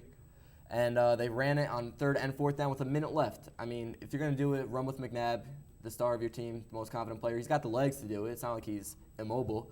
Let him throw it downfield. He's one of the best quarterbacks in the league. You know what I mean, you got to have trust in him, Now, let's talk about another controversial coaching decision. San Diego, Kansas City. On the last minute of play, the Chiefs drove down the field. They scored the touchdown. They're down by 1. All they need is an extra point to tie it, send the game into overtime. They opt to go for 2. They could not get it in. If you're Herm Edwards, was this a decision that you would make? Well, I think he was trying to be Mike Shanahan on this. Obviously, Mike Shanahan had done this to San Diego earlier this year, and it turned out well. But it was not the first time that he went for 2 in the game. 2 times he attempted to get a 2-point conversion, and both times he failed. This is a bad decision by Herm Edwards. Herm, if you want to win more games, you can't do this. Well, I have to disagree with you because, me loving Herm Edwards as a Jets fan, he was coach there for about 6 or 7 years. Very inspirational guy. He got his team riled up for this one. They really wanted to get in the end zone. They didn't, but, when your team's 1-8, they definitely deserve to win. No doubt about it. They've been playing a lot of close games. The last 4 or 5 games have been within 3 or 4 points. So I think they deserve to win it, and they played their hearts out. And as a coach, Herm Edwards, I would go for it. Let him try to win the game. How about Tyler Thigpen? 3 touchdowns. He's coming off the bench, 3rd-string quarterback, and he's doing a great job. And you know what his debut was, Anthony, against those Jets when he played a fantastic game. And you were saying Jets defense is terrible. Now look at him. He's he's a really good quarterback in the NFL right now. He is. He's doing a great job. All right, guys, that's it for this segment. We'll be back with more NFL after the break.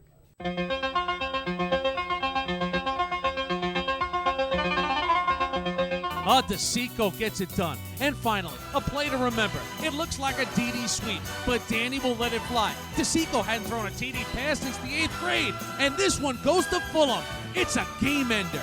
Wow.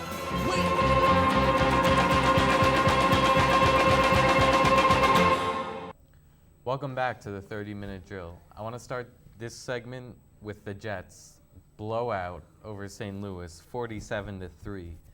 Was this the result of a really good Jets team or a really bad Rams team?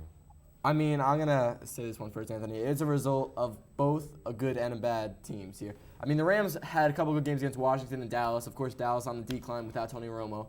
Washington not playing their best football right now. But I am extremely impressed with the way the Jets handled both the offensive line and the defensive line. Thomas Jones having 149 yards, 3 touchdowns was very impressive.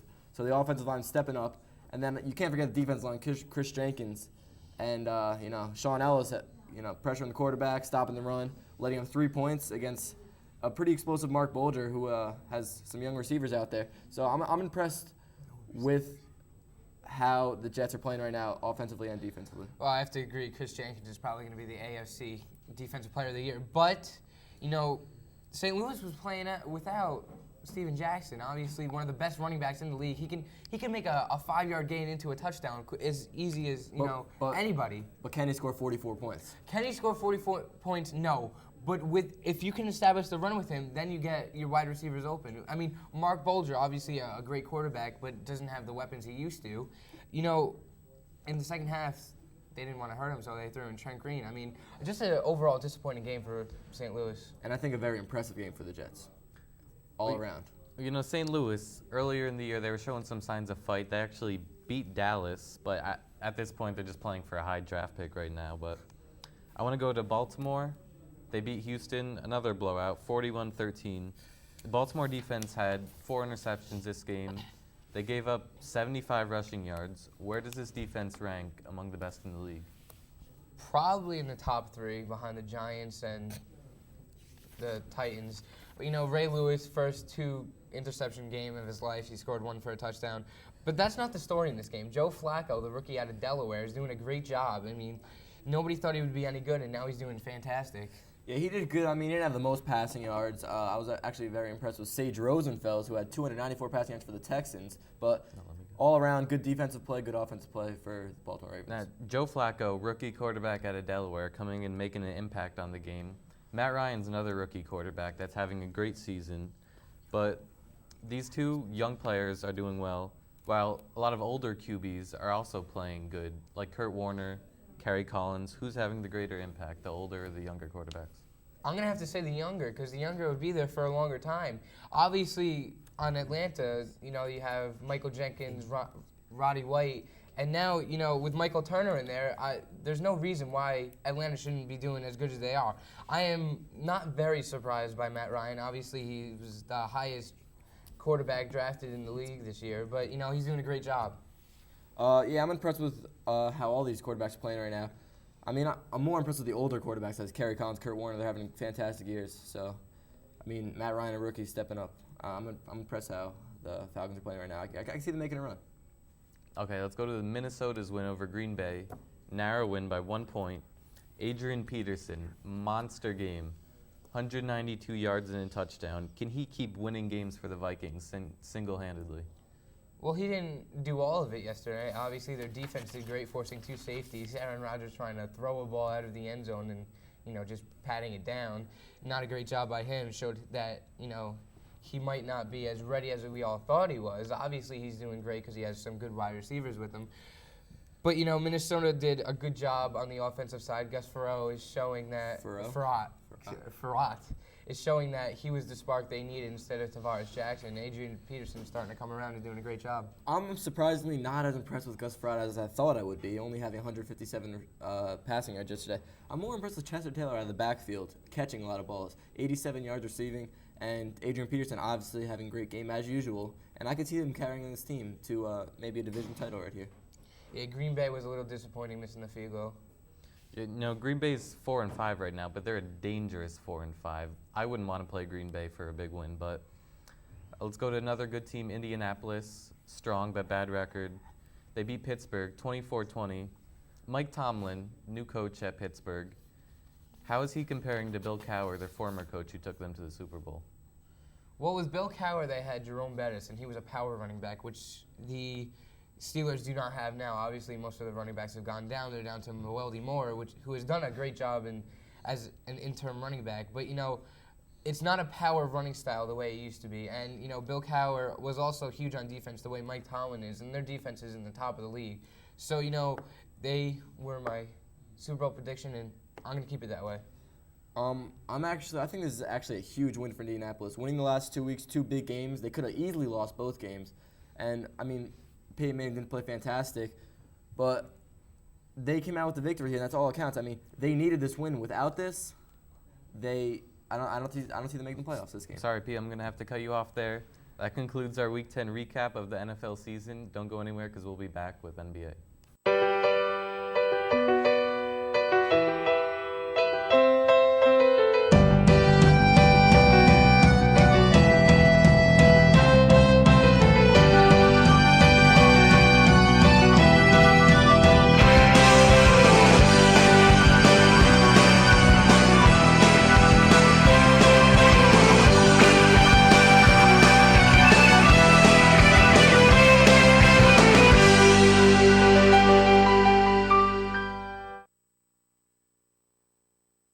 Welcome to another segment of the 30-minute drill. This marks our debut of an NBA segment. I'm John Giardiello with Anthony Scudillo and Peter Samylenko once again. We're going to start off with the Allen Iverson trade this week. He was traded to Detroit, from Denver for Chauncey Billups, Antonio McDyess, and no-name player. It's expected that Denver is going to buy out McDyess They already did. so that he can go back to Detroit. How does this trade affect both teams? Well, I think it's going to have a major impact on Detroit. Obviously, Chauncey Billups was a great player, but Allen Iverson is better. There's no one that's in the league now that has a higher average points per game than Allen Iverson. Obviously, he's one of the best ever, instant Hall of Famer. But, he's going to have a major impact. He's a point guard that can also, spread the ball and shoot. Not many people can do that. The only thing they're losing is their defensive player in Chauncey Billups. I mean, I think this is actually a better trade for Denver due to the fact that Chauncey Billups, obviously a great player, leading Detroit to 6 Eastern Conference finals and a couple championships on the way. So, I mean, that team was working really good together, although they lost Ben Wallace a couple years ago, a great big guy. But Allen Iverson coming into the mix, they lost their first 2 games with him. I don't know if this is going to work out as well as they thought. I mean, he's a shooting guard playing in the point guard position. Well, Pete, in the first 2 games, first practices, you got to get accustomed to the I agree, system. but as he's not looking as good as I thought he would look right now. And I think Denver's they needed a really good point guard, and they got one in Chauncey Billups. Well, both teams needed to shake things up a little bit. They both weren't going anywhere. I think Detroit made it to the conference finals 2 or 3 years in a row and lost. But what they're losing in Chauncey Billups is a passing point guard, and they're getting Allen Iverson, who's mainly a shoot-first point guard, and we'll see how that plays out for both teams. But for MVP this year, a lot of people think LeBron's going to win this first one. Some people say Kobe might get another one. Some people say when Tony Parker comes back, he's going to get his.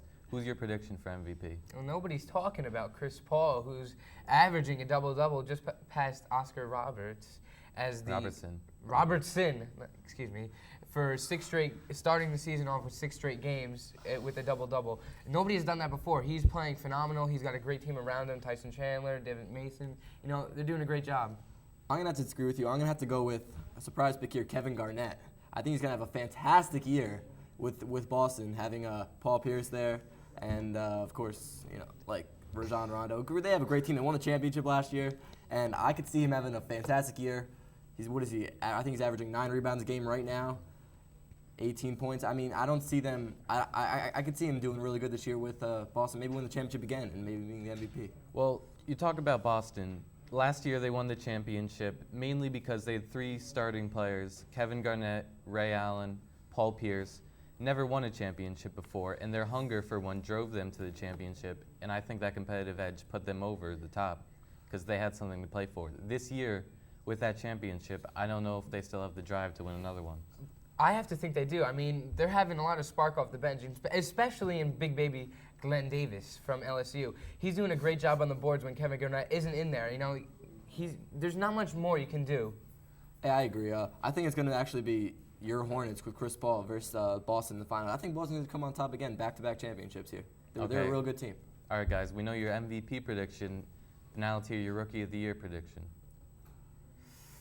That's a good question. I'm going to have to go with Brook Lopez on the Nets. Obviously, he's going to be a great center in the future. And there's a lot of young talent on that team, and hopefully he'll get a spark off the bench. And when he starts, you know, he's been doing a great job rebounding, averaging almost 10 rebounds a game. Hopefully he'll be able to keep it up.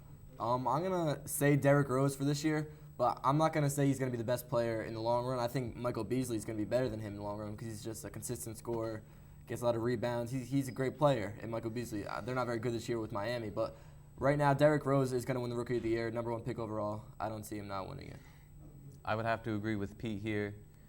Derrick Rose is the main point guard for Chicago now that Kirk Heinrich is out, and he's just been playing fantastic. I think Beasley is definitely the other top runner because in Miami, I think they're going to trade Shawn Marion by the end of the year. It's going to be him and Wade leading this team. Not so much. Brooke Lopez is a good player. He's good, but I don't see him winning the Rookie of the Year. Brooke Lopez has to compete with the other big men on the Nets, Josh Boone, Yi, Gian, Leon, Sean Williams, the other players. So I don't know about him, but guys, thanks.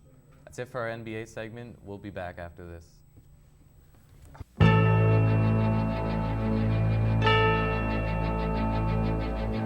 Esposito under center.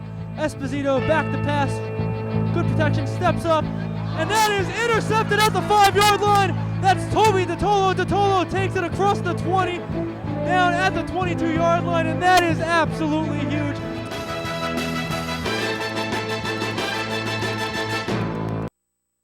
Welcome back to the 30-minute drill. I'm your host, Max Zager, alongside Steve Cinque and Rob Feit.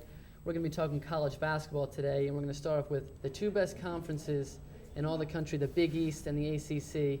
So first off, let's go with the ACC, guys. Who do you guys see as the winner of the ACC, Steve? Well, everyone's going to say North Carolina, which is not surprising at all. On paper, they're the best team, but you got to remember, Duke is just their rivals, and they're one of the best teams in the nation with Coach K, who I believe is the best coach in all of sports. Led Team USA to the championship in Beijing. So I feel with that, team might get motivated and beat North Carolina this year. All right. Rob, who do you got? I'm going to have to go with their main rivalry, who is the powerhouse, the UNC Tar Heels. They're just so strong, and all 5 players. So they have 8 strong guys that can play it all. They're so strong. Tyler Hansbrough, Wayne Ellington, just a great team overall. Yeah, I got to agree with you, Rob. I mean, North Carolina is stacked. They have every starter back from last year. They have 3 McDonald's All-Americans coming in. They definitely are the best team in the country, let alone the ACC. I definitely see them, taking the title here. All right, now Player of the Year in the ACC. Steve, who you got? Well, I got a few players, but I'm going to say the one who I believe the most is, and I'm going to go with Gerald Henderson and Duke. Last year in the tournament, he showed what kind of player he was going to be, what Duke's going to be like without DeMarcus Nelson, who went to the NBA, who was playing for the Golden State Warriors. But Gerald Henderson is great. He gets rebounds, assists, points, blocks, steals, everything you can ask for in a player. He does all the intangibles, plays defense. He's going to have a great career. All right. Who you got, Rob? I got to go with the returning MVP, Tyler Hansbrough. He's just so strong, and against every team, but he's just such a great player all around. I feel like he could go to the NBA and still be a powerhouse there. He's just a great player in the NCAA and can take down any game, be a star. All right, well, I'm going to go with Hansbrough's teammate, Wayne Ellington. He stepped up from his freshman year, increased his scoring last year, and he's a junior this year. He's only getting better. He's getting better at taking it to the basket, and he's got one of the best shots in the country. So I'm going to take him for Player of the Year. They got a great point guard in Lawson, too. As well, yes. Dishing him out the ball, Yep. He's definitely up there, too. All right, now, guys, we're going to head to the Big East. They're one of the top conferences, just like the ACC. Now, who do you guys have winning the Big East? I think I'm going to go with Pittsburgh. They're a great team. Just Dixon, the coach, is great.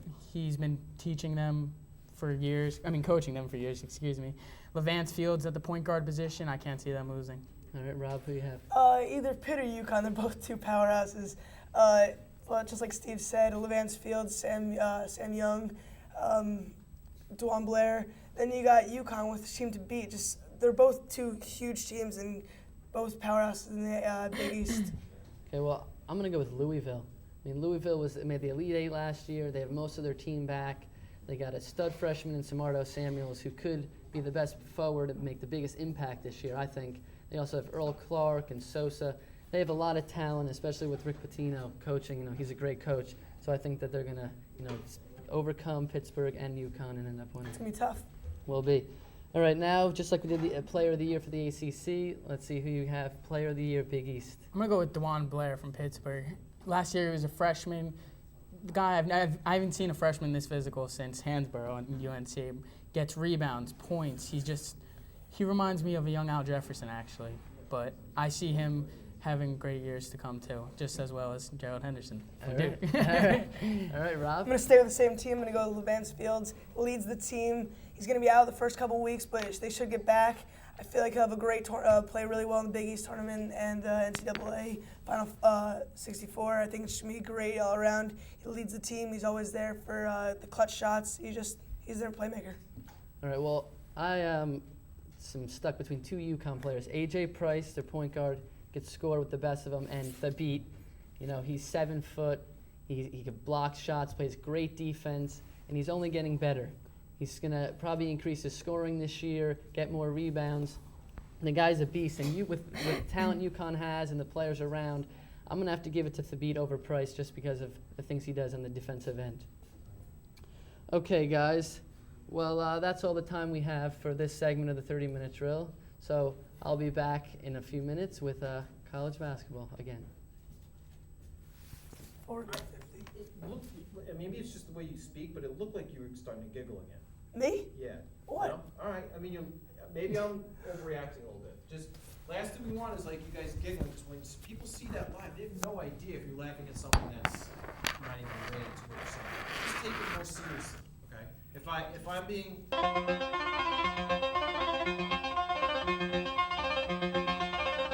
Corrado. Here's Campbell. Campbell centering Licio. Off his stick, Licio falls down. Beautiful pass from Campbell. Licio not able to hang on to it. Axelman in the corner. Axelman, nice moves. Centers to Licio. And Wade Hills puts it away. Wade Hills puts it away. Albert Campbell, his 4th goal. It's absolutely crazy at the ice ball. Wade Hills, your 2005 NBIL Ice Hockey Championship. Albert Campbell, 4 goals. For the Patriots, 6 goals. Campbell, the sophomore. What else can you say but wow?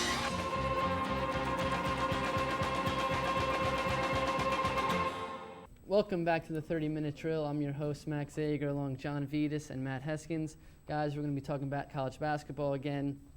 So let's start out with your national champion prediction. Who you guys think is going to win the title this year?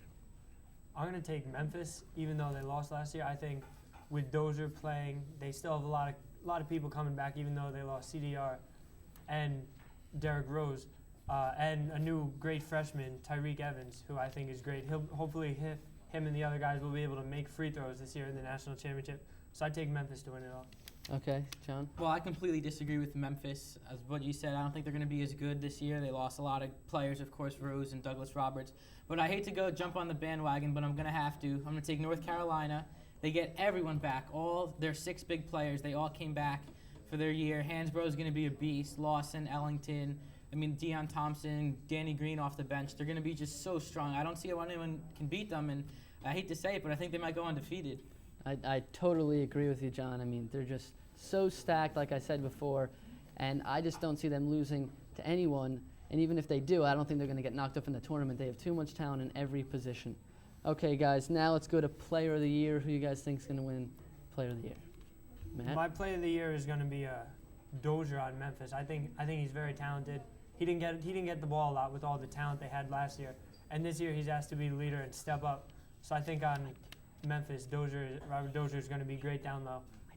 He's going to get a lot of blocks and points, and he's going to be great.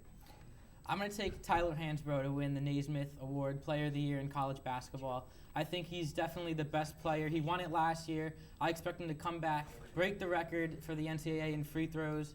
I think he should just dominate the inside and really make UNC a two-dimensional team with their great front court and back court.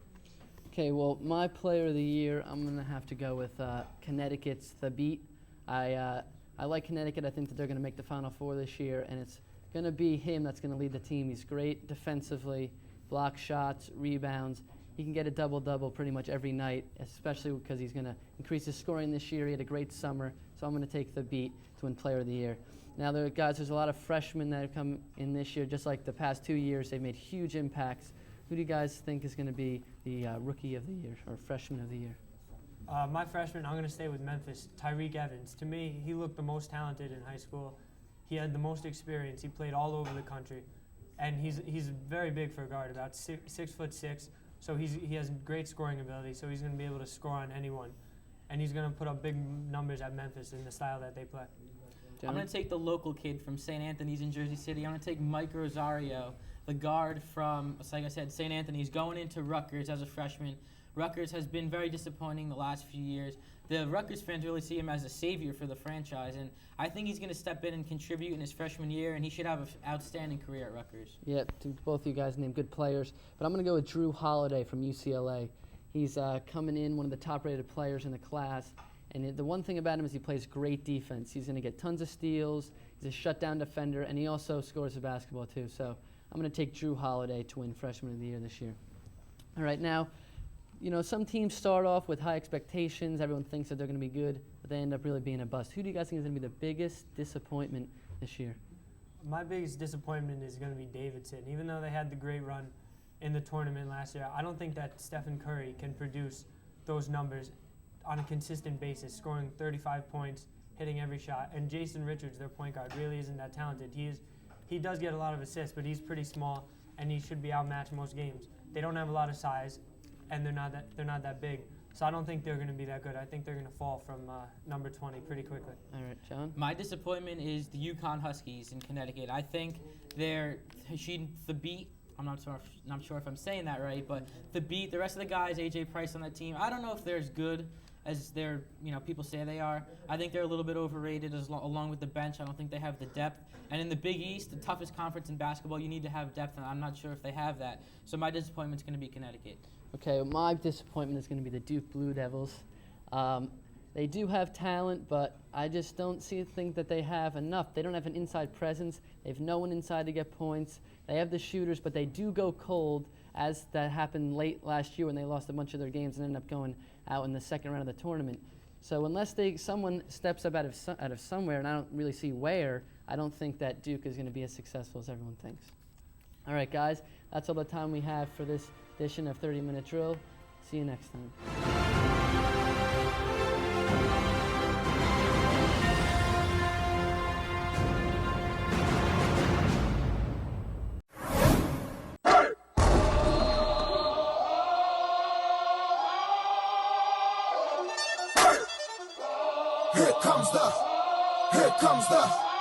Here comes the, y'all don't really want it like that. Yeah. Here comes the, no. Here comes the, oh. Here comes the, y'all don't really want it like that. Yeah. Here comes the, no. Here comes the, oh. Yeah. Here comes the, no. Here comes the, oh. Here comes the, y'all don't really want it like that. Yeah. Here comes the, no. Here comes the, oh. Here comes the, y'all don't really want it like that. Yeah. Here comes the, no. Here comes the, oh. Y'all don't really want it now. Hello and welcome to another edition of the 30-Minute Drill. I'm your host, John Giardiello, here with Anthony Scudillo and Peter Samylenko. Let's start our Week 11 recap this week with the Jets. Big win over the Patriots in overtime, 34-31. Matt Castle played a great game. He had 400 passing yards, 3 touchdowns, no interceptions, 62 rushing yards. I think he actually outperformed Favre in this game, but the Jets had a little something extra that wouldn't put them at the top of the AFC East, which is kind of a group of mediocre teams. But now that they're in first place, are the Jets among the league's best? I'm going to start here first, Anthony. The Jets are among the league's best. They are the third best team in the AFC with a record that's the same as Pittsburgh, who's second in the AFC. But either way, Favre played a fantastic game, over 250 yards passing, 2 touchdowns. They're looking great right now. They definitely have a chance to beat Tennessee next week, the only undefeated team left. And I'm excited for the Jets. They could definitely make a run in the playoffs, maybe even win the Super Bowl this year. Pete, I don't know about the Super Bowl. I mean, when you got Brett Favre at quarterback, anything could happen, Anthony. All right, Pete. Let's not go that far. It's Week 11. It's not Week 16 yet.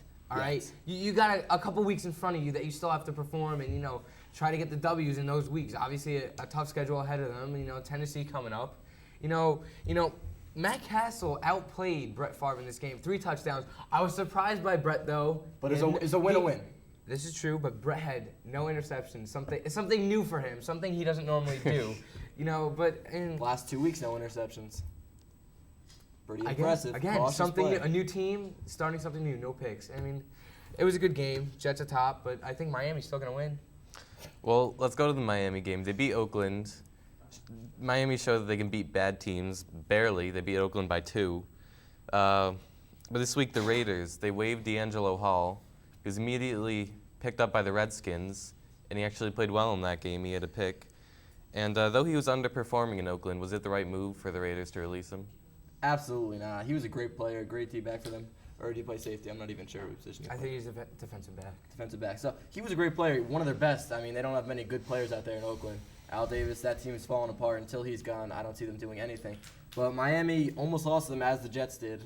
I mean, bad loss for the Jets. But either way, Miami came out with the victory. They're looking good right now. They play New England next week. If they win that game, they're tied atop. Well, if Jets lose, which is very possible with Tennessee coming. But either way, Miami played good this week. Ted Ginn Jr., everybody thought, he's not good at all last year. And guess what? He is performing the way people thought he would out of Ohio State. I mean, a great player.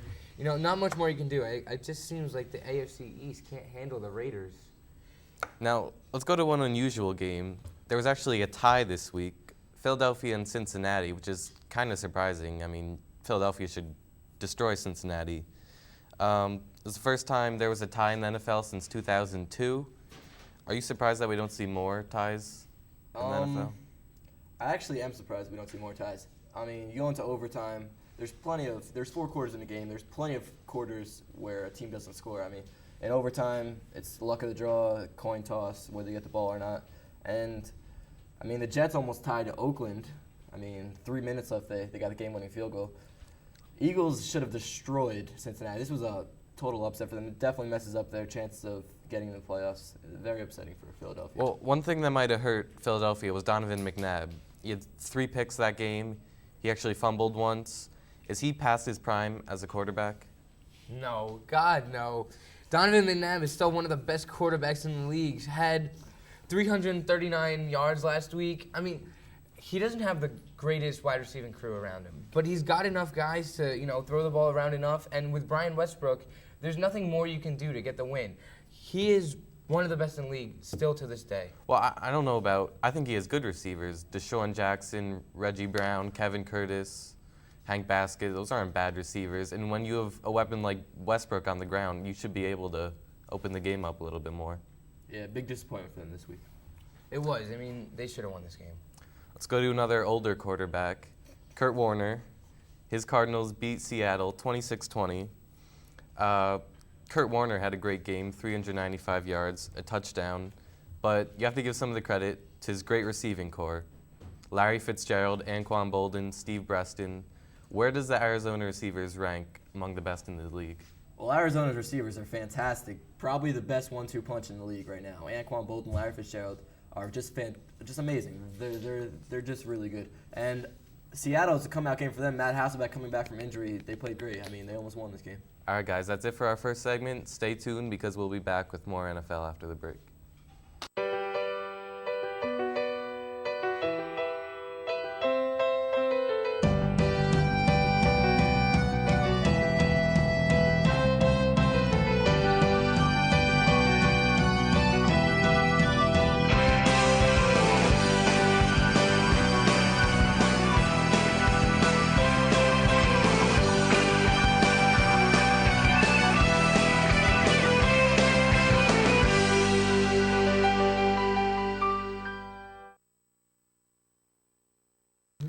Welcome to the second half of our NFL Week 11 week recap. Let's start this segment with the Giants.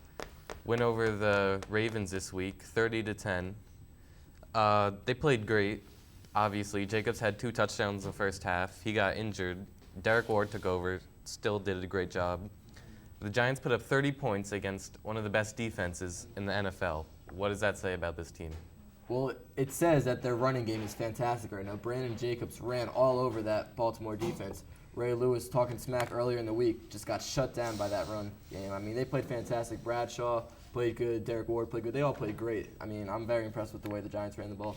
Yeah, Earth, Wind, and Fire coming out strong, Pete. You know, I know you hate to say it, that the Giants are playing well, but they are, okay? The running game... I never said they weren't playing well. The running game is keeping them as solid as they are. I mean, even Ahmad Bradshaw came in, and he had 96 yards, had a 67-yard run almost for a touchdown if he doesn't look back. But, you know, they did a great job overall. I mean, this was supposed to be the best run defense in the league, and the Giants just tore them apart. That they did. Let's go to the Tennessee game. They beat Jacksonville 24-14. Will Jacksonville ever get anywhere with David Garrard as their quarterback? Is he the source of their problems? I think absolutely. He did very well last year toward the end of the season and into the playoffs, but they didn't get it done this week. This season has just been upsetting for them. What brought them to the playoffs last year was their running game. Fred Taylor and Maurice Jones-Drew played great. And this game they didn't. I mean, this whole season they haven't. And David Garrard can't carry the whole game on his shoulders. The defense got to step up, and Tennessee's 10-0 now. It's very impressive. Well, Tennessee has been playing great on both sides of the ball. What's the better asset for them, their offense or their defense? That's a great question, John. I mean, both sides of the ball, I mean, they're fantastic, but I'm going to have to go with their offense. You know, the two-headed beast in Chris Johnson and Lendell White, I mean, you really can't stop that. And, you know, and almost over the hill, Kerry Collins is doing great for them. I mean, Justin Gage had a couple touchdowns Sunday. You know, they're doing a great job overall. Anthony, I do not know how you can say that their offense is carrying this team. The defense is playing fantastic this year. Albert Haynesworth and Keith Bullock stopping the run all day. They're just Chris Hope at the safety position, 4 interceptions this year. Their defense is holding this team together. Without them, they're not 10-0 right now. Pete, did they not score 24 points? Yeah, but their defense only let up 14. Okay, say they didn't have a good offense. Wouldn't it be 17-14? Kerry Collins is 40 years old. He cannot carry this team the rest of the season. 3 touchdowns. He is getting too old to carry this team for 16 games. He cannot do it all year. Pete. The defense is the key to this team. Brett's older than him. No, he's not. Okay, he's not. He's not. He's 39. Guys, Collins is 40. We've had this argument before. We're not going to get into that again. Let's go to the next game. Denver beat the mighty Atlanta Falcons 24-20. Denver was actually missing Champ Bailey in this game. They were missing 3 of their starting linebackers, and they still managed to stop Matt Ryan, let the Falcons only get 20 points. Is this showing us that Ryan isn't as good as we thought he was? You can't say he's not as good as we thought he was yet. He's still a rookie, 3rd overall pick in this year's draft. He played a decent game, 250 yards, no touchdowns passing. Michael Turner had 81 yards. They are still young. They're going to get better as the years go on, and they can still get better this year. They're probably going to make the playoffs this year as well as they're playing. I mean, not a great game for them. Denver's offense played good. No picks for Jay Cutler, which is surprising. Good win for them. It was a good win, but their defense did do pretty well in the absence of all these starting players. I mean, maybe they should keep it like this. Their pass defense hasn't been this good in a long time. But, you know, let's go to the offensive side of the ball. Patrick Hillis, a rookie, he had 2 touchdowns yesterday. I mean, he's coming through big. All their other running backs go down, and he comes in and does a great job. Let's go to Pittsburgh's win over San Diego by 1 point. Took a last-second field goal to get them over the top, and then some nice play on defense to stop San Diego from driving down the field. But they fought hard, San Diego. They fall to 4-6. Are they better than their record indicates? San Diego? Actually, I don't think so, because LaDainian Tomlinson has hit his peak a couple years ago. He's on the downfall right now. Phillip Rivers is young. He's not doing very good. They got Chris Chambers out there. He's not catching many balls. The defense isn't playing great. Sean Merriman's out. This team is not as good as they should be. I think next year they'll actually be better with their defense coming, getting more healthy. Yeah, I mean, a lot of injuries here and there, but, you know, a nicked-up team. Pittsburgh did a great job on offense overall. I actually think Michael Turner was a key loss to this team going to the Falcons. Without him, they're not a good 1-2 punch. Everyone knows LaDainian Tomlinson's strategies at this point, and he can't do it all. All right, thank you guys. With that, we'll end our Week 11 recap with Anthony Scudillo and Peter Samylenko. I'm John Giardiello. Stay tuned for more 30-Minute Drill.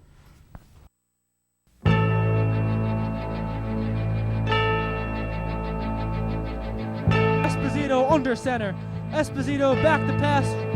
Good protection, steps up, and that is intercepted at the 5-yard line. That's Toby DeTolo. DeTolo takes it across the 20, down at the 22-yard line, and that is absolutely huge.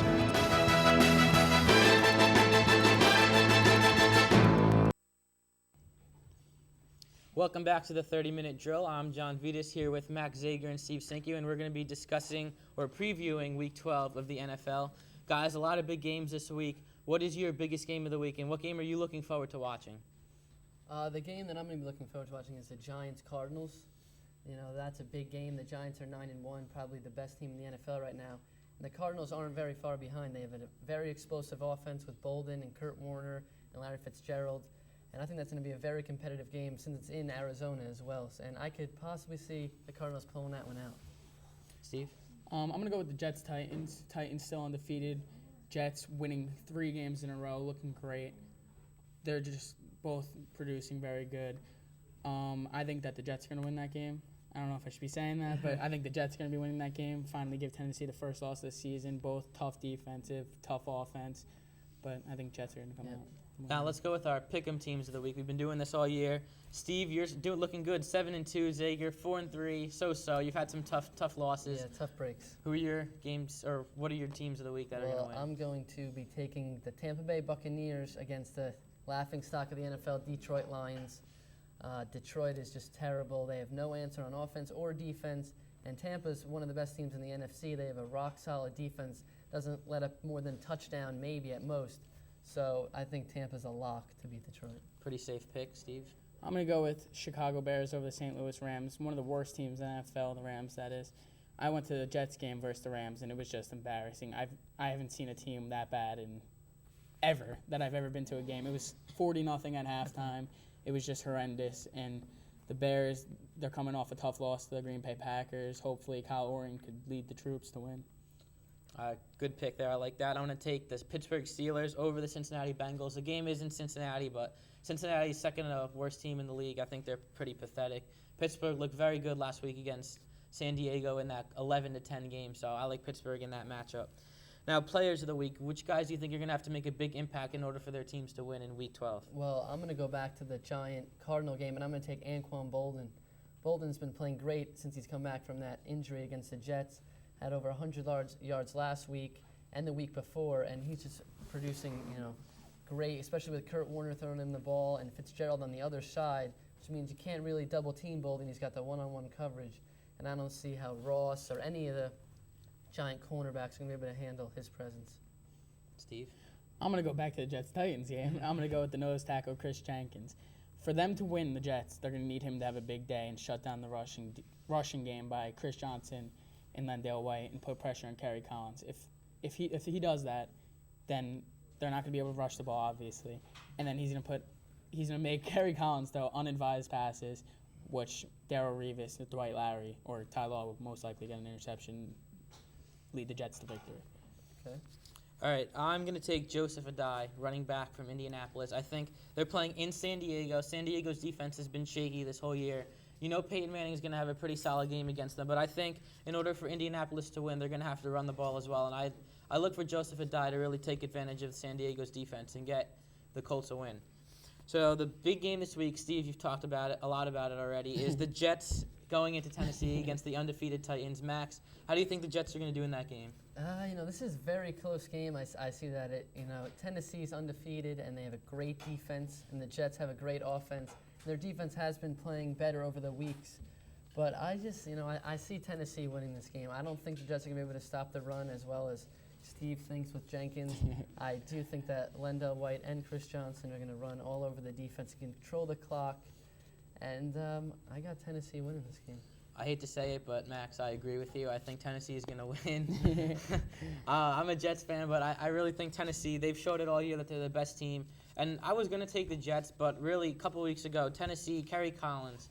I mean, this guy came out of nowhere, just having a spectacular season. And I thought if Tennessee was a one-dimensional team with their running game, I thought the Jets would have a good chance. But Kerry Collins showed me a lot in the last couple weeks, so I think the Jets won't be able to stop that two-headed monster in Tennessee. So that's my pick. Another big game, Max, you mentioned it before, Giants going into Arizona in the stadium where they won the Super Bowl, taking on the Cardinals. Who do you guys like in that matchup? Well, like I said before, the Cardinals do have a chance, but I do think that the Giants are going to pull it off. They're just too good on both sides of the football. I think the Cardinals, I think the running's going to be great, passing's going to be there. Just Cardinals. All right, well, that's all the time we have for this segment. After a short break, we'll be back discussing college basketball. Duke and UNC looked rusty in their first matchups. Will they be able to live up to the expectations? We'll discuss that after this. And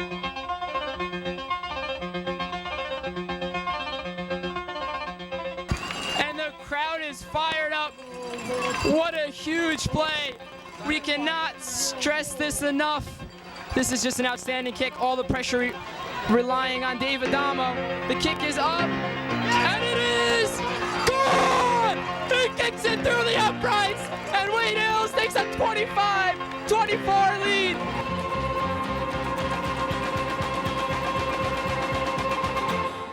Welcome back to the 30-minute drill. I'm back with Max Zager and Steve Cinque. I'm John Vittas. We're going to be talking college basketball in this segment, guys. First weekend of college basketball. Duke looked very rusty. I don't know how to put it, but they lost. But I mean, they won by just 3 against Rhode Island. Rhode Island, not a big-time team in the Atlantic 10 Conference. Guys, do you think Duke's going to have the season people expected and knock off the rust, or will they be like this the rest of the year? I said it from the beginning. I do not think Duke is as good as everyone thinks.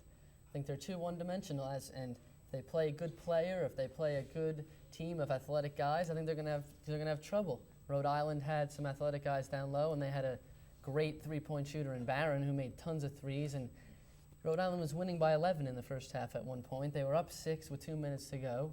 You know, Duke is not as good as everyone thinks, and Rhode Island really had a chance to win that game and probably should have won that game. Steve, you're a Duke fan. What do you think? Yes, I'm going to disagree, obviously.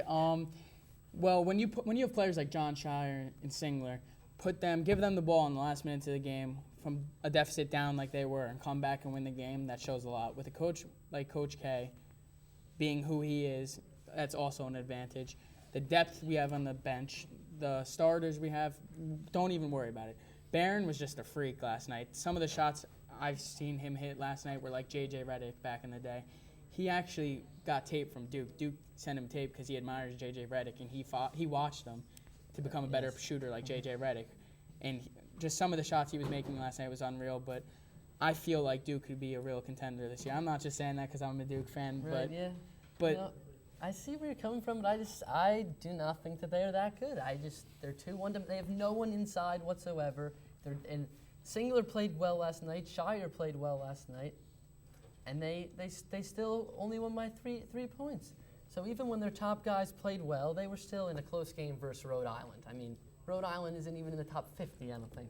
But that shows that when your team's doing bad and you only have 2 players putting the ball in the hoop and they still win against Rhode Island won 20 games last year, if I'm not mistaken. Yeah, but that was against a weak first half schedule. Then they lost like 10 games at the last part. Well, So- if you still win 20 games, that means something. And for the team, All right. for Duke not to be doing as good as they were last night, to come back and win that game, it says a lot. All right. Now UNC had a game this weekend as well, playing Pennsylvania, an Ivy League school. They didn't look that well. They didn't look that good either, but they won by more than 3. How do you see UNC going the rest of the way? UNC, they didn't have hands, bro. They still won by 15. They were up in double digits the whole game.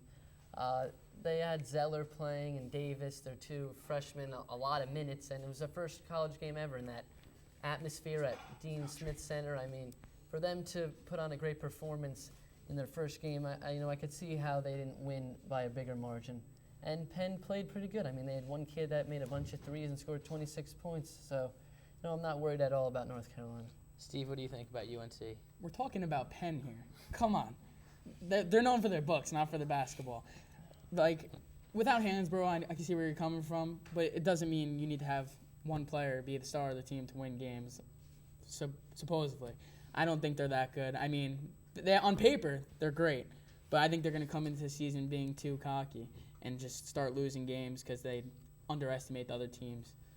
I don't think that's the case at all. I think they're way more talented than everyone every time. I mean, it's the first game of the year. Of course, the team's gonna have a little rust, and Penn isn't as bad as they usually are. This year, they're predicted to be one of the top teams in the Ivy League. Yeah, but I bet you they win close to 15, 20 games.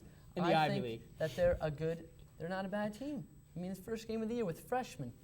A bunch of freshmen. Zeller starting. I mean, come on. All right, both teams are good. Now let's make this decision on who's better based on the coaches. Now, both teams have 2 spectacular coaches, Mike Krzyzewski for Duke and Roy Williams for UNC. Who's a better coach?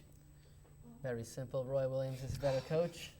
I mean, Roy, the past few years is definitely way better. crazy. Way better the past few years. You cannot even argue that. Just look at the records. And Roy hasn't won as many championships, I'll give you that. But at Kansas, he had the best record for many years, better than Duke. He made it to the Final Four a bunch of times. And he won the I'm gonna have to championship cut you at off. I North can't listen to Carolina. this anymore. Who was the head coach for the Beijing team in Beijing? Anyone could have coached that team. It was come on. Who did they NBA choose? stars. Who did they choose? Who did Europe? they choose? I mean, come He's on. the best coach. 3 national championships. There's no question about it. UNC, they just grab players who leave after a year. Just do it. All right, Coach K. Guys, this is going to go on all year. I see it starting now. But we'll be talking about this a lot more during the season. So, guys, the Knicks are 6-4. Will they be in the playoffs this year? Big question. Matt and Rob will be back talking NBA after this.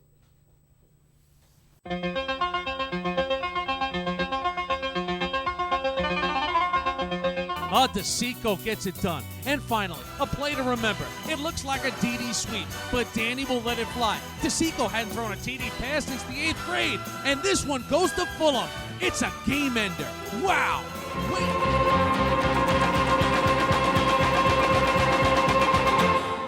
Welcome back to the 30-minute drill. I'm your host, Max Zager, along John Vittas and Matt Heskins. Guys, we're going to be talking about college basketball again. So let's start out with your national champion prediction. Who you guys think is going to win the title this year? I'm going to take Memphis, even though they lost last year. I think with Dozier playing, they still have a lot of people coming back, even though they lost CDR and Derrick Rose, and a new great freshman, Tyreke Evans, who I think is great. Hopefully him and the other guys will be able to make free throws this year in the national championship. So I take Memphis to win it all. Okay, John? Well, I completely disagree with Memphis. As what you said, I don't think they're going to be as good this year. They lost a lot of players, of course, Rose and Douglas Roberts. But I hate to jump on the bandwagon, but I'm going to have to. I'm going to take North Carolina.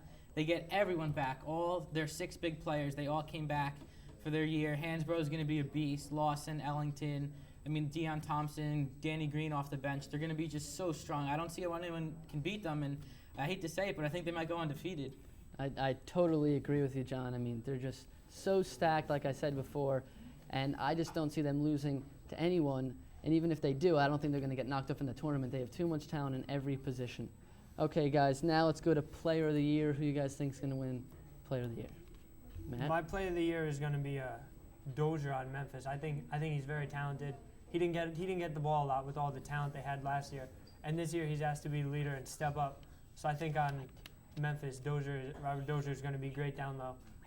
He's going to get a lot of blocks and points, and he's going to be great. I'm going to take Tyler Hansbrough to win the Naismith Award, Player of the Year in college basketball. I think he's definitely the best player. He won it last year. I expect him to come back, break the record for the NCAA in free throws. I think he should just dominate the inside and really make UNC a two-dimensional team with their great front court and back court. Okay, well, my Player of the Year, I'm going to have to go with Connecticut's The Beat. I like Connecticut. I think that they're going to make the Final Four this year, and it's going to be him that's going to lead the team. He's great defensively, block shots, rebounds. He can get a double-double pretty much every night, especially because he's going to increase his scoring this year. He had a great summer, so I'm going to take The Beat to win Player of the Year. Now, there's a lot of freshmen that have come in this year, just like the past 2 years. They've made huge impacts. Who do you guys think is going to be the Rookie of the Year or Freshman of the Year? My freshman, I'm going to stay with Memphis, Tyreke Evans. To me, he looked the most talented in high school. He had the most experience. He played all over the country. And he's very big for a guard, about 6'6". So he has great scoring ability, so he's going to be able to score on anyone. And he's going to put up big numbers at Memphis in the style that they play. I'm going to take the local kid from St. Anthony's in Jersey City. I'm going to take Mike Rosario, the guard from, like I said, St. Anthony's, going into Rutgers as a freshman. Rutgers has been very disappointing the last few years.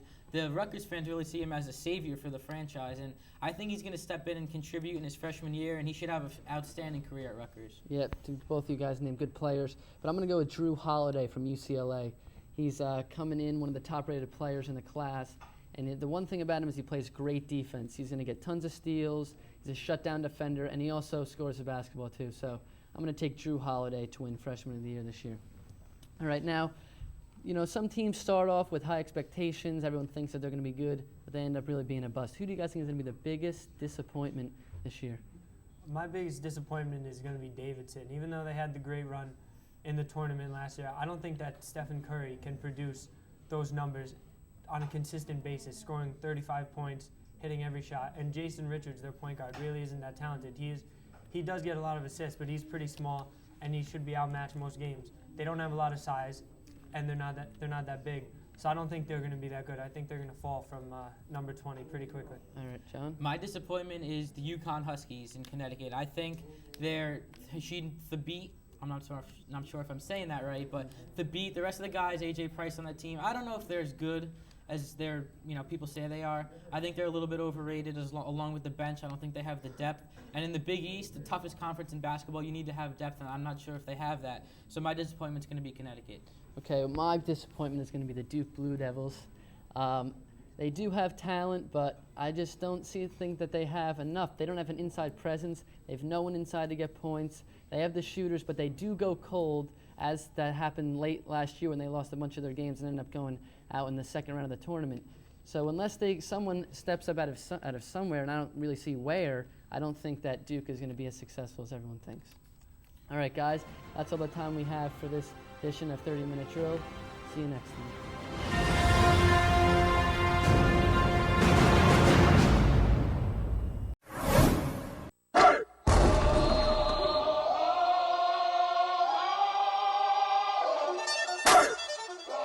Here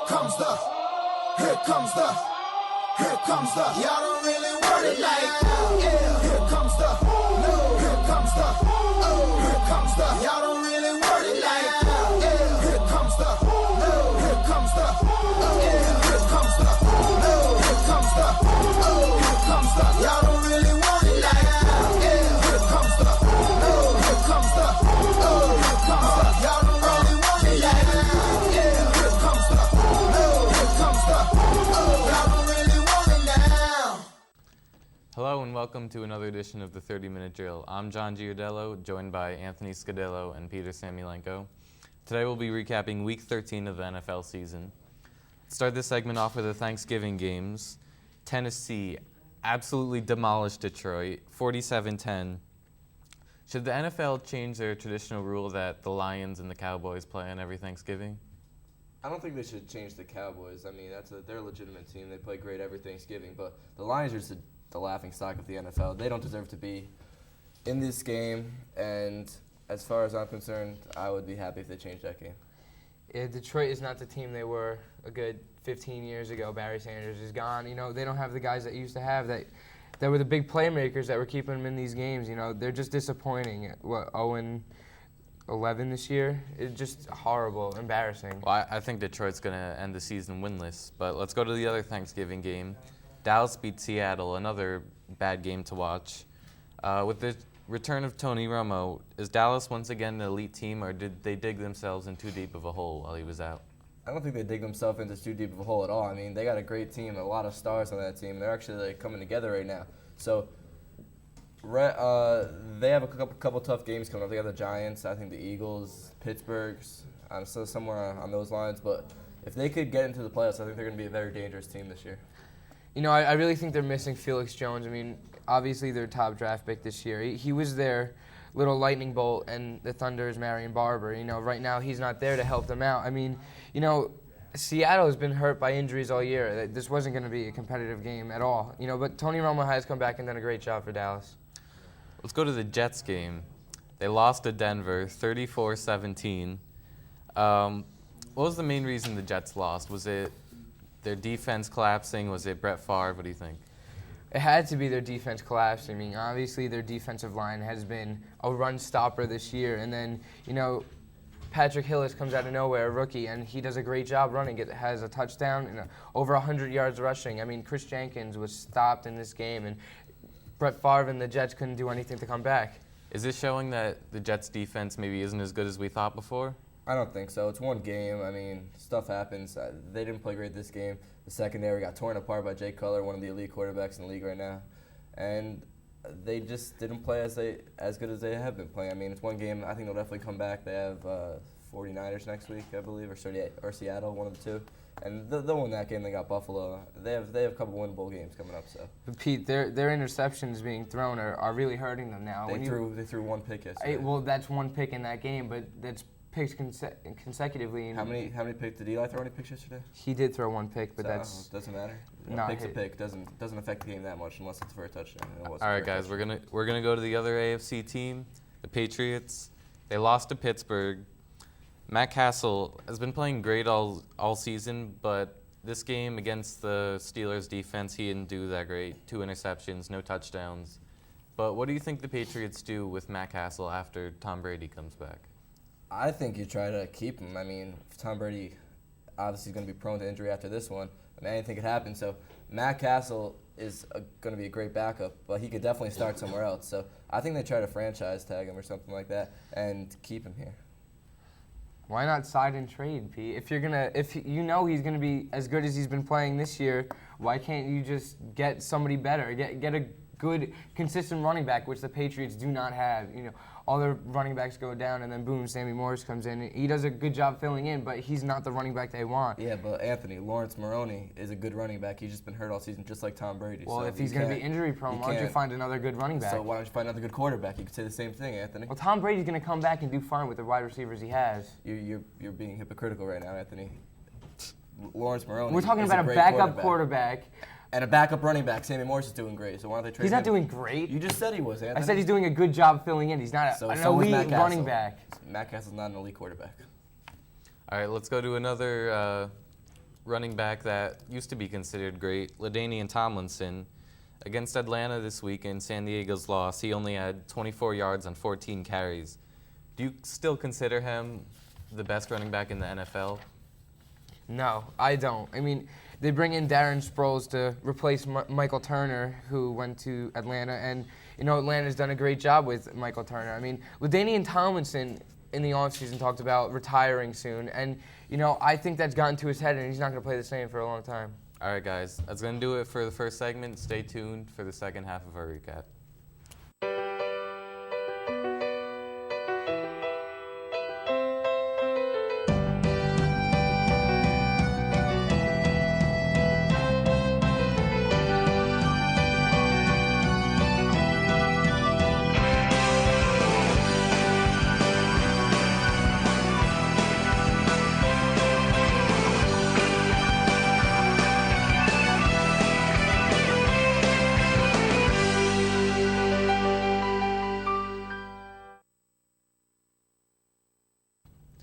Welcome back to our Week 13 NFL recap. We'll start off this segment with the Giants. Another win this week over Washington, 23-7. They played great. But this week, the big story is Plaxico Burress.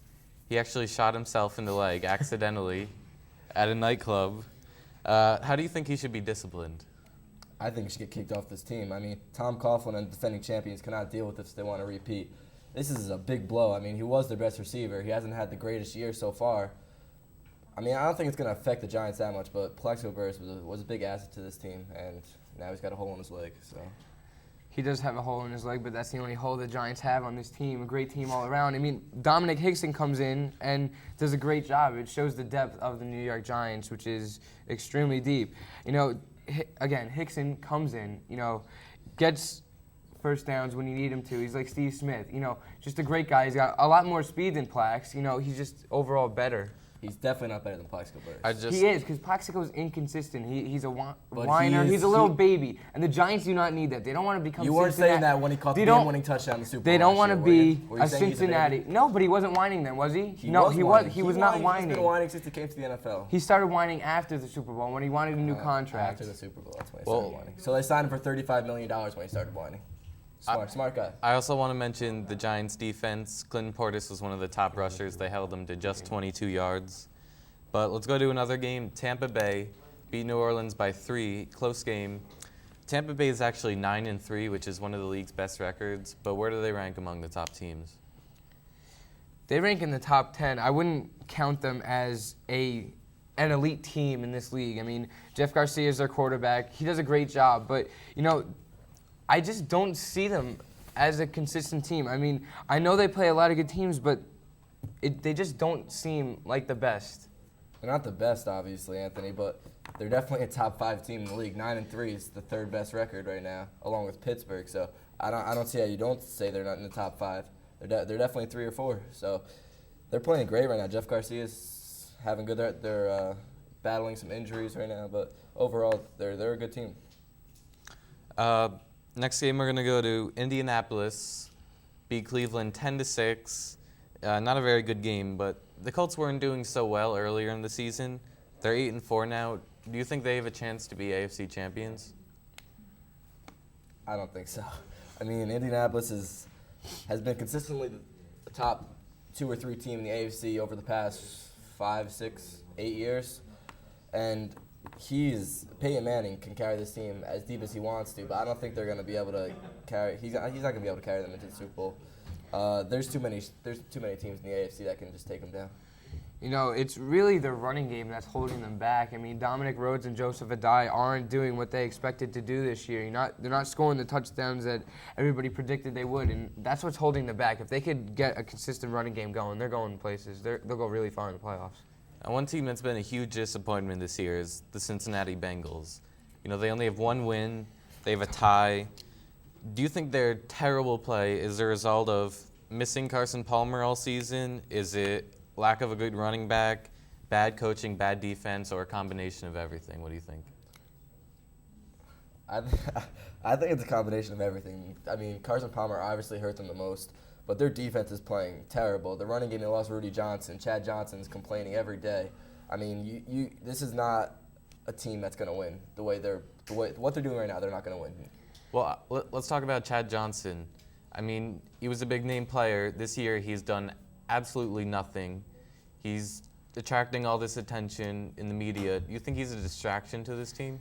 He is, and you know what? This team lacks discipline. This team has no discipline at all. I mean, they have people getting in trouble with the law almost every week. I mean, this team is an embarrassment to the league, and you know, if the NFL should do something, they should find maybe the organization as a whole, and maybe it'll fix it. But Anthony, I don't think if you take away Chad Johnson, I don't think this team gets any better. I think it actually gets worse.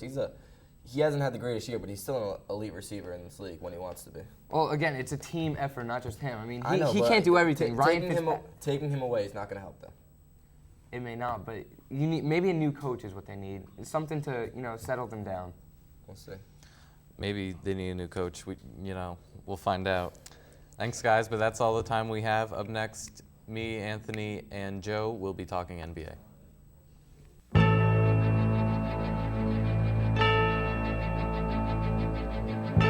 Ace set, Van Peenen's the running back. Keichel drops back to pass again, pump fakes, and he's gonna let one go deep. It's to Nick Romeo, and Romeo makes the catch! Oh baby, that one's good for over 20, nearly 30 yards. Nick Romeo has the ball inside Rambo territory at about the 48-yard line. As Justin Donovan says, you can't stop 19.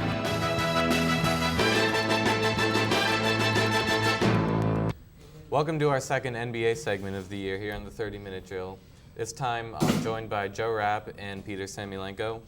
Guys, since we're in New Jersey and we're all Nets fans, let's start out with them. Right now they're looking great. Devin Harris is playing like a top 5 point guard. Vince Carter is starting to look like his old self. Yee is coming along nicely. Brook Lopez is averaging almost a double-double. How do you expect this season to play out?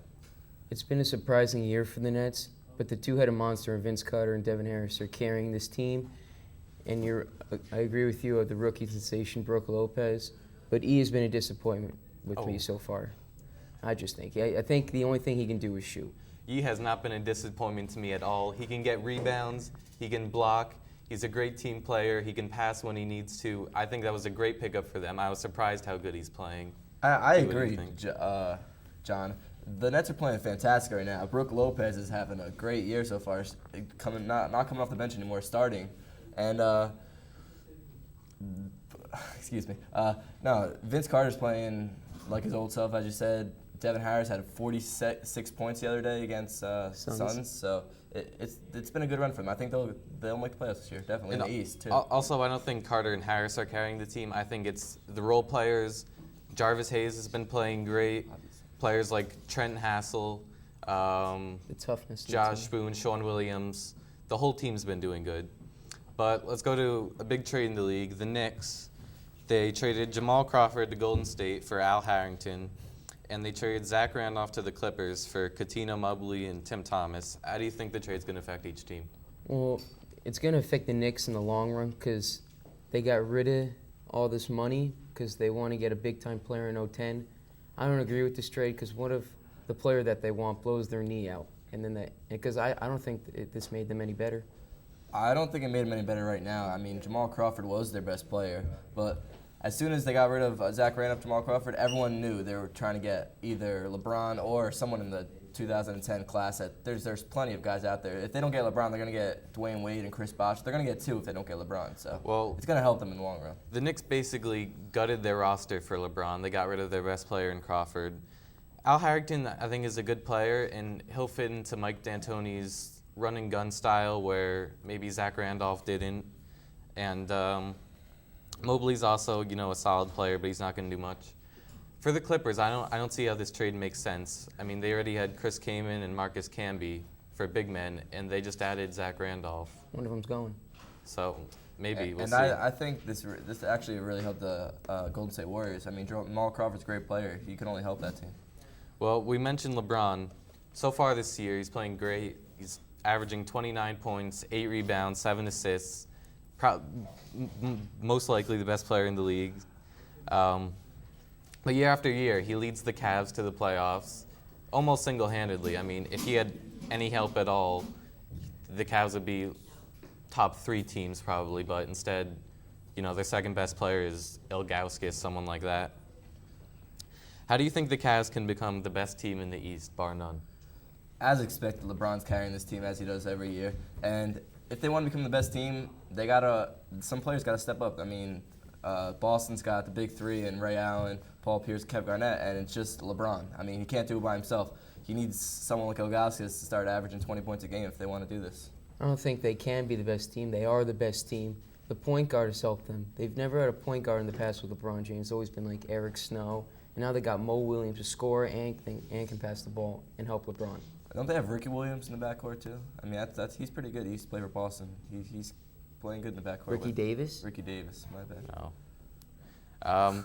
He's not on the Cavaliers. Their point guard right now, I believe, is Delonte West, who's, not great, but the Cavs need to make a trade soon for some help for LeBron. But all these teams, like we said, the Knicks, are clearing out cap space to get LeBron. Do you think when his contract is up, is he going to go for the big money in New York, or is he going to go wherever he has the best chance to win? He has said he's wanted to be a billionaire. I think he'll go for the money. And if it's like a really bad team he's going for, maybe, I don't know. It's either way. I think he'll definitely go for the wins. He wants to be the best player ever to play in the NBA.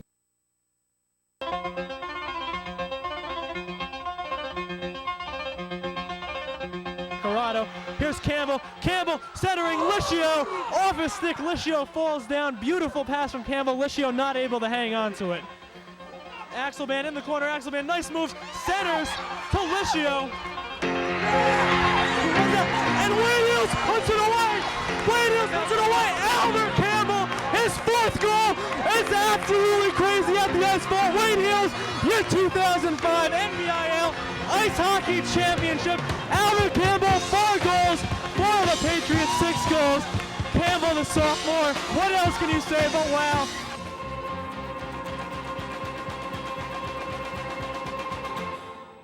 Welcome back to the 30-minute drill. I'm your host, Max Zager, alongside Steve Cinque and Rob Feit. We're going to be talking NFL football today. The NFC South, guys, it's been a tough division all year. Every team in the division is in it so far. Right now, Tampa Bay is ahead of the division. Who do you guys think is going to take it? Personally, I think Carolina Panthers are.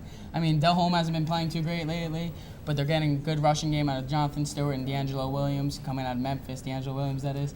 4 touchdowns yesterday, finally getting a running game set as their one solid running back, and I think they're going to win with weak wide receivers. All right, Rob? Took the words out of my mouth. D'Angelo Williams and Jonathan Stewart, such good duo running back. They might be as good as Smash and Dash and Earth, Wind, and Fire.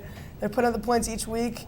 4 touchdowns yesterday on the ground, just ridiculous. There's too good. I think they'll be able to win the NFC South. All right, well, Carolina is a good team, but I'm going to take Tampa here. I think the Bucs, they've been playing great all year. Everyone thought that they were going to, at some point, teeter down and be, dropping it some games, but they just haven't done it. The defense. I think this Monday Night Football they're going to get shut And down. now they have Cadillac Williams, which is going to be big. Right, yeah. The defense is playing, good all year. No one's been able to score at all on them, so. I think Carolina's defense is too strong for Tampa Bay. I think Monday night. I think Tampa's D is better than Carolina's, to be Well, honest. don't get me wrong. I think so too, but I think that the offense for Carolina is better than Tampa Bay, and I think that Carolina's defense will stop their offense. All right, 'cause everyone's it's a been little weak. doubting Tampa's offense all year, and Hey, we'll they've see been Monday putting up night. points. We'll see Monday yeah, night. we will. All right, now let's get in. Since we're in the NFC, let's get your wild card teams. Who do you guys think is going to be the two teams that are going to get into the playoffs? Well, I think Atlanta and Dallas. Dallas is, I think, still has a shot to win the Super Bowl. They're easily on paper one of the best teams. Tony Romo coming back from injury, 6 touchdowns, 1 interception, 2-0 record, throwing over 600 passing yards in 2 games. He's doing great. They got Roy Williams to the team now, who's been struggling with the Cowboys, but they're going to get chemistry and they're going to be one of the best teams. And Atlanta, Michael Turner, they're going to be doing great. Yep. Rob, who you got? I'm going to take your Tampa Bay Bucks and his Dallas Cowboys. Tampa Bay, now they have Cadillac Williams back. Jeff Garcia's playing such good football. That defense is so strong. Rondé Barber. I'm really liking Tampa Bay this year. I think they should be able to go far in the playoffs as a 5th seed. And Dallas, like Steve said, they just got Roy Williams. And Tony Romo's back healthy, playing really well as a team. Him and T.O. hooking up for some nice touchdowns. Defense is playing well. I'm liking this. All right. I'm going to go with Dallas, just like you guys, to get the wild card. And then I'm going to take the Atlanta Falcons. They've been playing good all year. Everyone thought they were going to be one of the worst teams in the league, and they got Michael Turner. They've been playing great. The defense is doing well. And Dallas, just like Steve said, is one of the best teams on paper. Should you leave Carolina out? Yes, I'm leaving. I'm leaving Carolina out. I think You'll that see. Atlanta and Tampa are better than them, and they're gonna. I think you're underrated They're gonna Carolina, beat them. but we'll see. We'll see. Carolina has been playing too good the last couple of weeks. Okay, we'll see. All right, now let's move to the AFC. Let's start with the AFC East. This is another tough division. The Dolphins, Patriots, Bills, Jets. Every team is fighting for the division. Who do you guys see coming out on top? Well, in the beginning of the year, the Jets, there was no one The safe there. Jets. They lost to the Broncos and the Raiders. Look at their record. I do not see them going far. Nobody like I was saying, nobody respected the Jets in the beginning of the season. Then we beat Tennessee. Everyone thinks that we have Super Bowl against the Giants, maybe. No And chance. now we lost to Denver. No one thinks we could win again. So you know what? I'm going to go with the Jets. You'll see at the end of the year where we are, and we'll see where the Giants are. And Jets are going to win that division. All right, no Rob? doubt. I think the Jets will make the playoffs, but I do not see them winning the division. I think it could be either Miami Dolphins, because they've been playing great football. I think Ted Ginn Jr. is just their playmakers playing so well, or even the Patriots. I mean, Matt Castle's just playing great. All right, I'm going to agree with you, Rob. I'm going to take the Dolphins as well. The Dolphins have a very weak schedule coming up. They don't play really any good teams, and they're playing great all year. Their offense is clicking, defense is clicking, so I got them. Okay, now we did NFC wild card. Let's go AFC wild card. AFC wild card, it's tough. I'm going to go with the Baltimore Miami Ravens. Dolphins. Miami Dolphins and Baltimore Ravens. Miami Dolphins and Baltimore Ravens. All I right. see Miami starting to win. Baltimore, best defense in the NFL. Completely Right. agree. Same two teams, definitely. All right, I have the Indianapolis Colts and the Jets. It's my wild card teams. The Indy's been on a roll. They haven't lost in quite some time, and the Jets are a good team as well. So that's all the time we have for the 30-minute drill. We'll be back later with college basketball.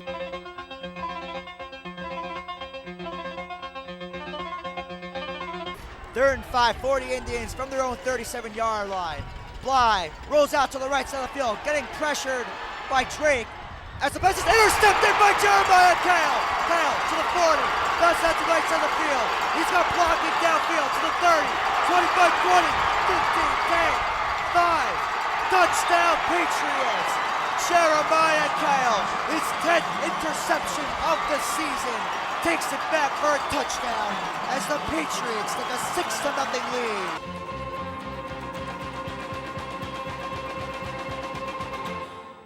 Welcome back to the 30-minute drill. I'm your host once again, Max Zager, with Matt Heskins and John Vittas. We're going to talk about college basketball in this segment. And guys, season started off. It's been, first couple months already. Great start off to the season. Bunch of great games. We're going to start off in the Maui Invitational Tournament down in Hawaii. Bunch of great teams there, North Carolina, Notre Dame, Texas. Notre Dame and Texas had a great matchup, which Notre Dame won by only 1 point. And then UNC ended up beating Notre Dame by 15 points to win the championship. What did you guys get or see from this tournament? Well, that UNC Notre Dame, it featured one of the best matchups that you'll really see all in college. Hansborough and Herringody, two absolute beasts down low. They play very hard. They're very physical. And Hansborough he didn't completely dominate it, but he had, 39 points. And Herringody didn't have a great game. Hansborough, with his second game back, led his team to victory. It was a great matchup, a very great anticipated matchup, and I like to see Hansborough come out with that win. Well, UNC dominated the tournament. That was the big headline coming out of Maui and Hawaii over there.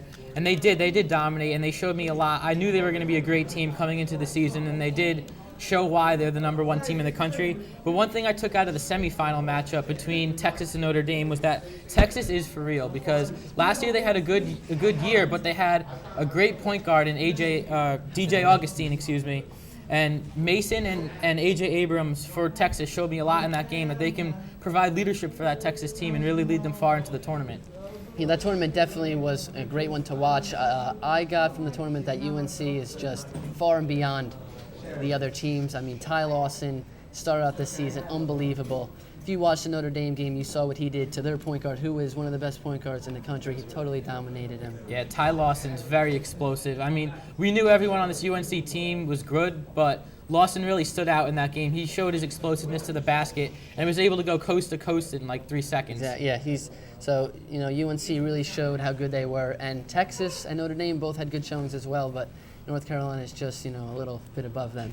Okay, another tournament, big one, preseason tournament, Old Spice tournament, which featured Gonzaga, Michigan State, Tennessee, Georgetown, and there was a bunch of great games here. What did you guys get from this tournament?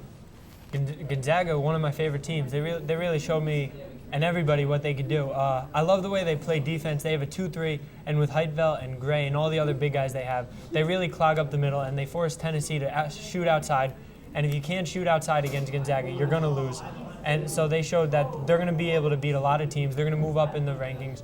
So they proved they were great, and Tennessee needs to work on their game because they didn't have that great of a game against Gonzaga. John? Yeah, Gonzaga did impress me a lot because I didn't think they were going to be that great of a team coming in. I thought they were overrated, but I don't think that anymore. But Siena was supposed to be a bracket buster coming out of the MAC conference from Albany, New York. They were ranked in the top 30 in the country in some polls. So I really expected that team to be a great mid-major this year, but they went 0-3 in that tournament. Their season's pretty much down the drain. Their only shot to get into the Big Dance now is to win their conference.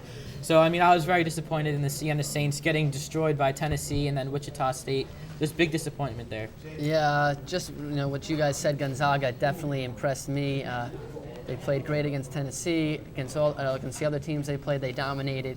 And Gonzaga, this could be the year that they finally make that extra push and get to the Final Four. They have a great gang of guys there.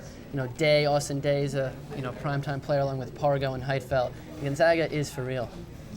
All right, coming up is the Big Ten ACC Challenge, which goes to Big Ten teams against the ACC teams. There's 2 top matchups in this challenge: North Carolina at Michigan State and Duke at Purdue. Who do you guys seeing winning both of those games? Duke and Purdue is pretty tough to predict. They're 2 pretty similar teams. I'll take Duke coming out barely with the win, but it should be pretty close. Hummel and Kramer, they're very good players, and they play similar games, Purdue and Duke. But I just think Duke is too much more talented. They have too much more depth than Purdue, but it will be close. Sean? Yeah, I think UNC is going to destroy Michigan State. We've raved about UNC so far in this segment, and they're so good, and I don't see how that Michigan State can really challenge them.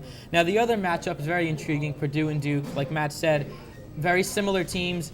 I think it should be a very good game. Purdue will give Duke a run for their money, but I think the Dukies are just a little bit too good for Purdue. Yeah, I'm going to take North Carolina, of course, against Michigan State. They're just playing too well at the moment. And the Purdue-Duke game, I think that's going to be a very close game coming down to the wire. And I'm going to give Purdue the edge here just because they're at home. I think both of the teams are very similar. They like to shoot the ball outside, get it on the break. And I'm going to take Purdue to win this game. All right, that's all the time we have for this segment of the 30-minute drill. We'll see you next time.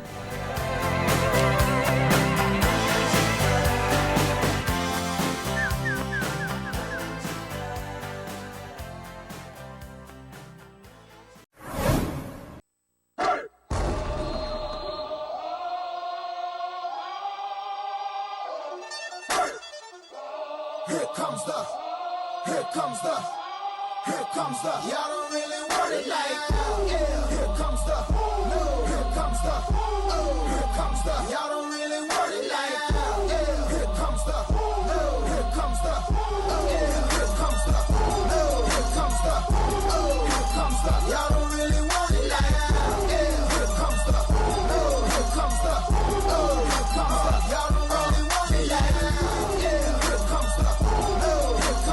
don't really want it like that. Yeah. Hello and welcome to another edition of the 30-Minute Drill. I'm John Giardiello, this week joined by Peter, Samylenko, and Joe Rapp. Today we'll be recapping Week 14 of the NFL season. Guys, this week both New York teams lost, both really disappointing losses. The Giants, they couldn't stop the Eagles on third down. On defense and on offense, they couldn't convert on third downs. And the receivers dropped a bunch of passes. It was just all around disappointing. How much do you think their play was a result of the distraction of Plaxico Burress' shooting? I think it was a big part of Plaxico Burress' shooting that helped them lose this game, actually, because they have a couple good receivers in Steve Smith, Sonoris Moss, Dominic Hickson, Amani Toomer. You can go, the list goes on and on. But none of them are as good as Plaxico Burress. I mean, as much as you don't want to say it, he was their best receiver, no doubt about it. And the distraction of him not being there, he was one of their teammates. He was very friendly with all the teammates, from what I've heard, and I think it was just a big distraction. That's why they lost this game. I agree with Pete. He was a big part of that team, and now he's gone for the season and for the playoffs. He was a big part of their Super Bowl run last year, scoring the game-winning touchdown, so it was a big loss for them. So after a game like this and after the loss of Burress, how do you expect the Giants to rebound? I think they'll rebound, definitely. I mean, they're a great team all around. They got a great running game, a good quarterback, a fantastic defense. They'll definitely rebound next week, and I think they'll win. I think they'll continue to win. I think they'll do good in the playoffs, as they should. Well, their defense won them the Super Bowl last year, and Brandon Jacobs was having a great, possibly MVP season, so they'll make it far in the playoffs. All right, guys, let's go to the Jets. They lost to San Francisco, 24-14. What happened to the Jets in this game? Wow, John, it was a terrible loss. I mean, you can't say much more about it. Brett Favre played terrible. The secondary could not stop Sean Hill. I mean, who is this guy? I mean, he threw all over the Jets. The line wasn't putting pressure on Sean Hill. Frank Gore ran all over them until he left the game. And this was just an upsetting loss, back-to-back losses for the Jets. If they want to rebound from this, they got to have a big game against Buffalo next week. Well, you mentioned Brett Favre. This game, he didn't have a touchdown. Last week, he didn't have a touchdown either. If you're a Jets fan, I know you guys were excited about having him initially, but are you still excited about having Brett Favre as your quarterback? I still am. I mean, he's a big play kind of guy. In the playoffs, he can do so much. I mean, he throws interceptions, but he could also make that big play at the right time. So anything could happen. As long as they make the playoffs, which isn't going to be easy at this point, as long as they make it, I could see him making a run, and I'm comfortable with him at the quarterback over Chad Pennington right now. He's the greatest quarterback possibly of all time. Of course, you'd be happy to have him. Well, obviously it depends on age. If he's the greatest quarterback of all time and he's old, he can't play, I'm not sure you want him. And the thing that Brett Favre has to control is when he gets in trouble, he likes to just bomb it down the field, throw it really high and really long. It gives the defenders a chance to get under it, and a lot of the time it's a pick, and he needs to control passes like that, maybe throw it away instead. Yeah, but John, he's learned to control that. I mean, this season, the run game has taken over the Jets. They are a running team. Unlike the past, they've been a passing team. Thomas Jones and Leon Washington have been fantastic out of the backfield, and if Brett Favre can consistently have the run, I think he becomes a better quarterback. He's proven that this year against New England and Tennessee. He could be a good quarterback. Well, he couldn't prove it against San Francisco. All right, let's go to the other AFC East teams. Miami beat Buffalo 16-3, but this game was actually played in Toronto, and many people think that the Bills will actually move to Toronto in the future. Do you think having an NFL team in Canada would be good for the league? Well, I think the Buffalo should be the team to go because they're kind of overshadowed by the Jets and Giants in New York. So I think it'd be a great fit for them. Yeah, I think it would be a good fit for them. I mean, we need a team. I think the NFL needs a team that's not in the U.S. I mean, it'd be interesting to have one in Toronto. It'd be fun to watch. I mean, new stadium, new team.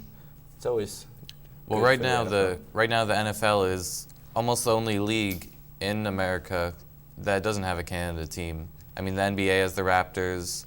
Hockey has a bunch of teams. The MLB has the Blue Jays. So maybe the NFL expanding into another country would gain more viewers and take away the Canadian Football League diehards, convert them to NFL. But guys, that'll conclude our first segment. We'll be back with the second segment after this.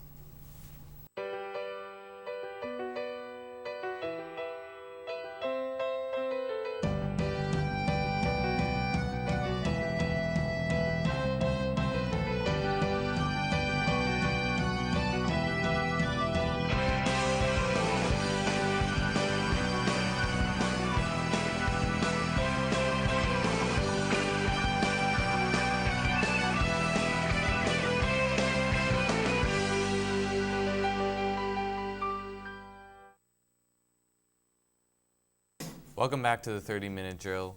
Once again, I'm joined by Joe and Peter. Guys, we're going to start off this segment with the Browns. They've been a hugely disappointing team this year. This week they lost to Tennessee 28-9.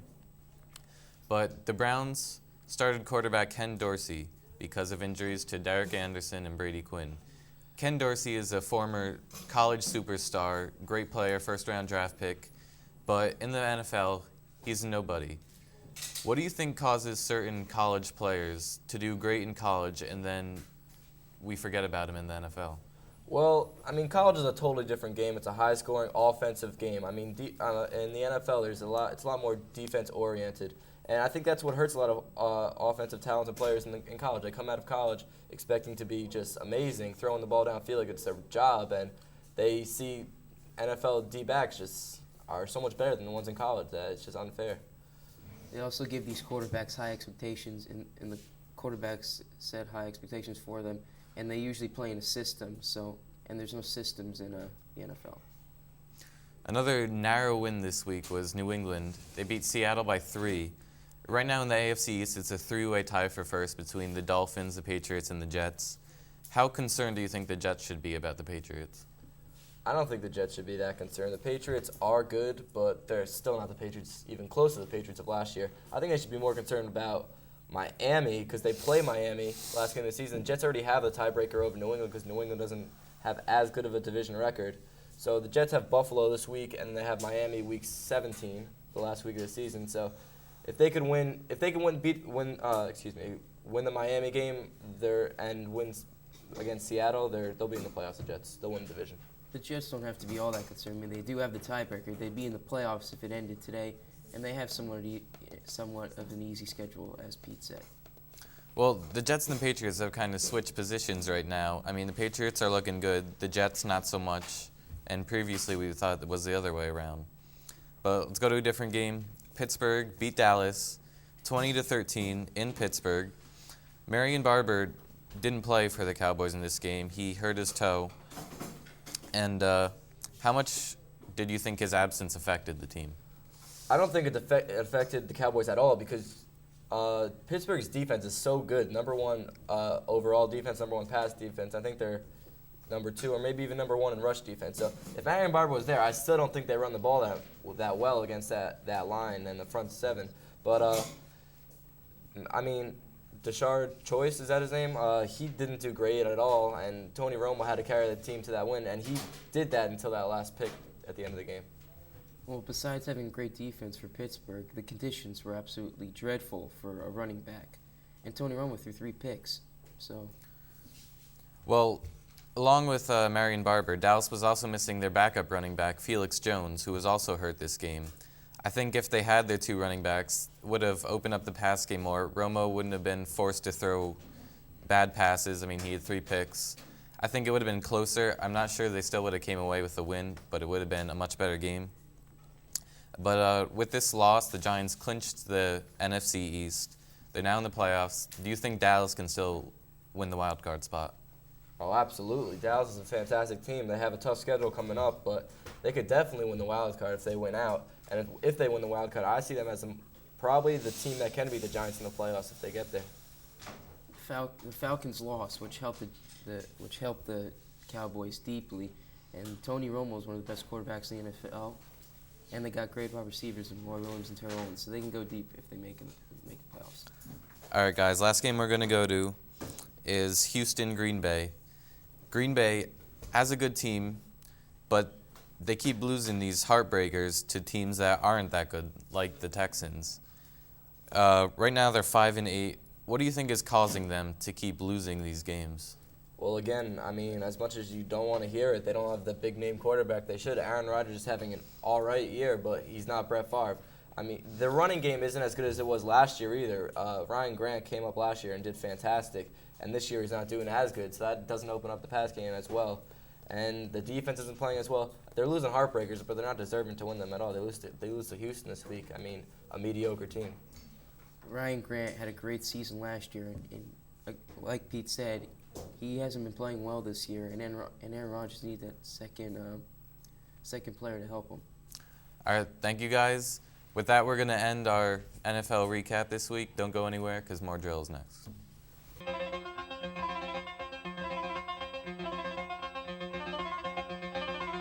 Third and 5, 40 Indians from their own 37-yard line. Bly rolls out to the right side of the field, getting pressured by Drake.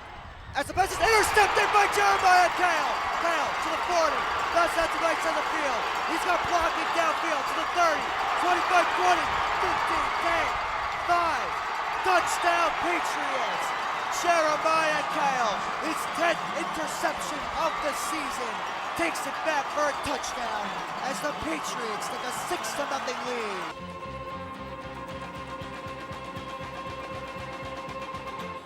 Previewing the NFL playoffs. We just finished week 14 of the regular season, so there's just 3 more games to go. So things are starting to clear up in the NFL playoff picture. We're going to be discussing the NFC in this segment. Guys, right off the bat, who are your 6 teams to make the playoffs in the NFC? All right, well, I'm going to start off first with the New York Giants as my top seed. You know, they're playing great football right now, and they clinched the division already, sitting with the best record. Don't see them losing that. Then my second team, I have the Tampa Bay Buccaneers. Going to win the NFC South, and I have them taking the second spot. Third, the Arizona Cardinals. They won the NFC West. Then winning the NFC North, I'm going to have the Minnesota Vikings. Then my 2 wildcard teams, both from the NFC South, the Atlanta Falcons and Carolina Panthers. I'm going to put the Falcons above Carolina here so Atlanta will be number 5.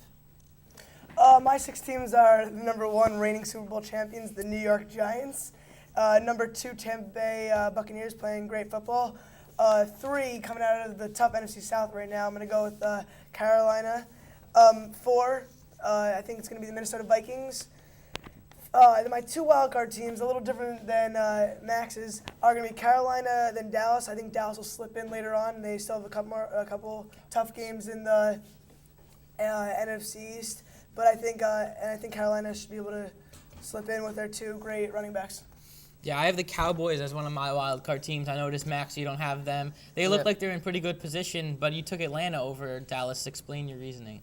Well, Dallas have a tough schedule to finish out the year. They play the Giants, the Eagles. So if they lose one of those games, that could have them at 6 losses and knock them right out of the playoffs with Atlanta and Carolina both playing good football. But also Atlanta's got to still keep playing some of these NFC South games. Right. Well, they lost this past weekend to New Orleans. Right. Well, I have them beating Carolina. I think they're going to beat Carolina at the end of the year, and that'll get them in. Well, it's a very interesting division. We'll see how that plays out. Now, my 6 teams, of course, the Giants number 1. They've been the best team the whole year. They stumbled against Philly, but they'll be the 1 seed. I also have Arizona and Tampa Bay winning their divisions. I think the Vikings should edge out the Bears in the North. And then my wild card teams are the Cowboys and Panthers, who are in the best position right now to win the wild card. Now, guys, the predictions once the teams get to the playoffs, who do you see winning in the wild card round? Okay, well, I have Atlanta playing the Minnesota Vikings. I think that the Falcons are going to pull that off. The Falcons have been playing great all year, and I think that the Vikings, they could be out without both the Williams brothers for the playoffs. And I just think that that's going to really hurt them stopping the run, and Michael Turner will take over that game. And then I have Arizona versus Panthers, and I'm going to take the Cardinals here. I think they have a very explosive offense playing at home.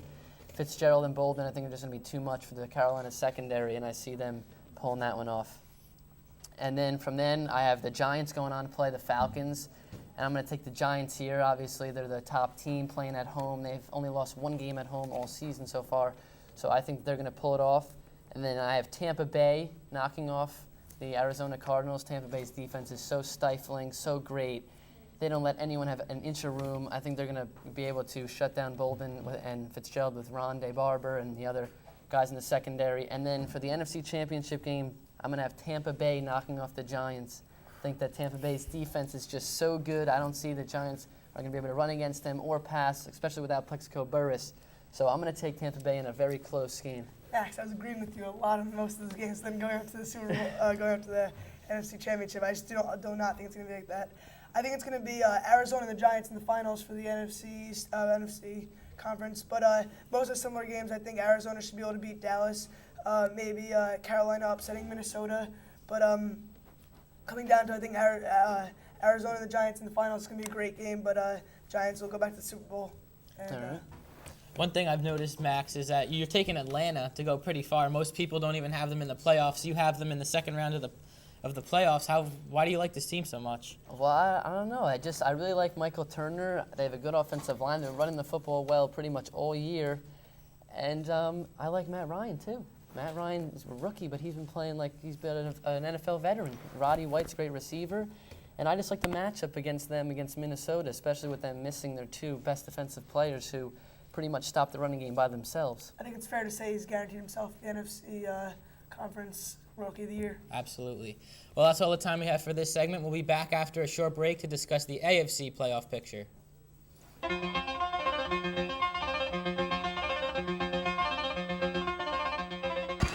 the crowd is fired up. What a huge play. We cannot stress this enough. This is just an outstanding kick. All the pressure relying on David Adamo. The kick is up, and it is gone! He kicks it through the uprights, and Wade Hills takes a 25-24 lead.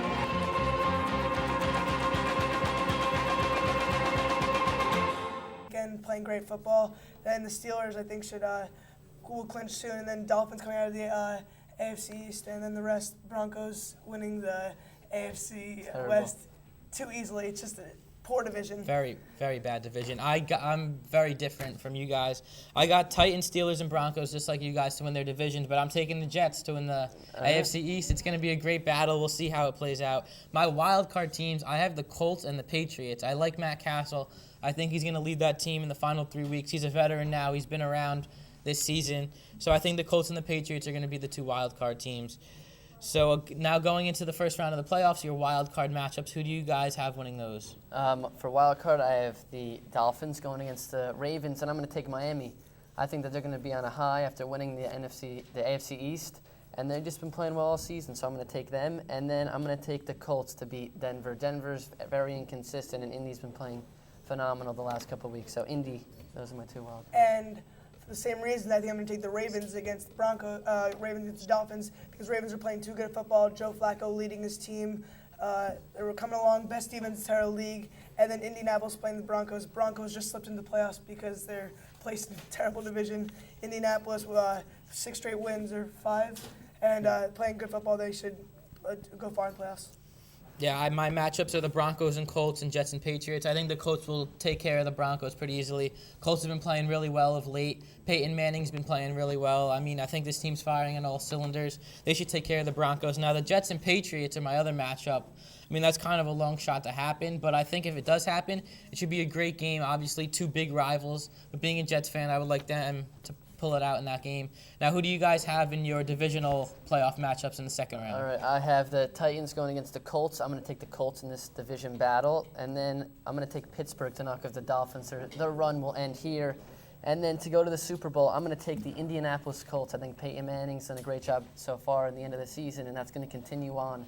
And he's going to lead them to the Super Bowl. Have you been looking at my sheet? Because we have the same stuff. We just have the same things going into the Super Bowl. I think it's the AFC conference. I think it's going to be Steelers versus Indy because Steelers just Ben Roethlisberger's a good quarterback and also one of the best defenses in our league. I think Steelers will be able to beat Indy, stop Peyton in the run game, and Steelers in Super Bowl for So guys, quickly now, we've done both conferences. Who is going to be your Super Bowl champion for 2008? Indianapolis Colts. The New York Giants, 2 years in a row. I hate to agree with Rob being a Jets fan, but I want to take the Giants. I think they're just too good this year. They have a great running game, great passing game, and of course their defense is very solid. So that's all the time we have for NFL. We're going to come back after a break. Rob is going to leave the set, and we're going to bring Matt Heskins on and talk college football.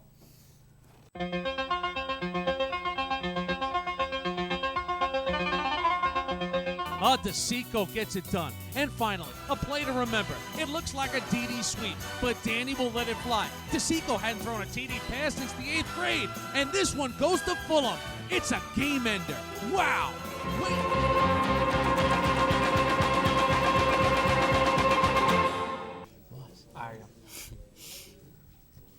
Welcome back to the 30-minute drill. I'm John Vittas here with Matt Heskins and Max Zager. We're going to be talking college football in this segment. Guys, the BCS bowl games were revealed this past weekend. The big question, of course, national championship. The teams that got in were Florida and Oklahoma, each by winning their conference championship in the final week of the season. Great matchup. A lot of people put some arguments in for Texas to be in that game, but it ended up being the favorites, Florida and Oklahoma. Which team do you see winning that game and why? I see Florida winning that game. Tim Tebow, he's a great quarterback of it. And they're going to have Percy Harvin back, who is injured. I mean, he'll get a month of rest. The game's not for another month. So he should be ready. And their offense is on fire right now. They just came off the huge win. So I'm going to keep them to keep their momentum and keep going. I think Oklahoma's going to win this one. Oklahoma could be the best team in the country. I think they probably are. They have great defense and a phenomenal offense with Bradford leading the way at quarterback. He's the best quarterback in college football. No one stopped him all year. And they also have great receivers, great offensive line, and DeMarco Murray, a great running back as well. Yeah, I'm going to take Florida. I think it's going to be a tremendous game. I think it's going to be the best game so far this college football season. But I think these are clearly the two best teams in the country. I think USC is number 3, but these two teams are they have so much firepower, offense, defense, the two best quarterbacks in college football. But I think Tebow is going to be able to outduel Bradford in that game. So the rest of the BCS bowls, the Rose Bowl, Sugar Bowl, Fiesta, and Orange Bowl. USC is playing Penn State in the Rose Bowl, Alabama against Utah in the Sugar Bowl, Ohio State and Texas in the Fiesta, and Virginia Tech and Cincinnati in the Orange. Which of those games to you guys is the most intriguing, and which will be the best game? I like the Tostitos Fiesta Bowl, Texas and Ohio State. Ohio State is still a great team. They've been in the top 10 really for the entire year. And Texas has a great offense. They're an exciting team to watch. They're one of the best teams. Colt McCoy is a great quarterback. So I think that's going to be the most exciting game. A lot of points will be scored there. I like the Alabama-Utah game. I don't know if it's going to be the best game. Alabama could end up beating them pretty bad, but it's just an interesting game. You know, Utah is undefeated, but they don't play in a great conference. So you would like to see how they do when they play, a top team in a top conference. Yes, I agree. Those games where the non-BCS school goes up against a major conference team are always interesting. Boise State fared well against Oklahoma, but last year Hawaii got destroyed by Georgia. So it should be interesting to see how Utah performs in that game. But my most intriguing game is the Rose Bowl, USC and Penn State. Two of the best defenses in the country. It should be a very low-scoring game. I like USC to come out in a close one because they have the home field advantage out in Pasadena. So I think that should be a great game. I think Mark Sanchez should step up and play well for his team. Now, the Heisman Trophy picture is very interesting. It's going to go to a quarterback. I think that's pretty clear. There are 4 quarterbacks that are in the running. Bradford from Oklahoma, Tim Tebow from Florida, Colt McCoy from Texas, and Graham Harrell from Texas Tech. Which of those 4 guys do you think is going to win? I like Graham Harrell to win the Heisman. He led his team a bunch of upsets. They beat Texas and Oklahoma State. They were number 1 for a while. No one saw them doing that. He's putting up some of the best numbers, throwing a lot of touchdowns, one of the best in the country. So I like him to win because of the fact that they were an upset team all year. I like Bradford. I think Oklahoma is going to end up winning the national championship. He's put up the best numbers all year. He's throwing for 400, 500-yard games. So with them winning the national championship, I think that he's going to surpass the other candidates. Yeah, Bradford's probably the favorite to win. I like Tim Tebow to win it. I think he's going to win it just because of his amazing running game. His stats are not as good as last year, but I think leading his team to the national championship after a tough loss against Mississippi really shows his resiliency and leadership on the field. I also like Graham Harrell, but I don't think he'll win it. I think he is one of the most underrated players in recent college football history, but I don't think he's going to get it. I would pick Tebow. So guys, one of the biggest topics to discuss in college football is always the playoff system, because they use the BCS and a lot of people don't like that. So do you think there should be a playoff, and if so, what should the format be? Absolutely, I think it should be a playoff. It's unfair. Probably an 8-game, just 8 teams would be best. 8 teams, no bye, because teams like Boise State can go undefeated the entire year and not have a chance to make the national title game. It's unfair. They deserve a chance. Yeah, I totally agree. I definitely think there should be a playoff, 8, 16 teams, whatever the case may be, but there has to be a playoff to fully, really decide who the best team in college football is. Yeah, I'm going to make it unanimous. I think there should be a playoff too. A lot of people argue that the regular season won't be considered as important because teams could still lose and make the playoffs, but I still think the regular season games would be hotly contested. That's all the time we have for this episode of the 30-Minute Drill. Catch us next week.